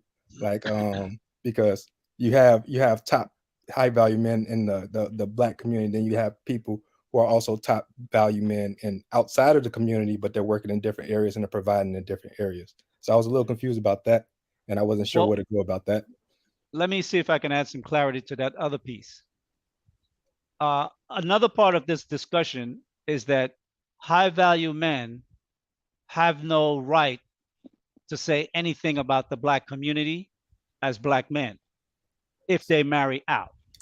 So that's the other part of that conversation. Yeah, and because I wrote that speaks to the part that you're speaking of, Because if a black man feel like he has been ostracized by the black community and he has no rights no more because he chose a different woman to marry, and now he's moving up the economic scale of success, he's obviously going to invest where he's more welcome as opposed to where he's unwelcome. I agree. Go ahead. Yeah, so I agree. And with the second part, should they have a voice regardless of who they marry? I believe that they do. I think the only caveat is that we have to consider that like how much of a, and I hate to say it like this, but it's like how much of an impact would those words or would that voice have? Like I think of it from like the medical field. I'm resident, but like when I think of like Congratulations. thanks, appreciate it, man. Yeah, When I think definitely, about man. the black Congratulations, community, man. I appreciate it, man. Yeah, that's I'm trying to get back and do all those good things. But when I think about it, like when I see my black patients and everything, there's like a level of trust, that they have when they see somebody who looks like I guess this is just the thought process, like the person who looks like them, and I have this trust for this person that this person is gonna take care of me. So it's like it's easier for me to connect with those patients, and especially like when I'm coming from the same area that they're coming from. I'm coming from the area of Chicago. So it's like I could talk like how they talk. I could kind of relate in that level. Now, I'm not saying that people that marry outside their race can't relate. I'm just saying that the impact is a little bit harder to get to. And it's like you have to, and I feel like you have to like maneuver in certain ways. And I think about like, Barack Obama, for example, too. Like he married the black woman. So like imagine if it would have been like somebody of another race where he had that much support, because we also have to consider like at the same time that it's not just black men that's like supporting these individuals. You gotta include the black women who have their votes too. So it's like in that token, like I believe they do have a voice, definitely, but I feel like it takes a little bit more maneuvering at the end of the day, in Well, my opinion. go ahead. Either man, you wanted to say something? Go ahead. Absolutely not. That's crazy in my opinion. Like it doesn't. The reason doesn't is it depends on their financial status in their relationship status.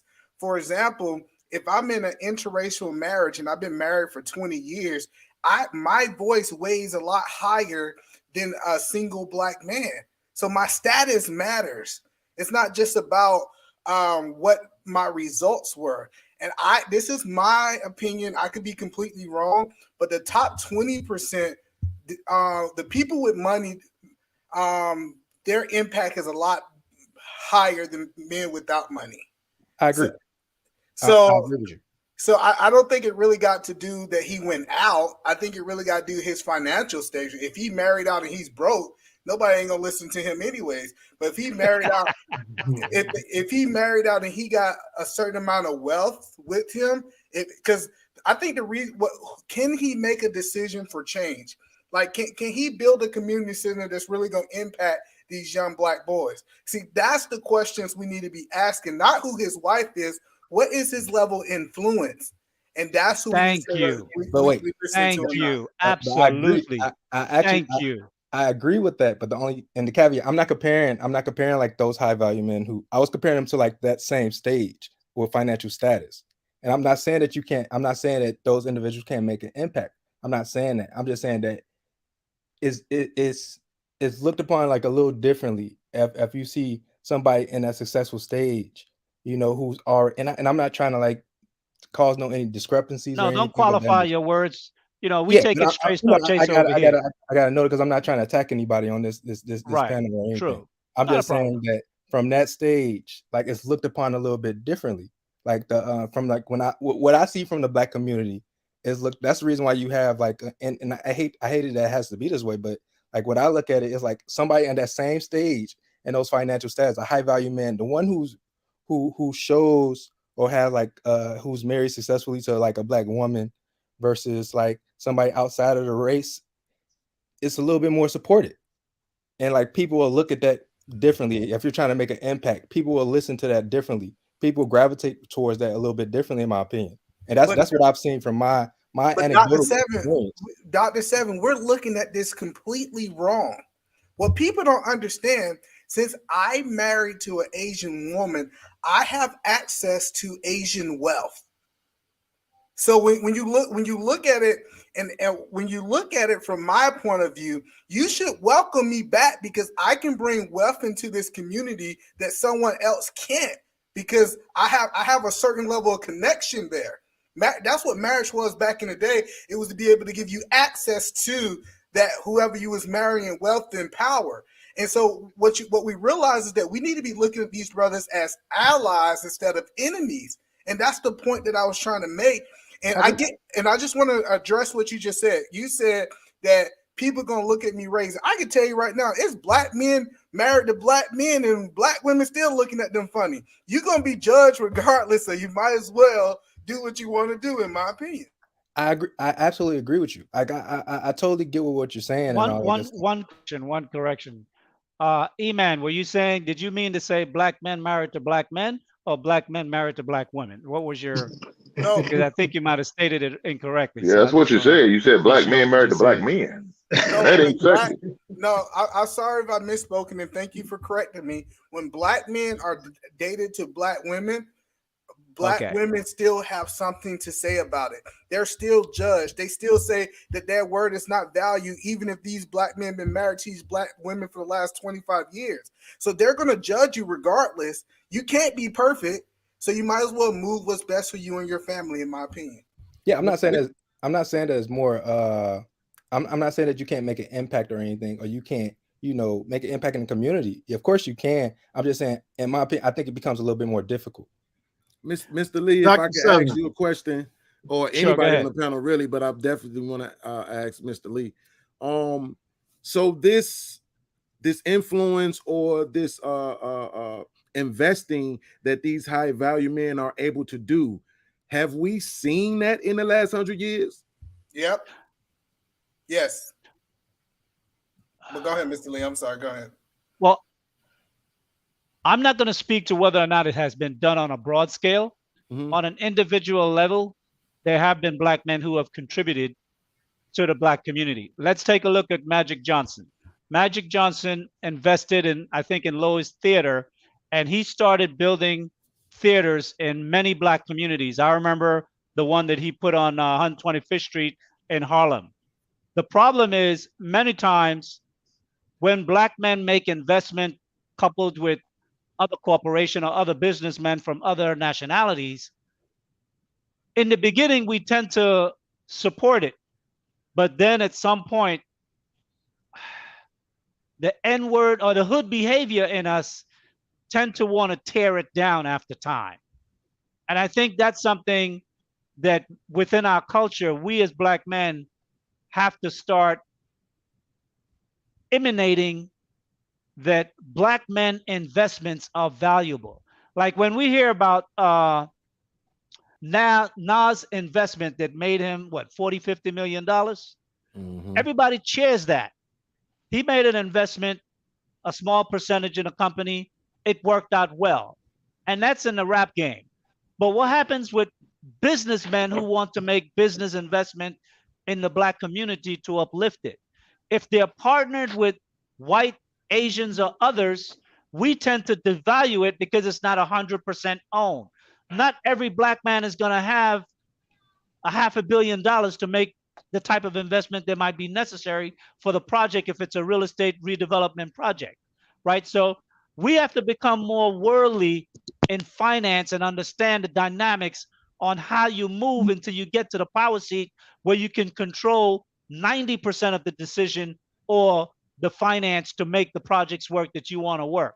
But many times you may have to leverage your percentage to get in the door so you can sit at the table to make the negotiation actively influence the community, as opposed to where the conversation is just all white people or all non-black people making the decision, and then they come in and they restructure the black community and you're just a bystander. We suffer from it anyway. So what I'm saying is that we need to start to have to value successful black men and stop trying to have their wife be a joker that trumps the whole deck. And because of that, kick him out. That is like pseudo pseudo-ignorant behavior and thinking. Wise men of wisdom and finance and accomplishments don't think that way. You do business with other business people regardless of where they're from. And you build your wealth up until you can make decisions 100% for yourself. And we can't afford to throw away the smartest minds, the engineers, the doctors, the lawyers, like Dr. Seven. Like he said, when he's dealing with a patient and the patient looks up at him and they have injuries and he's a black doctor, they feel more at ease because they believe he identifies with them and their troubles besides their ailment, but understanding them from a community standpoint, they can be more caring to treating them in the way in which he treats them. Now, a brother like that, 15 years from now, may need 5, 10 million or 20 million to start opening clinics within the community. A black high value man may have the connect to put that together so he can get the funding, so he can get the money. But because he's married to a white woman, an Asian woman, or Puerto Rican woman, we're going to say, no, we don't want your money. So thousands of black people in the community ain't going to have good medical care from a black doctor who cares about black people because you're looking at his wife. Does that make any sense? Like, no, I mean, like I said, people. I know one of the men that I do know who I can say is probably making $120,000 a year or more. It's my cousin, and his wife is Puerto Rican, and he's an iron worker. You know what I'm saying? He owns a construction company, and so he does business all across the country. You know what I'm saying? But I can't say definitely. And that 10 years from now, that company is going to be a multi-million-dollar construction company, and he's going to be putting in bids and tender on high rises. Right. And Mr. Lee said something that was so important, and I hope it don't go over the people's head. When you look at me today, if I'm being completely honest, I was not mentored by a black man. I was mentored by a Mexican guy up until 18. And then when I was from 18 to 31, I was mentored by this white man. And so the thing is that I think as black men, we do have to be able to go out the box. We got to get out this mindset that we only can learn from black people, because if we get the knowledge and bring it back to our community, now it's right. I'm a black man that should be teaching this to other black men after I got the knowledge. But I do think that we got to be open to go where the knowledge and wisdom is at. And that's just my opinion. Wholeheartedly agree with you. Mr. Lee, one more question. Anybody, for real, I think this is important because it's important to me personally. Should it be, I want to say every black man, and I want to thank you earlier too for what you said about not having to justify things by saying all or not all. I think that sort of dilutes conversations. We're intellectual black men over here. So we're not going to get into that minutia of thinking to disqualify and give platitudes to how we're going to explain what we're going to say and not try to step on no toes. No, we're men. Right. If your feelings get a little ruffled, take it, listen up, figure out what the person is saying, and then move on. And I appreciate that and respect that. I swear I do. What I want to know is this: should black men in general be focused on becoming high value? Because we all know the statistics about the average black man making $42K a year. Most of our women think that's not enough money, which is probably not true if you're trying to provide for a wife and kids, right? Okay, right, it's not. But I think average is average for a reason. True. Right. So I don't think most people just are determined to be average. I think that it's just kind of like something that just happens. You know what I'm saying? Well, most people fall into the average category, whether it's financial, looks, or whatever. So do we need a certain percentage of men generally trying to become high value? Is that something that we should be focused on? Every black man should be high value. Let me tell you why. We're not saying that every black man should be high value at 21. That's the miscommunication. It's no reason, even if you made $40,000 a year, by age 65, you should reach high value status. You should be a millionaire just investing off the little income that you do have. We're not telling you where to become high value, but as long as you on this earth, and if you living your life through a full life fantasy, at some point you should be high value. At some point, like even like I said, take 10% of your income, save it to 65. You should have $1 million in the bank. Like we got to get to this point. Now I'm not saying that you in the terms of you got to make $100,000 every year, but your value should increase as you age. And I'm a big advocate of start investing your money instead of spending your money on ways that it can't create more assets to you. Okay, I will just look to qualify what either man said just now. That's aspirational, but just understanding the dynamics of numbers, all black men are not going to become high value. But what I will say is that black men and women who are married and have children, particularly their sons, they need to teach them and be an example to them so they want to be better than their parents. You know, back in the day, we used to think that way. Your Right. parents used to raise you to set you up to a springboard so you can go higher. And I think many black men today have lost aspiration. And I think we need to be able to see a bigger goal than just taking a city job because it's easy, it's cushy, and you get a retirement after 20, 25 years. That's the lazy man way of thinking. And I know that that mindset existed for a time in the past, but societies are changing and morphing into other things. And there are ways now how you can become more successful than generations past. And it's easier in some ways. So I think as black men, we need to be able to create opportunities for other black men to see a way forward how they can improve themselves and do better. That's one thing. I think black women have to have more respect for black men who from wherever station they are. I think black women need to respect black men from black men or young boys because that all adds into your self-confidence. It adds into your self-esteem, how you come across to the world. If you are loved by the people around you, you don't have a weak way of the way in which you move.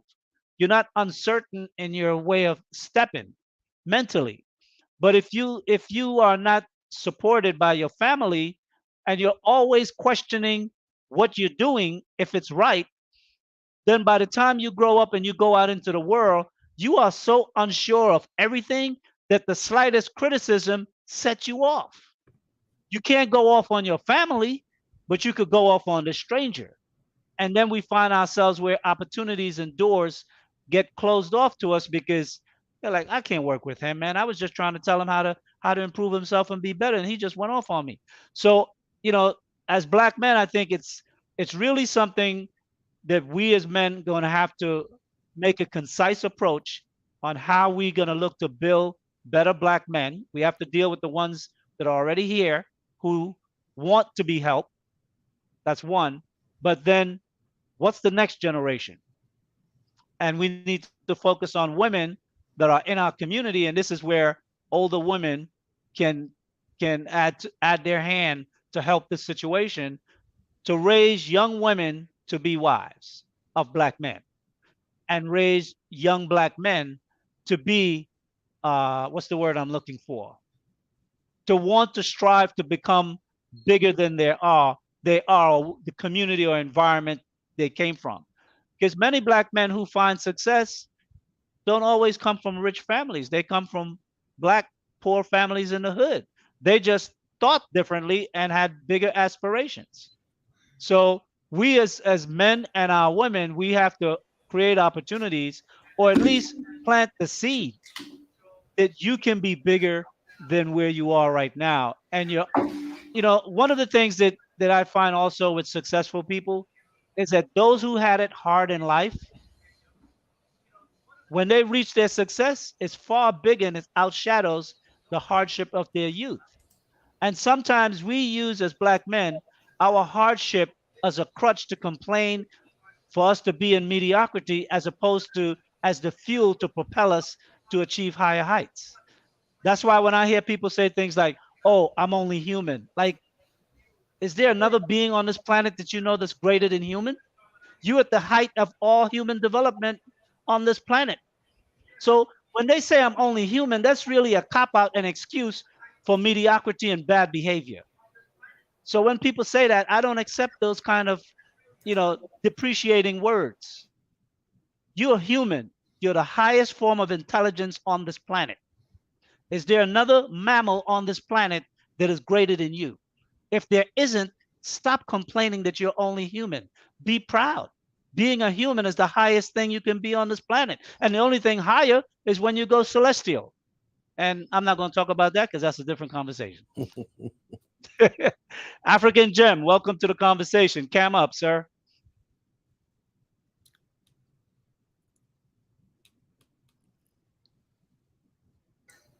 What do you have to add to the question and the conversation? Welcome to stage talk. And I really like this discussion. First of all, I would like to apologize for my accent. Don't worry. Yeah, even though being here in the United States for almost 12 years, I still speak like African. Anyways, I really appreciate this conversation. It is something that I've always thought of, that maybe as Black men, we need to come together and start having these conversations. I think at some point, being from Africa, when I came here, things were a little bit different. The way we live down there, we appreciate family. We work for family. Right here, I don't know if we're taught that way or we were groomed that way, that we grow up, go to school, work, and then die. It's not like that. And it's only like that in our community in the United States. I think we need to start talking. And the reason why I'm coming here, I'm not really a stranger. I've been, like I said, I've been here in the United States for like 12 years. So I'm part of the community. Before somebody tried to push me away that, hey, no, you don't belong here, I want to say, hear me out. So I do have this to say, though. I see many of us do point the finger on our Black women and say A is this, B is this. I don't understand. But after living here for some time, I can come to the conclusion that we have let that happen to us. They are generally women of all communities. They use weak men, or they use weak organizations, they use weak governments to stay strong or to thrive. As Black men, we haven't done anything to counter that in whatsoever. We go behind the scene and we complain about it. We hide. We don't do anything about it. At some point, I'll say this: we have to start standing up to those things that are taking our women away from us, turning them as weapons against us and against our generations. What is the need for us to come to this war, work? I believe that all of us here as men would like to hand over our wealth to our children. But most of us working here, we have kids that some of us don't even see. And when we die, the government just takes the money away. And I believe that is the agenda. What do we have to lose that we haven't lost already? Facing these folks, even our local governments who promote this rubbish, we need to start going over there. We need to form a community. We need to form like a group of people. Go over there and ask them to rewrite some of the rules that are empowering our women in a much more negative way. If you notice, since the 80s or since I don't know when feminism started, they've always used our women to promote bad agendas, especially Democrats. If you look keenly, I'm not saying this, some people are going to come after me, but I'm just being blank. If anybody knows me, I do the same job for my community in Africa. I go straight and I say my mind. Whether it is bad religious agendas, whether it is bad behavior publicly, they use them. Twerking started by them.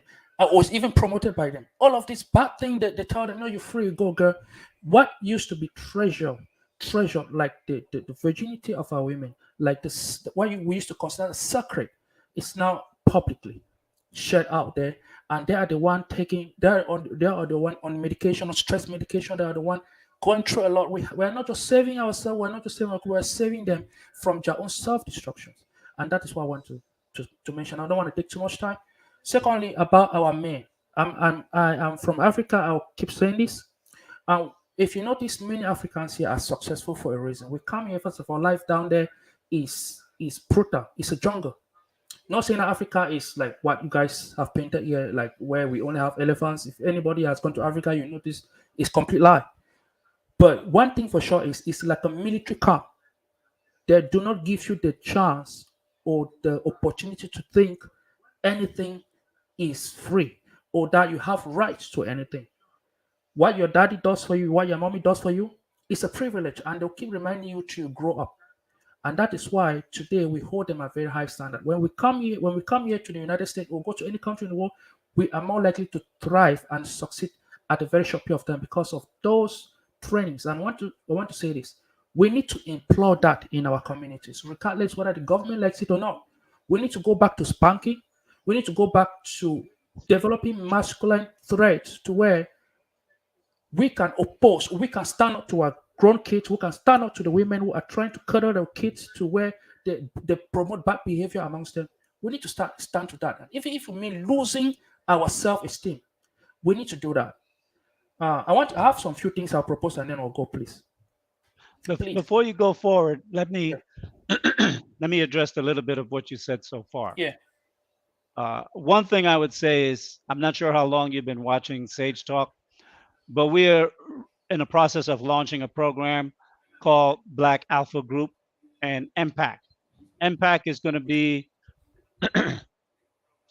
a political group that's going to look towards educating, raising money to support leaders in our communities who advocate things that would be beneficial to the Black community, Black men particularly, and Black families overall. And that doesn't matter if the politician is white, Black, or female. That is irrelevant. Okay. If they're going to support our programs and our ideas, we're putting a platform together where Black men and Black women, those who want to come with us, can move as a unit to empower the politicians that we need to get things done. Black Alpha is a group where we're looking to establish and build, help Black men to become more masculine, to learn leadership skills and abilities, and to become more financially self-sufficient. So that's one aspect. I think as it pertains to approaching governments to get things, to do things on your behalf, whether here in the United States or outside of the United States, when you're poor, you're a beggar. Beggars don't get to demand anything. When you're rich, you sit at the negotiating table. When you're wealthy, you make decisions and you influence. The program that I'm trying to develop is a program that will help Black men become rich, and also become wealthy. Once you achieve certain things in society, people will listen to you. When you're broke and when you're poor, you're asking for a handout. And when you're asking for a handout, you can't make demands. And we have to get out of this thing that we are always going to beg governments. I'm not looking to beg the government for jack. I'm looking to put something in place where when we roll up on you, we got power. We got 500,000 Black men that can vote to push this deal through if you support what we put as a platform. If you do that, we got 500,000 Black men votes. That's how I want us to move. I want Black men. What's the brother that said he's I seen? He's got a brother that's in construction. We need to be able to move where when we go into the chambers of commerce and they got construction bid deals from the government and the Black community don't know nothing about it, we got to be in those spaces so Black men can know about these projects. We can filter that information down to I seen. Hey, get in touch with your brother. Here's the information. You need to make a bid on this project. It's a $25 million project. You can get 15, 20% of that or whatever, right? This is how we got to move, man. And we got to utilize the talent and the skills of Black men who are in the position and places to be aware of information that is moving through the society so we could act on them. But many times Black men are aware of some of these opportunities, but they don't say nothing because they ain't got nobody to talk to, because other Black women in the community shun them because they ain't dealing with them. So other black men take their cues from the woman, so they shun them too. And then they go out and talk about how black men who are high value and marry out, they don't have nothing to say about the community. So those black men say, okay, no problem. I'll move on and I'll do my business over here. But then when he's rich and then he's successful, and then when he's ready to die and he leaves $1 billion, $500 million, $100 million to his Asian wife that have no connection with the community, what you want them to do? You're the one that told them 25 years ago, we don't want to hear what you got to say. I think You that got is to cut that madness. that's a behavior that I really want us to discourage, regardless of who we marry. The product from a black man is a black product. Our kids, regardless from which race that we give birth from, is going to be black. Like you said, we need to bring them back to our community, because if those kids stay in the community, they're gonna be recognized. They're gonna recognize themselves as blacks. There is They're something going I to be want to. black cultured minded kids. Yes, exactly. Not just Period. skin wise, cultural mind. Right. Something I wanted to propose, if it makes sense, because that is what we do here in our African communities, right here in the United States, is when one person climbs the ladder, they look down and they pull the next person. What I'm saying is this: when I came here in the United States, that was 12 years ago, I went to school, got my uh, got what I Education. got the knowledge that I needed to be a professional, like an IT professional. I'm a computer engineer, so I do different stuffs. I'm knowledgeable in IT in many ways. Whether programming, Linux, DevOps, many other things that I can coach other kids or others to get into the field. And I'll tell you this is a one of the most paid fields, and I don't see too many black people there, and it really hurts my heart. But we are changing the dynamics now, especially in the African community. What we're doing is this: if I've gone to school Drop 4 years, drop your email in the chat also.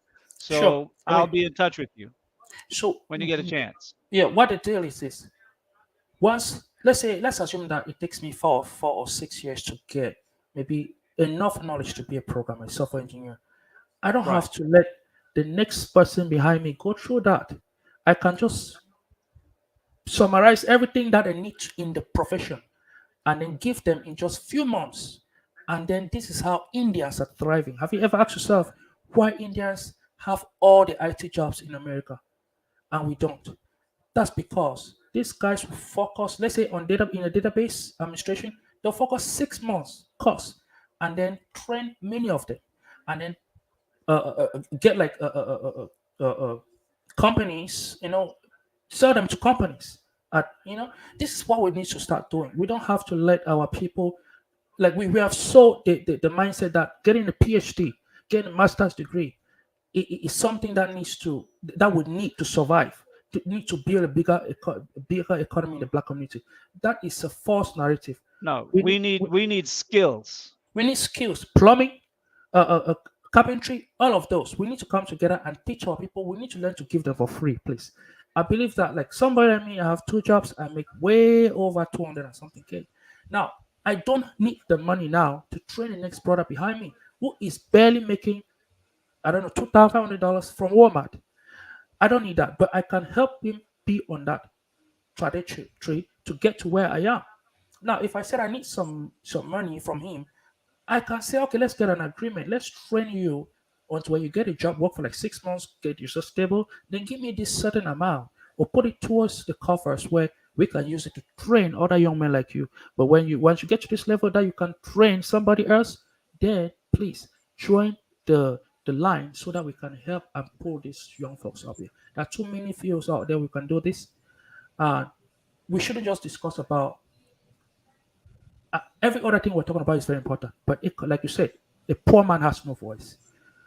We can raise our voices when many of us are into the 6 figures, when we can negotiate, we can change the level of taxes that we pay, can change the narrative in a certain community. We can even come together, have our own banks. Why, like how many of us are here? Maybe many of us are making 6 figures. Why are we using other banks where we can come together, form like a credit union, and put our money inside of it? serve our communities, give them loans, because there are many black people out there who do not have opportunity to buy small houses because they just look at you and be like, you can't pay that loan, but they'll give to the next guy who comes from behind, who is doesn't look like him. How about we do that? How about we come together and we have a doctor over here? How about you share your idea on how to have a small clinic in our communities to serve our people? How about that? I don't know if I'm making sense. Well, can I say something You're real making quick? good sense. Yeah, you're definitely making sense. Go ahead. I seen it, and then I think Eda Man want to say something as well. So first of all, I want to say I don't disagree with 99% of the things that you have just said. These type of conversations, I'll be honest with you, I'm not always privy to them. I come from, and now honestly being on this podcast right now, it's kind of hard for me to admit this without feeling some type of way, but I come from more of the Malcolm X type of background. Like my birthday is actually May 19th, the same as Malcolm X.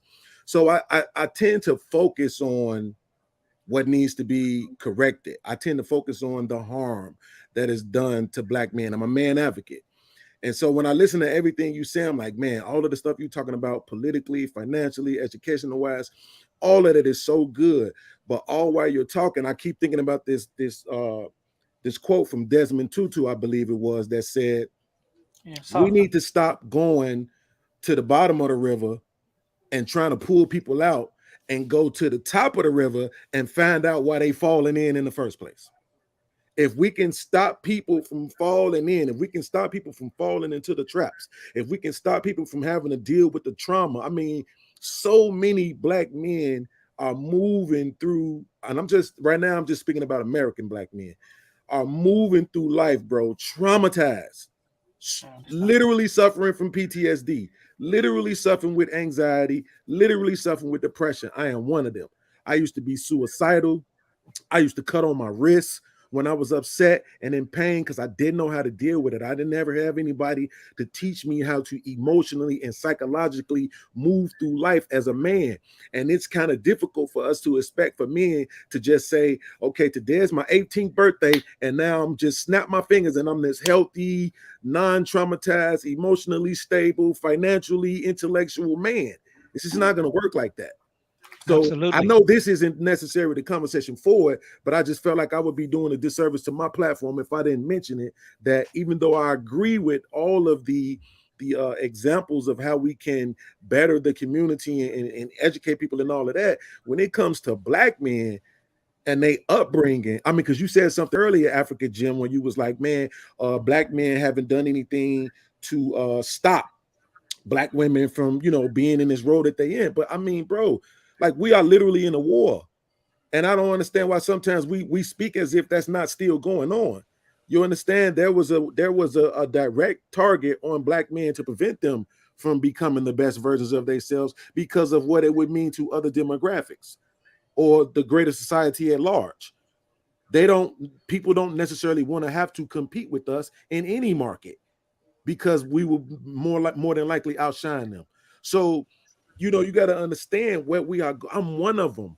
Like, I get it. 20% high value men, these guys making 80,000, 100,000, millionaires, they matter. But if most of the men are average making dudes, and this is what we're going to be picking the next generation of high value men from, then we need to be concerned with them as well. We need to be concerned with those average dudes and what they go through that perpetuates them living in such mediocrity for a long time and never reaching a high value status. I have something. One second, African Gem. I want to pivot from what I seen said because he reminded me of a comment that you made, and I think what some, I'm not going to say many because some may be learned, but you seem to be a young man, and you said you've been here only 12 years. Yes. But I think what some Black immigrants don't really understand about America is that even though Black Americans had the emancipation back in 1865, white people just didn't say, okay, you're free now, go out and do whatever you guys want to build yourself up. No, they kept the pressure on to keep us in slavery without the word slavery. They killed us, they sabotaged us, We had to fight just for equal rights. Then we had the whole drug game that came down from the 60s, 70s, 80s, crack epidemic. Then we had in the 90s, we had the drug laws that came 3 strikes, you're out, get put in jail for simple things. There's been a war on black men from slavery until after slavery up until now. The problem is our women, when they had the opportunity to not have that hammer on their head, they sidestep us and they say, see ya, I'm out. So now that we are transitioning and we're looking at this situation not from a microscopic point of view, but from a more macroscopic point of view, so we could see the entire situation, what have been done to us, those who have abandoned us, those who are weak, those who are strong. We're now looking at the whole picture and we're saying, okay, we're going to have to move different. Now we're talking about these are the moves that we're going to have to make. Black men in America understand the dynamics of where we come from. And I think I've really makes clear of what so many black men suffer. But I think as a foreigner, sometimes when you speak on panels, you have to either educate yourself or you have to be mindful that black men could be further ahead in this society, but we have had the white man's foot on our necks and bullets in our backs for the past 300-400 years, SH, whether it please, was can hanging I make or a whether it's otherwise. So sometimes not all men could understand that what you may say may be because you don't have the historical references to couch it into whatever you want to communicate. I do because I've been a teacher, I've had a long life of experience, and I've traveled, and I've been to Africa as well. So I say this to kind of address the entire panel and those who are in the audience, that we have black men now coming into these platforms and talking, and we're all adding our contribution verbally. Hopefully will translate into action at some future date, how we can help manifest the things that we talk about. Because one of the things I want to do with my show is not just about talking about the bad behavior of black women. There are a lot of people that do that. I don't have those experiences with a lot of bad behavior with black men. I mean, with black women, because I was fortunate that I had a life where there was a certain level of black women I didn't even see in my life. But I have been in this space long enough since 2018 to digest what has been happening that I knew when I was growing up, but I left. When I became 19, I left and I didn't look back. And even when I moved back into Harlem in the community, I was still at a different level where I wasn't associating with a certain level of people. I didn't have to. So listening to this conversation have brought me through a time warp up to speed as to where the majority of our society is, black people particularly. And I think when black men like yourself come and you add to the conversation on how we can do better, that's valued. But I think also you have to be aware of how black men may or may not have allowed black women to behave in the way in which they behave, and how black boys have been left drifting to be powerless and achievement without achievement. I think these things are something that we need to attack and we need to work on. But that's why I say I don't want to go back and talk about what has happened, because what has happened, we could spend the next 50 years talk about what has happened to us. I want to talk about where we are now, diagnose the problem. Now, what are the solutions? Where do we go forward? And I think what E-Man is talking about, right on point. What Hank has dropped, right on point. Go ahead, E-Man. I just want to say this too, because it's easy to say what we should do, and when we get in these positions, it's a totally different thing. I'm on the Chambers of Commerce. I see all these contracts that come through. I'm a part of these organizations that you're talking about, and you got to understand, as a black man, I'm already look different. I'm look different because I'm typically, it's not a lot of us in the room, right. And so when when we say, hey, we need to refer this to a black business, is it a black excellent business? Because it makes a difference. Absolutely. Would they get a better? Absolutely. Would they get a worse service? Because you gotta understand. Because now I'm accountable because my name is on it. Are they gonna get a better service going with a different race compared to a black person? And then typically the people that I pulled up with me, kind of what African Jim is the same people who stabbed me in the back. They're the same people who was envy of where I was at, trying to pull me back like crabs in the barrel. So when you're talking to the men that have created a certain level of success and you saying we should reach back, how many times have our hands been bit reaching back down? And I think that's a conversation that's never had unless you did some reaching, in my opinion. Iman, can I give a contribution real quick about what you just said?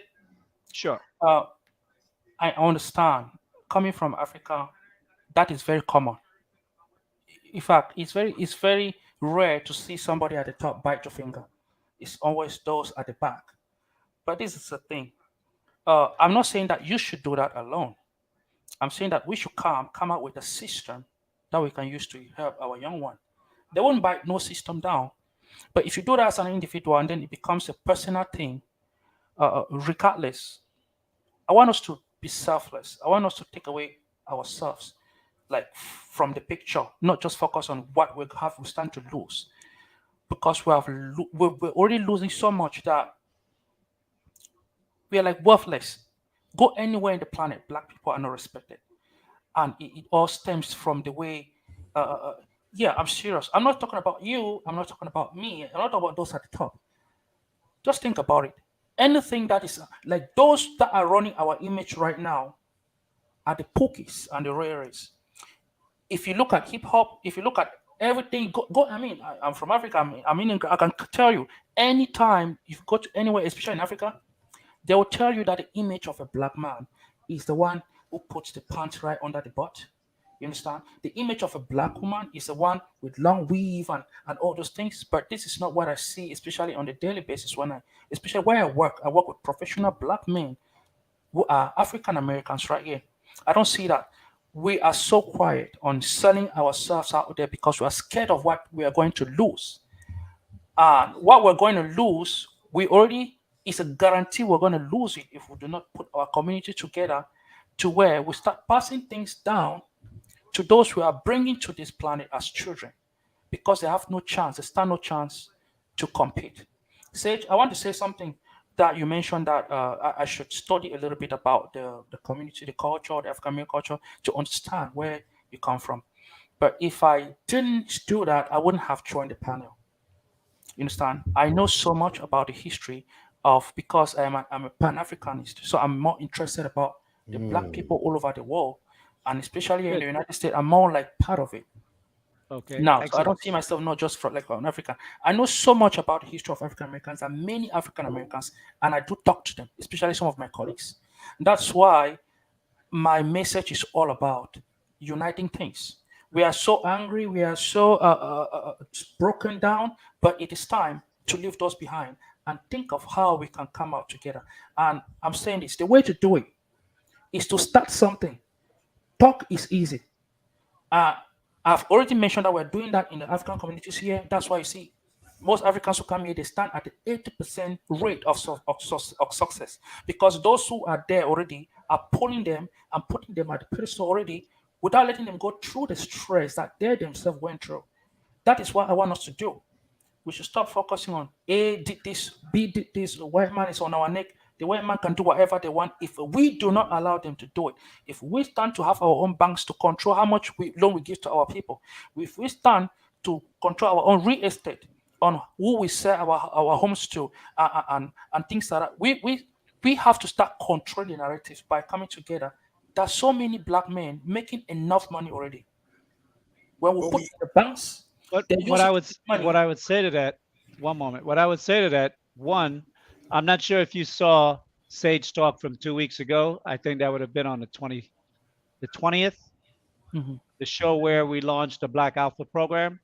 You should go back and see that show. The 27th was last week. The show before that, I think, was the 20th or the 21st. Go and check that show out, because I think a lot of what you're talking about has already been proposed. The wheels are turning and we're putting things in place. And I'm hoping probably by next Sunday's show, I'll be able to drop the information for the first phase that is going into effect. Because absolutely, first of all, we need to have black men of like mind, right? That's why one Yes. of the things that I say is that I'm not trying to change you. Because if you're another man already that see that there's a problem and we need to move in a certain direction, then I don't have time to try to fix you. You Come need to on. go fix yourself. I'm looking for men that already recognize that there's an issue. They could put away their small differences and they could say, you know what? These are the kind of men I want to be associated with, and we're moving to get things done. I'm solution oriented in my thinking and in my action. So we can discuss what the issues are, but I'm already taking steps to see how we can put these things into actions to solve some of the problem. I don't expect to have the whole black community behind me. I'm looking for a small group of men that are like-minded, because you'd be surprised what can happen, how you can shift things in society and thought processes.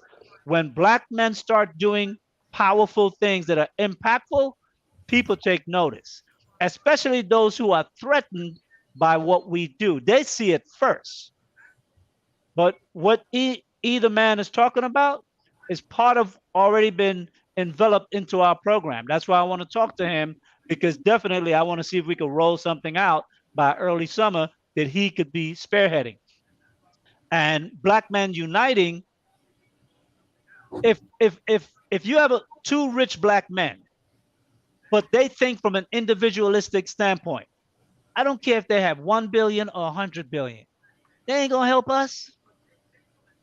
We need black men that think more in unison to go after projects and have an objective to help the community and build the community. The old saying that a chain is only as strong as its weakest link. We have a lot of black millionaires.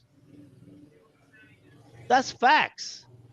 There's a reason why ain't nothing building in black communities. They might do one project over here because they make it look good. It's good for their brand. They could market it.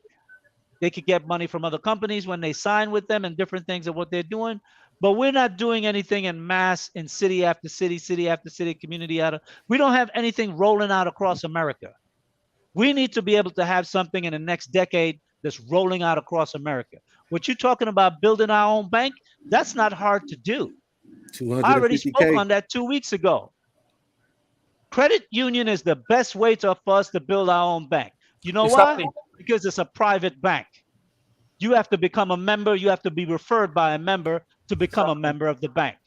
That's why I want And to the people who deposit and put their money into that, we could bring programs and we could offer car loans, business loans, and real estate loans to help develop our community.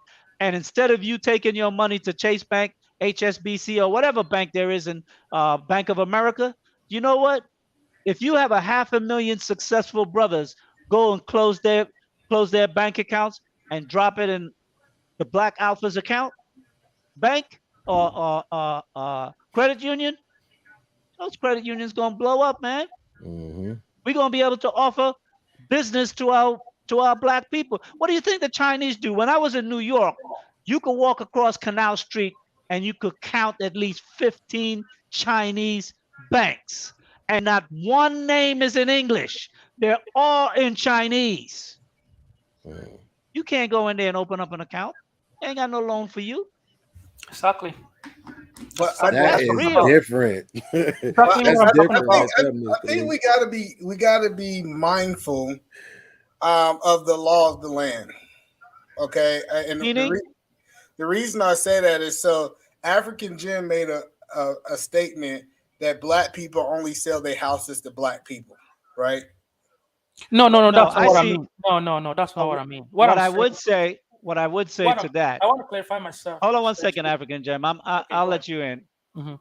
But either man in Crown Heights, in the Hasidic Jews neighborhood in Crown Heights, back in the early 70s, they had a 4-block circumference of property. You go there now, they own Crown Heights, the whole damn thing, from Grand Army Plaza all the way back into Crown Heights, Prospect Heights, everything. And when they buy a building, they only sell to Jews. So we got to get off that crap that we can't just do business with black people. White people do business with white people. And when you get up into the upper echelons of corporate America, why do you think they're forcing corporate America to let women in? And whether it's, and it seemed like California is like, we don't even care if the woman got qualifications. Just put a woman on your board. Period. They're doing that because white men have closed everybody out for centuries. And if you don't check them on it, they're going to continue to behave that way because they want to centralize power. We don't have to go around broadcasting what we are doing. We just got to do it. Exactly. So what I was trying to say is go ahead. I think E-Man want to respond to me, but you go first because you did have something you wanted to say previously. Oh, okay, E-Man. So I wanted to say that being somebody like I bought my house last year, and I can say this for a fact that there's a little bit of bias when giving loans to black people, whether I would like it or not. It's only in our community that we think that life is straightforward. And because of that, we are paying the price. Other communities, they do identify with themselves, whether we like it or not. In Africa, we call that race. In America, you call it racism. In Africa, it exists in different ways. Tribalism, nepotism, it has always been since man who existed on earth. It's only here that I think those of us blacks, we think that we have to be. I'm not saying that we should do things. Well, what I'm saying is this: regardless of whatever we want to do, once you're a black guy, go to get a loan, there are some banks who will look at you and tell you are not qualified and give some excuses. They won't tell you straightforward, but they'll make an excuse not to make you have it. Well, it's out there. Go also on YouTube. There are many people who have given testimonies to that. There's one last thing I'll say, Serge, before I go, please. Just give me a chance. That's the last thing for the day. There's one thing, other thing, because what I do is try to identify the things that keep us down as a people, as black people, whether women or men, black men. And one of these is getting government bodies involved in some of our businesses, especially conflict between us. And we know that they are not coming in to help solve it. They're coming to destroy. Things like child support, especially that's number one. We need to make sure that we educate our people to avoid, because the government doesn't come in because for the interest of the child. Because if it was for the interest of the child, they'll be like, open a bank account in this credit union, in this bank, and we will watch you, we'll tell your company to do a direct deposit of that money to that baby's account. No, but I have to write it to the government to cut a percentage of it. And it's multi-billion-dollar company. That's why they'll keep fighting for it. And what I've noticed amongst black people, black men especially, is that they give up very early. Like a woman just takes you to child support and you just assume that you have no chance to win the case. And you give up, you back down. Some will complain that they don't have the money to buy the lawyers to fight back. Okay, this is what I want to say. We need to start coming out with a way to form, because this is a way to save our black children from growing up with some of these women who are self-centered, selfish, to where they depend on this child support for themselves, and the kids grow up alone and grow up to be a nuisance. If you do not protect your offspring, the governments who are backing up the lady to get him destroyed, he's going to be the one on the street shot by the police because he didn't grow up with the father. Well, I think that's a twofold response. What I would say is, all right, that's all. First, 1 second. What I would say is, first, our black sisters have to change their mindset and stop taking brothers to child support. That's one.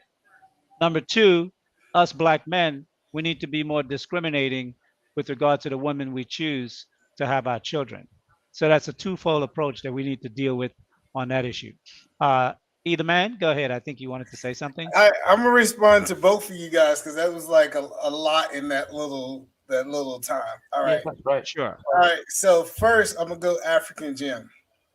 Um, I think this narrative is just not correct. That black people. Which part? I'm gonna explain it. The black people cannot walk into a bank, and because of the color of their skin, is the reason that they're being disqualified for loans. Now, in the past, I get it. If we talk about the 60s, and we talk about the 50s, and we even talk about maybe the 70s, I understand that narrative. But today, I just can't see a man that have the financial means walking into a bank being disqualified for his color. Okay, So, let me interject. Hold on. Let me add to what you just said. Do you know that just recently, after the 2007 mortgage debacle, that Wells Fargo was sued for that very thing, and they had to pay billions of dollars in fine? And between 2012 and 2016, Citibank was sued for the very same thing. Correct. Now, Citibank has been sued twice, because I remember back in the late 80s when I was doing real estate, Citibank was sued and had to pay $100 million back then. And I don't remember the number that they had to recently pay in the past 4 or 5 years, but they had to pay several $100 million again. It is something that is, and actually, JP Morgan Chase recently got fined also for similar practices. They got fined for money laundering and something else. I have to go back and see if I can find that story. But what I'm saying is that there's some black men may not encounter those things, and because they don't, we can't just off the cuff say it's not happening anymore. Because there are a lot of things that me personally, I did not get much resistance in terms of racial discrimination when I interact with white people in white businesses. Honestly, I mean, it would be foolish of me to say that there's no racism in America, but I didn't experience it. I had one encounter in my life where a white person was openly discriminatory towards me. He got checked. But from a business standpoint, I didn't always see it, and I didn't have to deal with much of it. I had experience with it from time to time, but usually it was indirect and not direct to me. But I think we have to be more mindful that it happens broader throughout the society than we would like to think. And there's a lady channel that I listen to, Miss Lisa Cabrera. She does a lot of things on discrimination within the society of the United States. She does things on criminal, where you have so many black men every couple of months getting pardoned, spending 30, 40 years in jail for a crime that they didn't commit. This is not the 60s. This ain't the 40s. They went into jail in the 70s and the 80s when you had the DA, the chief of police, and all these guys framed this man to put him in jail. 40 years later, he's coming out, and they said he was the wrong dude. And then they had the evidence. The DAs don't get prosecuted and go to jail for putting a man in jail when they had the evidence that he wasn't guilty. So these things are happening now, 2022. They're still happening. And because it don't happen to you or in your circle, don't be misguided that it's not broadly happening. And all right, so let me finish. One moment. Let him finish. I seen, because I don't want him to feel boxed out. Go ahead, Eda, man. So the point that I'm making is today, in 2022, if a black man goes into a bank with a 700 credit score, right, he is not going to be denied because of his skin color. So I get it. Now, maybe on the lower side, you got a 500, 600 credit score and your credit is not together. I can see them justifying it. But when you talk about a man, if his paperwork together, those type men are not getting denied because of their skin color.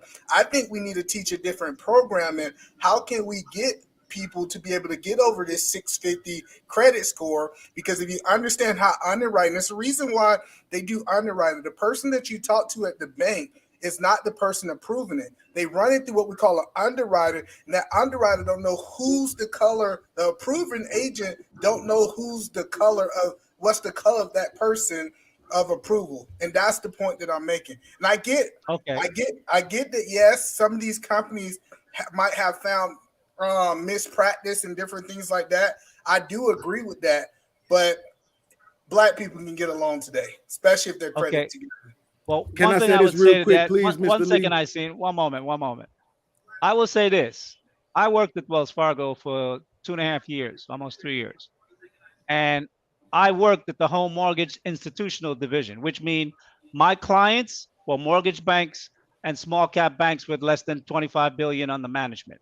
Those were my clients. I managed the territory from the greater Sacramento area all the way out to Reno, Nevada. I had more than 225 banks and mortgage bank under my territory. I did training, I did compliance. Also, with if one of their loans got rejected by the underwriter, I actually reviewed why it was rejected.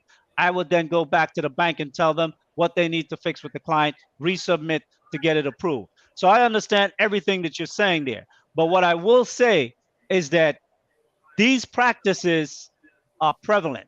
Just recently, I think the director of Black Panther went into a Chase Bank to cash a check, 30,000 or whatever it was. So They called the police on him. This is a multimillionaire. He was just dressed regular. He don't have to walk in. Does a black man have to walk into every place in a suit and tie to get respected? Come on, we need to be. The thing is, one of the things that I want to be able to do and what Kevin Samuels talk about is that black people as a whole have an ethnic image. And I think what African Gem was speaking about is our ethnic image, how it's perceived outside of America. There you go. And though they're successful black men in America doing well, that's not the image that's projected. Just like in America, the image that's projected to us in America through the media is that Africa is poor. They don't have anything. Everybody is starving. We have all these white institutions always begging for money, and they put together some village and they say, we need to feed them. It costs 19 cents a day for us to be able to give to them so they can have a good meal and you can send them to school. Those things is marketing.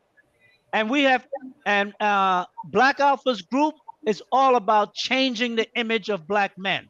But part of that also is going to be teaching and having seminars, workshops to introduce black men to obviously different things on how they could go about changing their own life to improve their economics and so forth. I think mental health will be something that we will deal with first, rolling out the box, because that's a big issue for black men. I think Aishin mentioned something like that. So we need to address that. But the Black Alphas Group, Inc., all these things that we're talking about, trust me, phase by phase by phase, as we roll out, we will be addressing these issues. And though some black men like myself may not have had direct interaction with some of the things that our people suffer and interact with or have to deal with, I know there exists because I come from the hood. I'm in connection with the hood and my family and friends. I see things. That's why I like YouTube, because YouTube gives you a different perspective that general media normally don't want us to see. And what I would say, I see, go ahead, you want to contribute something? Then we have to welcome Simon. He just came on board. He's been sitting there patiently. So definitely, brother, welcome to the show. Go ahead, No I doubt. see. Salute to you, Simon. All right, Dr. Seven. Appreciate you, brother. Thank you very much. Either man, this is what I want to say real quick to you. And it's crazy because what I want to say, you kind of hit on it a little bit. But like when you said, if a black man, walk into the bank or whatever situation with all of his stuff in order, I would agree with you. Yeah, you're going to get taken care of. But that's the difference, is that if you don't have the 700 or the 800 credit score as a white person, or maybe another persuasion, they'll still take care of you. Exactly. They'll still give you what you asking for, you know what I'm saying, in order to benefit your rise or what you're trying to do to supplement yourself and your family. I've seen it play out. Whereas with black men, okay, listen, I'm gonna give you a quick story for myself. I have a trucking company. I started it in 2016. When I first started it, you can Google me. 414 Transport was the name of it. I changed the name of it to Bell Transport Logistics to reflect my father's last name, because that all of a sudden became important to me. So at first, when I first started it, I ain't have nothing going on. I just started it. And then they was like, look, you need to get your credit together. We need you to get a credit score of at least 620. So it just so happened I was in a car 680. You accident. need to be at 680. Well, they told me I just needed to get to 620 in order, because I Okay, was that just was trying to get a false. loan to get my truck. I was just trying to get my truck. So they told me I needed to get to 620. So my credit score, I didn't care about credit prior to this. Didn't really care that much. So I went, it just so happened I had a car accident, so I had came into some money. When I went, paid off all the little debt I had, waited off the little few months and stuff, you know, for my credit score to get up. My credit score got up, and he was like, "Oh man, well, I didn't know that your business was brand new." Well, you had all of my paperwork. So you did know that my business was brand new. Did they charge you? All of my paperwork. They wouldn't finance the truck. No, He I'm said- saying the person that provides you the credit advice, did they charge you? No. Did they charge It you was for that? it was the actual company that I was trying to Oh, get it was the the truck finance from. company. Yeah. Oh, okay. So it was the finance company I was trying to get the truck through. And so he was like, "Okay, well, you got your credit up, but I didn't know that your credit score was new. So the only way we're going to be able to finance this truck is if you put up $10,000. Of course, I didn't have $10,000. You know what I'm saying? But I went and did what he told me I needed to do. And then when I came back, he basically moved the goalpost, bro. You know what I'm saying? That's a sales Yeah. tactic as well, right? That's a Yeah. sales tactic. I'm very familiar with how that's done. And he misled you because he knew all the demographics of your situation, but he was playing a play-by-play game so he could get the sale. But he wanted you to put money down. He knew Right. that from day From the one. beginning. From the Yeah, beginning. he knew that from day one. So, and I just want to respond to that. Okay. So first thing I'm saying is that sales tactic would have happened with a white man too. It's Absolutely. not just because you were black. Absolutely. I'm gonna tell you like Right. that. And then I would say that's true. And so the one thing I do want to say is this right here is that let me give you an example of buying a home, right? Because I own homes. So before you get ready to buy a home, you get something called a pre-approval, right? Right. This pre-approval, they're gonna run your credit. They're gonna say, "Hey, Mr. Salmon, hey, Mr.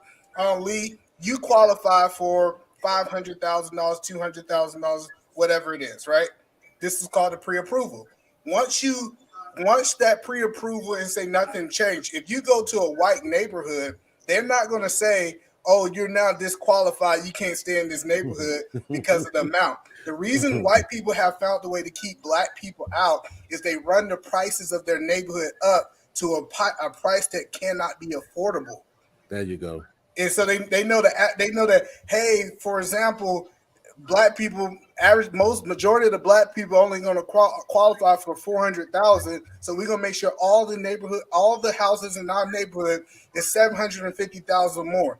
And so it's not just about keeping them out. Don't get me wrong; it's systems to keep us out, but it's not about race, in my opinion. It's not about color. Now, when I talk about race, I mean it's not about color. They're not. Oh, say it is. So what do you think It is. it is? I'm if not it's somebody. color? I'm not somebody who look into race a lot, but I can guarantee you, this is definitely about keeping a certain demographic of people out of the white communities. Well, I can It's tell not you. about color. Let me let's finish. go ahead. Sure. It's not about color. Sorry, it's about class.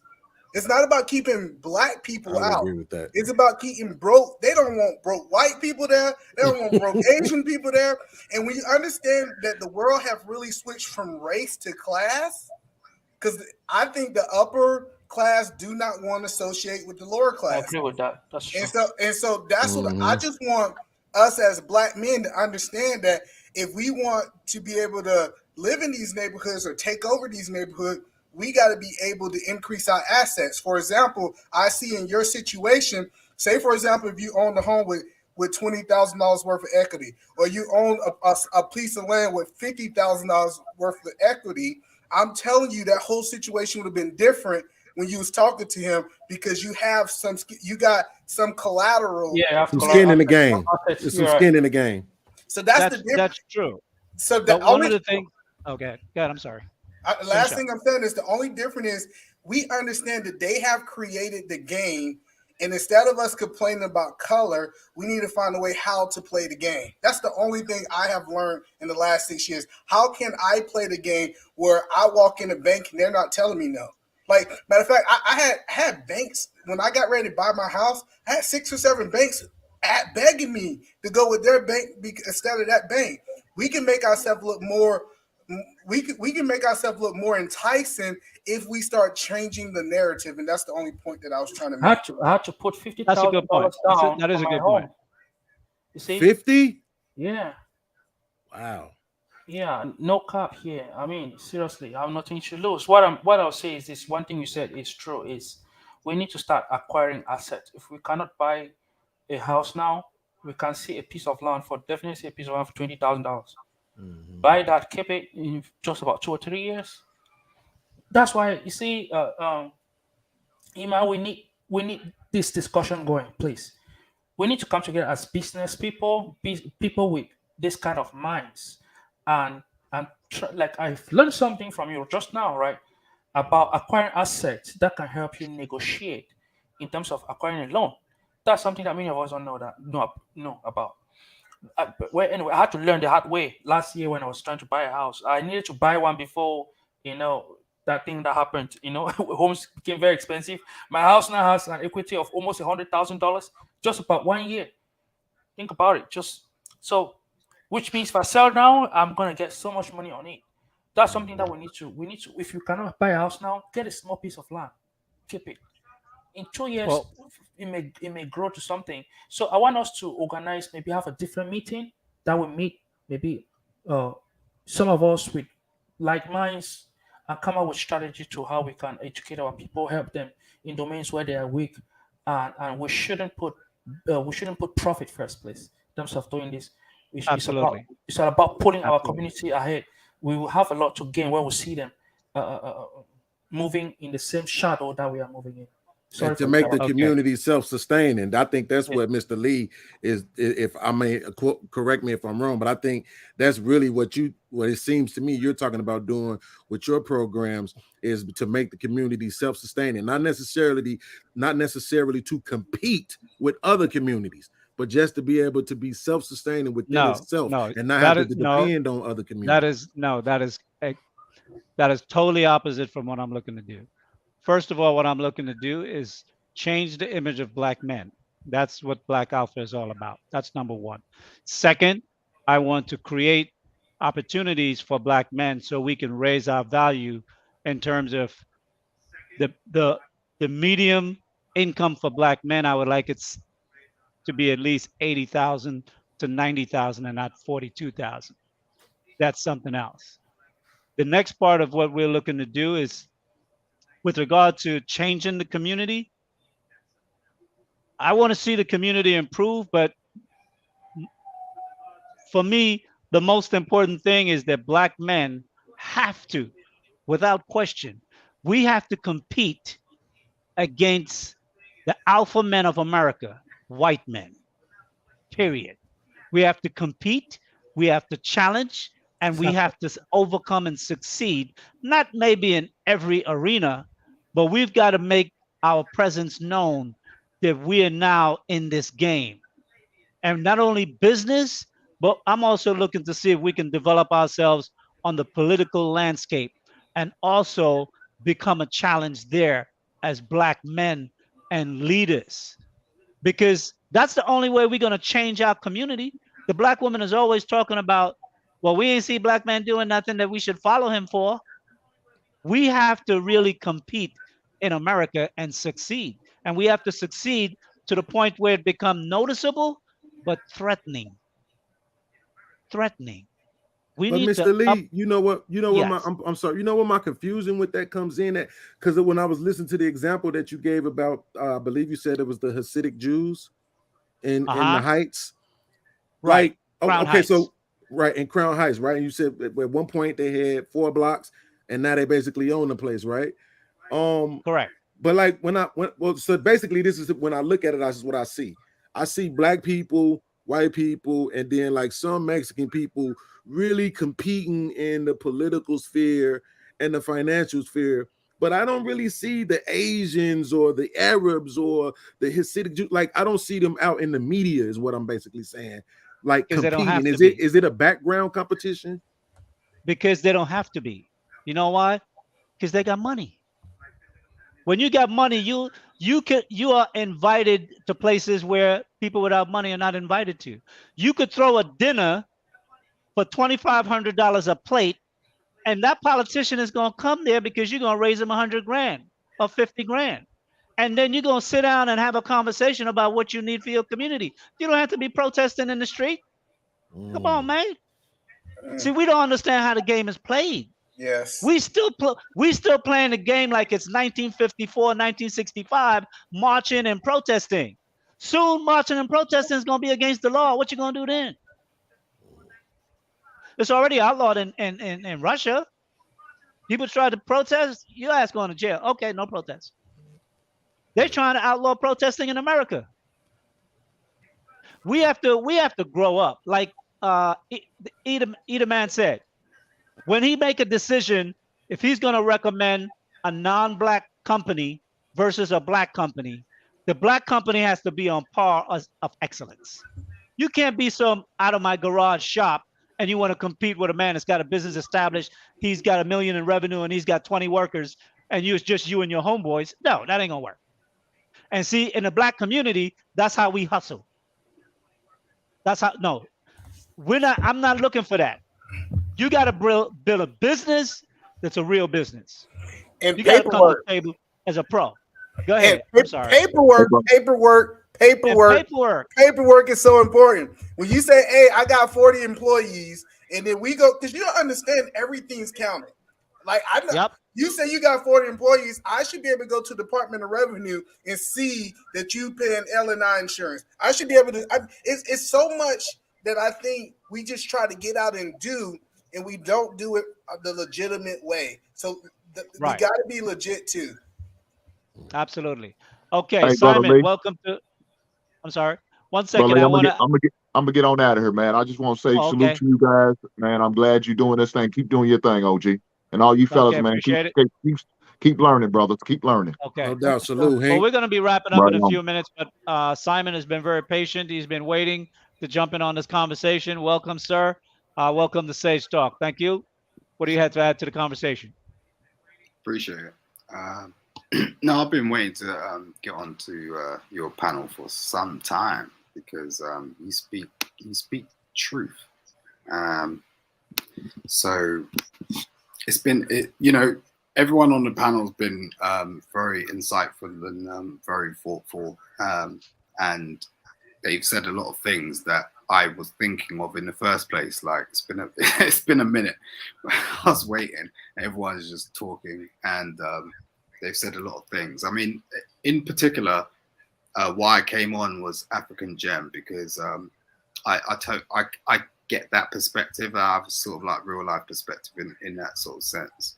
And sometimes the cultural thing could be a bit of a barrier in terms of what we understand in terms of building communities and things like that.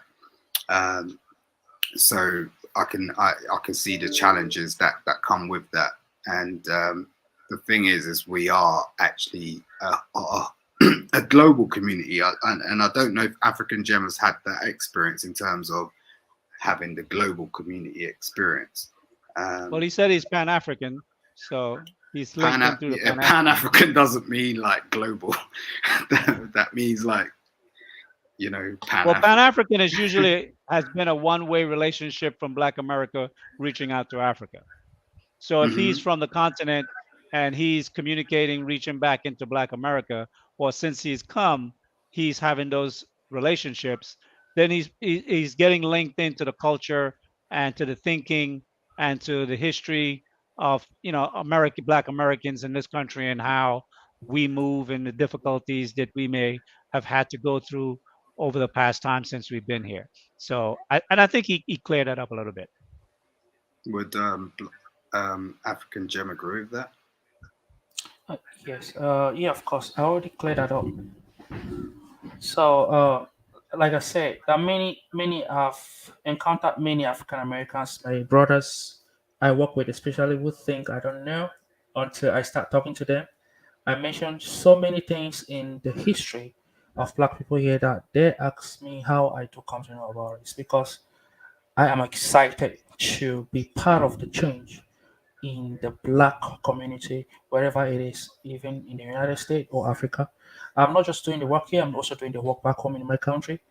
I do I believe more on action than just words, but I also believe that it has to start with us talking first, because we have to talk and look for ways to come together and move forward. And we should take away this divide that if you come from a different community and you're a black person, you cannot understand the narratives. I believe that we can learn from one another, especially as African.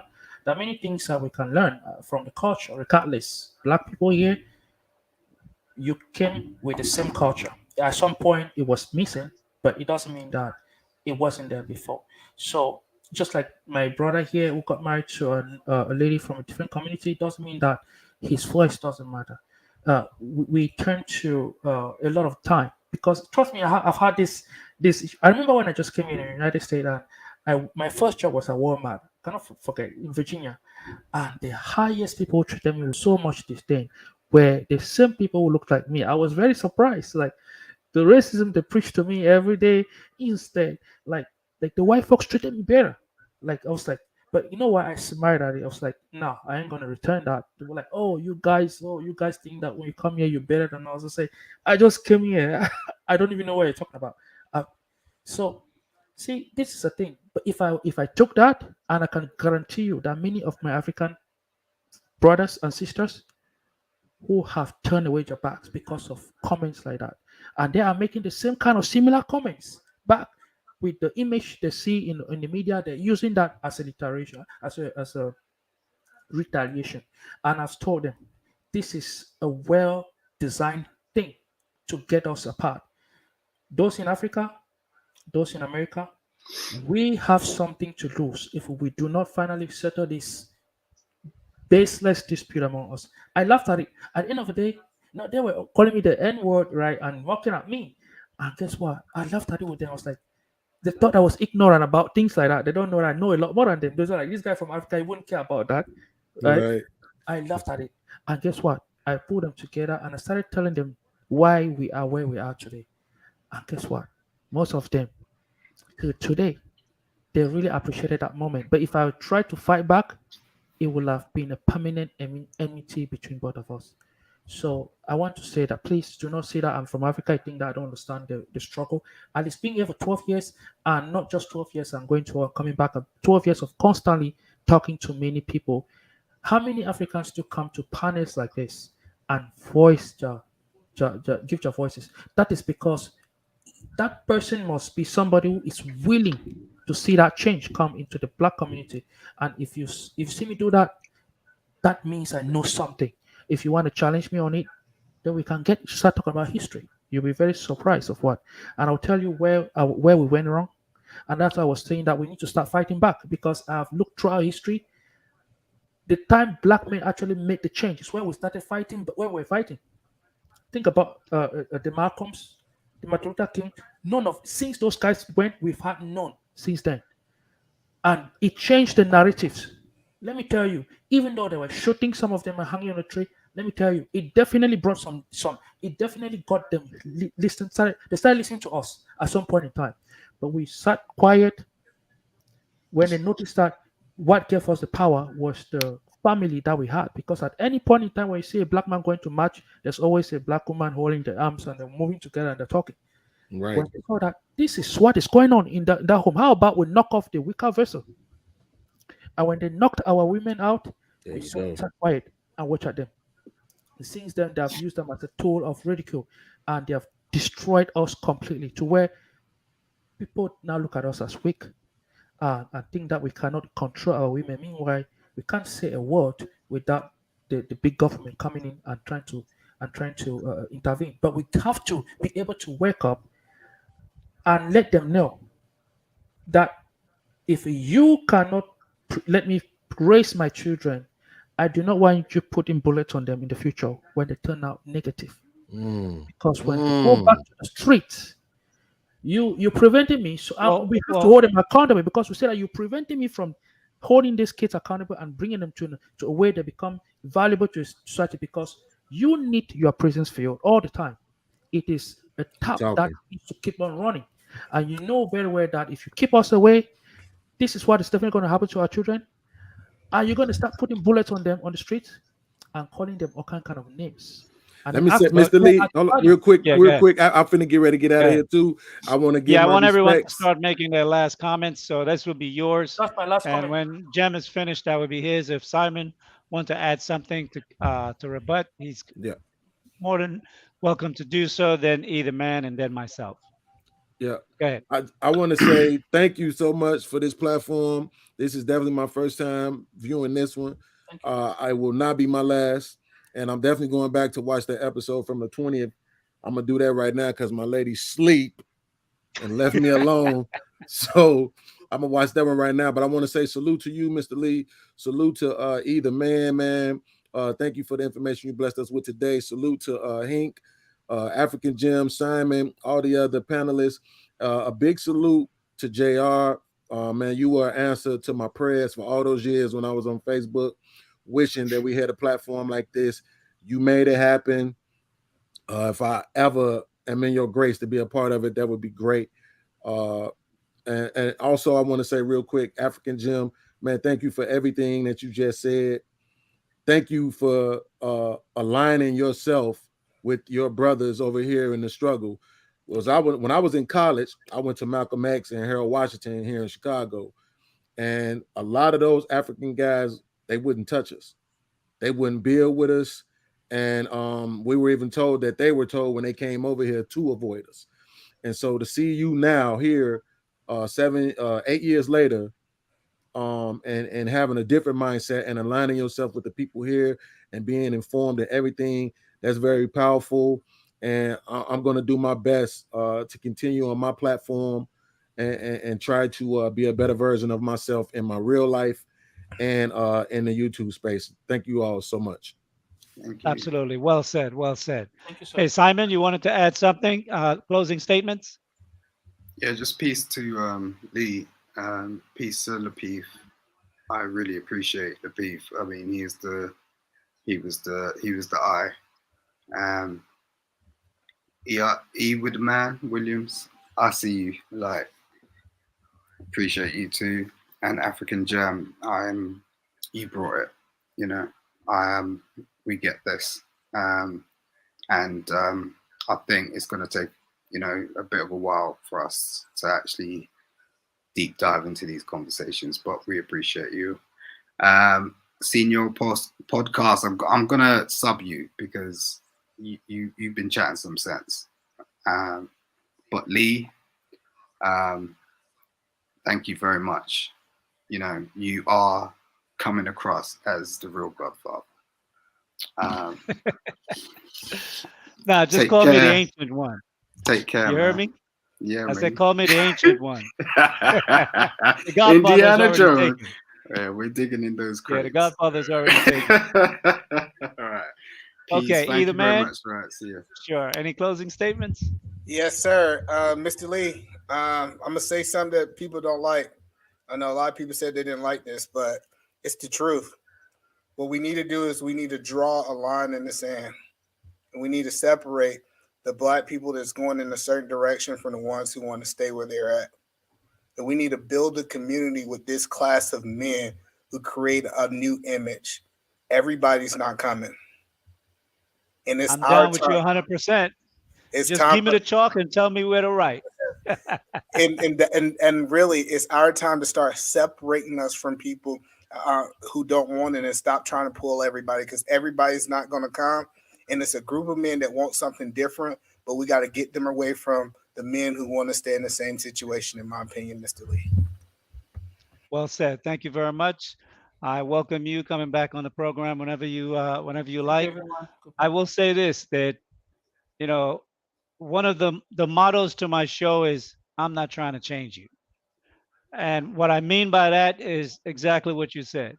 Like-minded men that see something different, who wants to move in a different direction.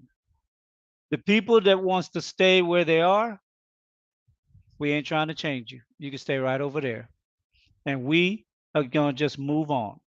And I think with brothers like yourself that are moving forward, that are building, and the other brothers who are thinking in a very similar way, who are moving forward.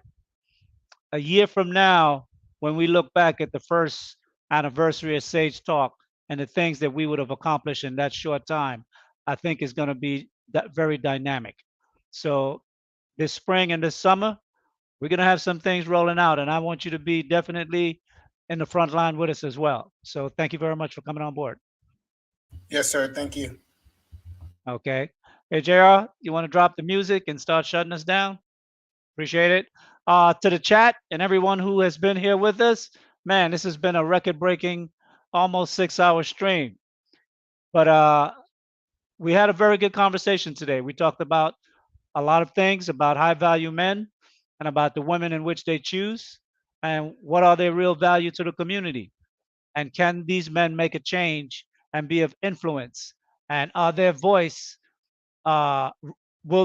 be recognized? Or will they be put out to the pasture as though they're men that are dead or too old to be of any use? And I think differently. I think high-value men can contribute a lot to the community. The point is, are there women that will be wives to these men that's going to build in our community? And I'm going to put out a challenge to all our Black women out there. If you want to be a wife, learn to be submissive. Get on the program with your man, because you can't compare a high-value man that's succeeding in life to a man from around the way in the hood. There's just really no comparison, unless the D mean that much to you and you can't find no better. I don't know. High-value man got good D too, so don't worry about that. I never had a problem. So just to drop that for those who might want to go on that part of the conversation. I heard a girl told Kevin the other day that she left her husband because the D wasn't all that. After 10 years, it took her 10 years to figure out the D wasn't all that. I'm scratching my head. Like, what? Anyway, I think her real reason was something different, but, blame the man whenever you can. I don't think women are that ignorant, or how can I say? I don't want to say ignorant, that they're not so conscious that they don't know if a man have good sex within the first year of the relationship, and it take her 10 years to figure it out that he didn't have good D. I just think that's bull. Anyhow, thank everybody for showing up, the green team. We should be dropping the Black Alphas group badge real soon for those who will be participating in the private productions that we'll be rolling out, coming out. I'm sure it's going to be this month, so stay tuned. JR will be dropping that information as things come into fruition. Thank you very much, everyone.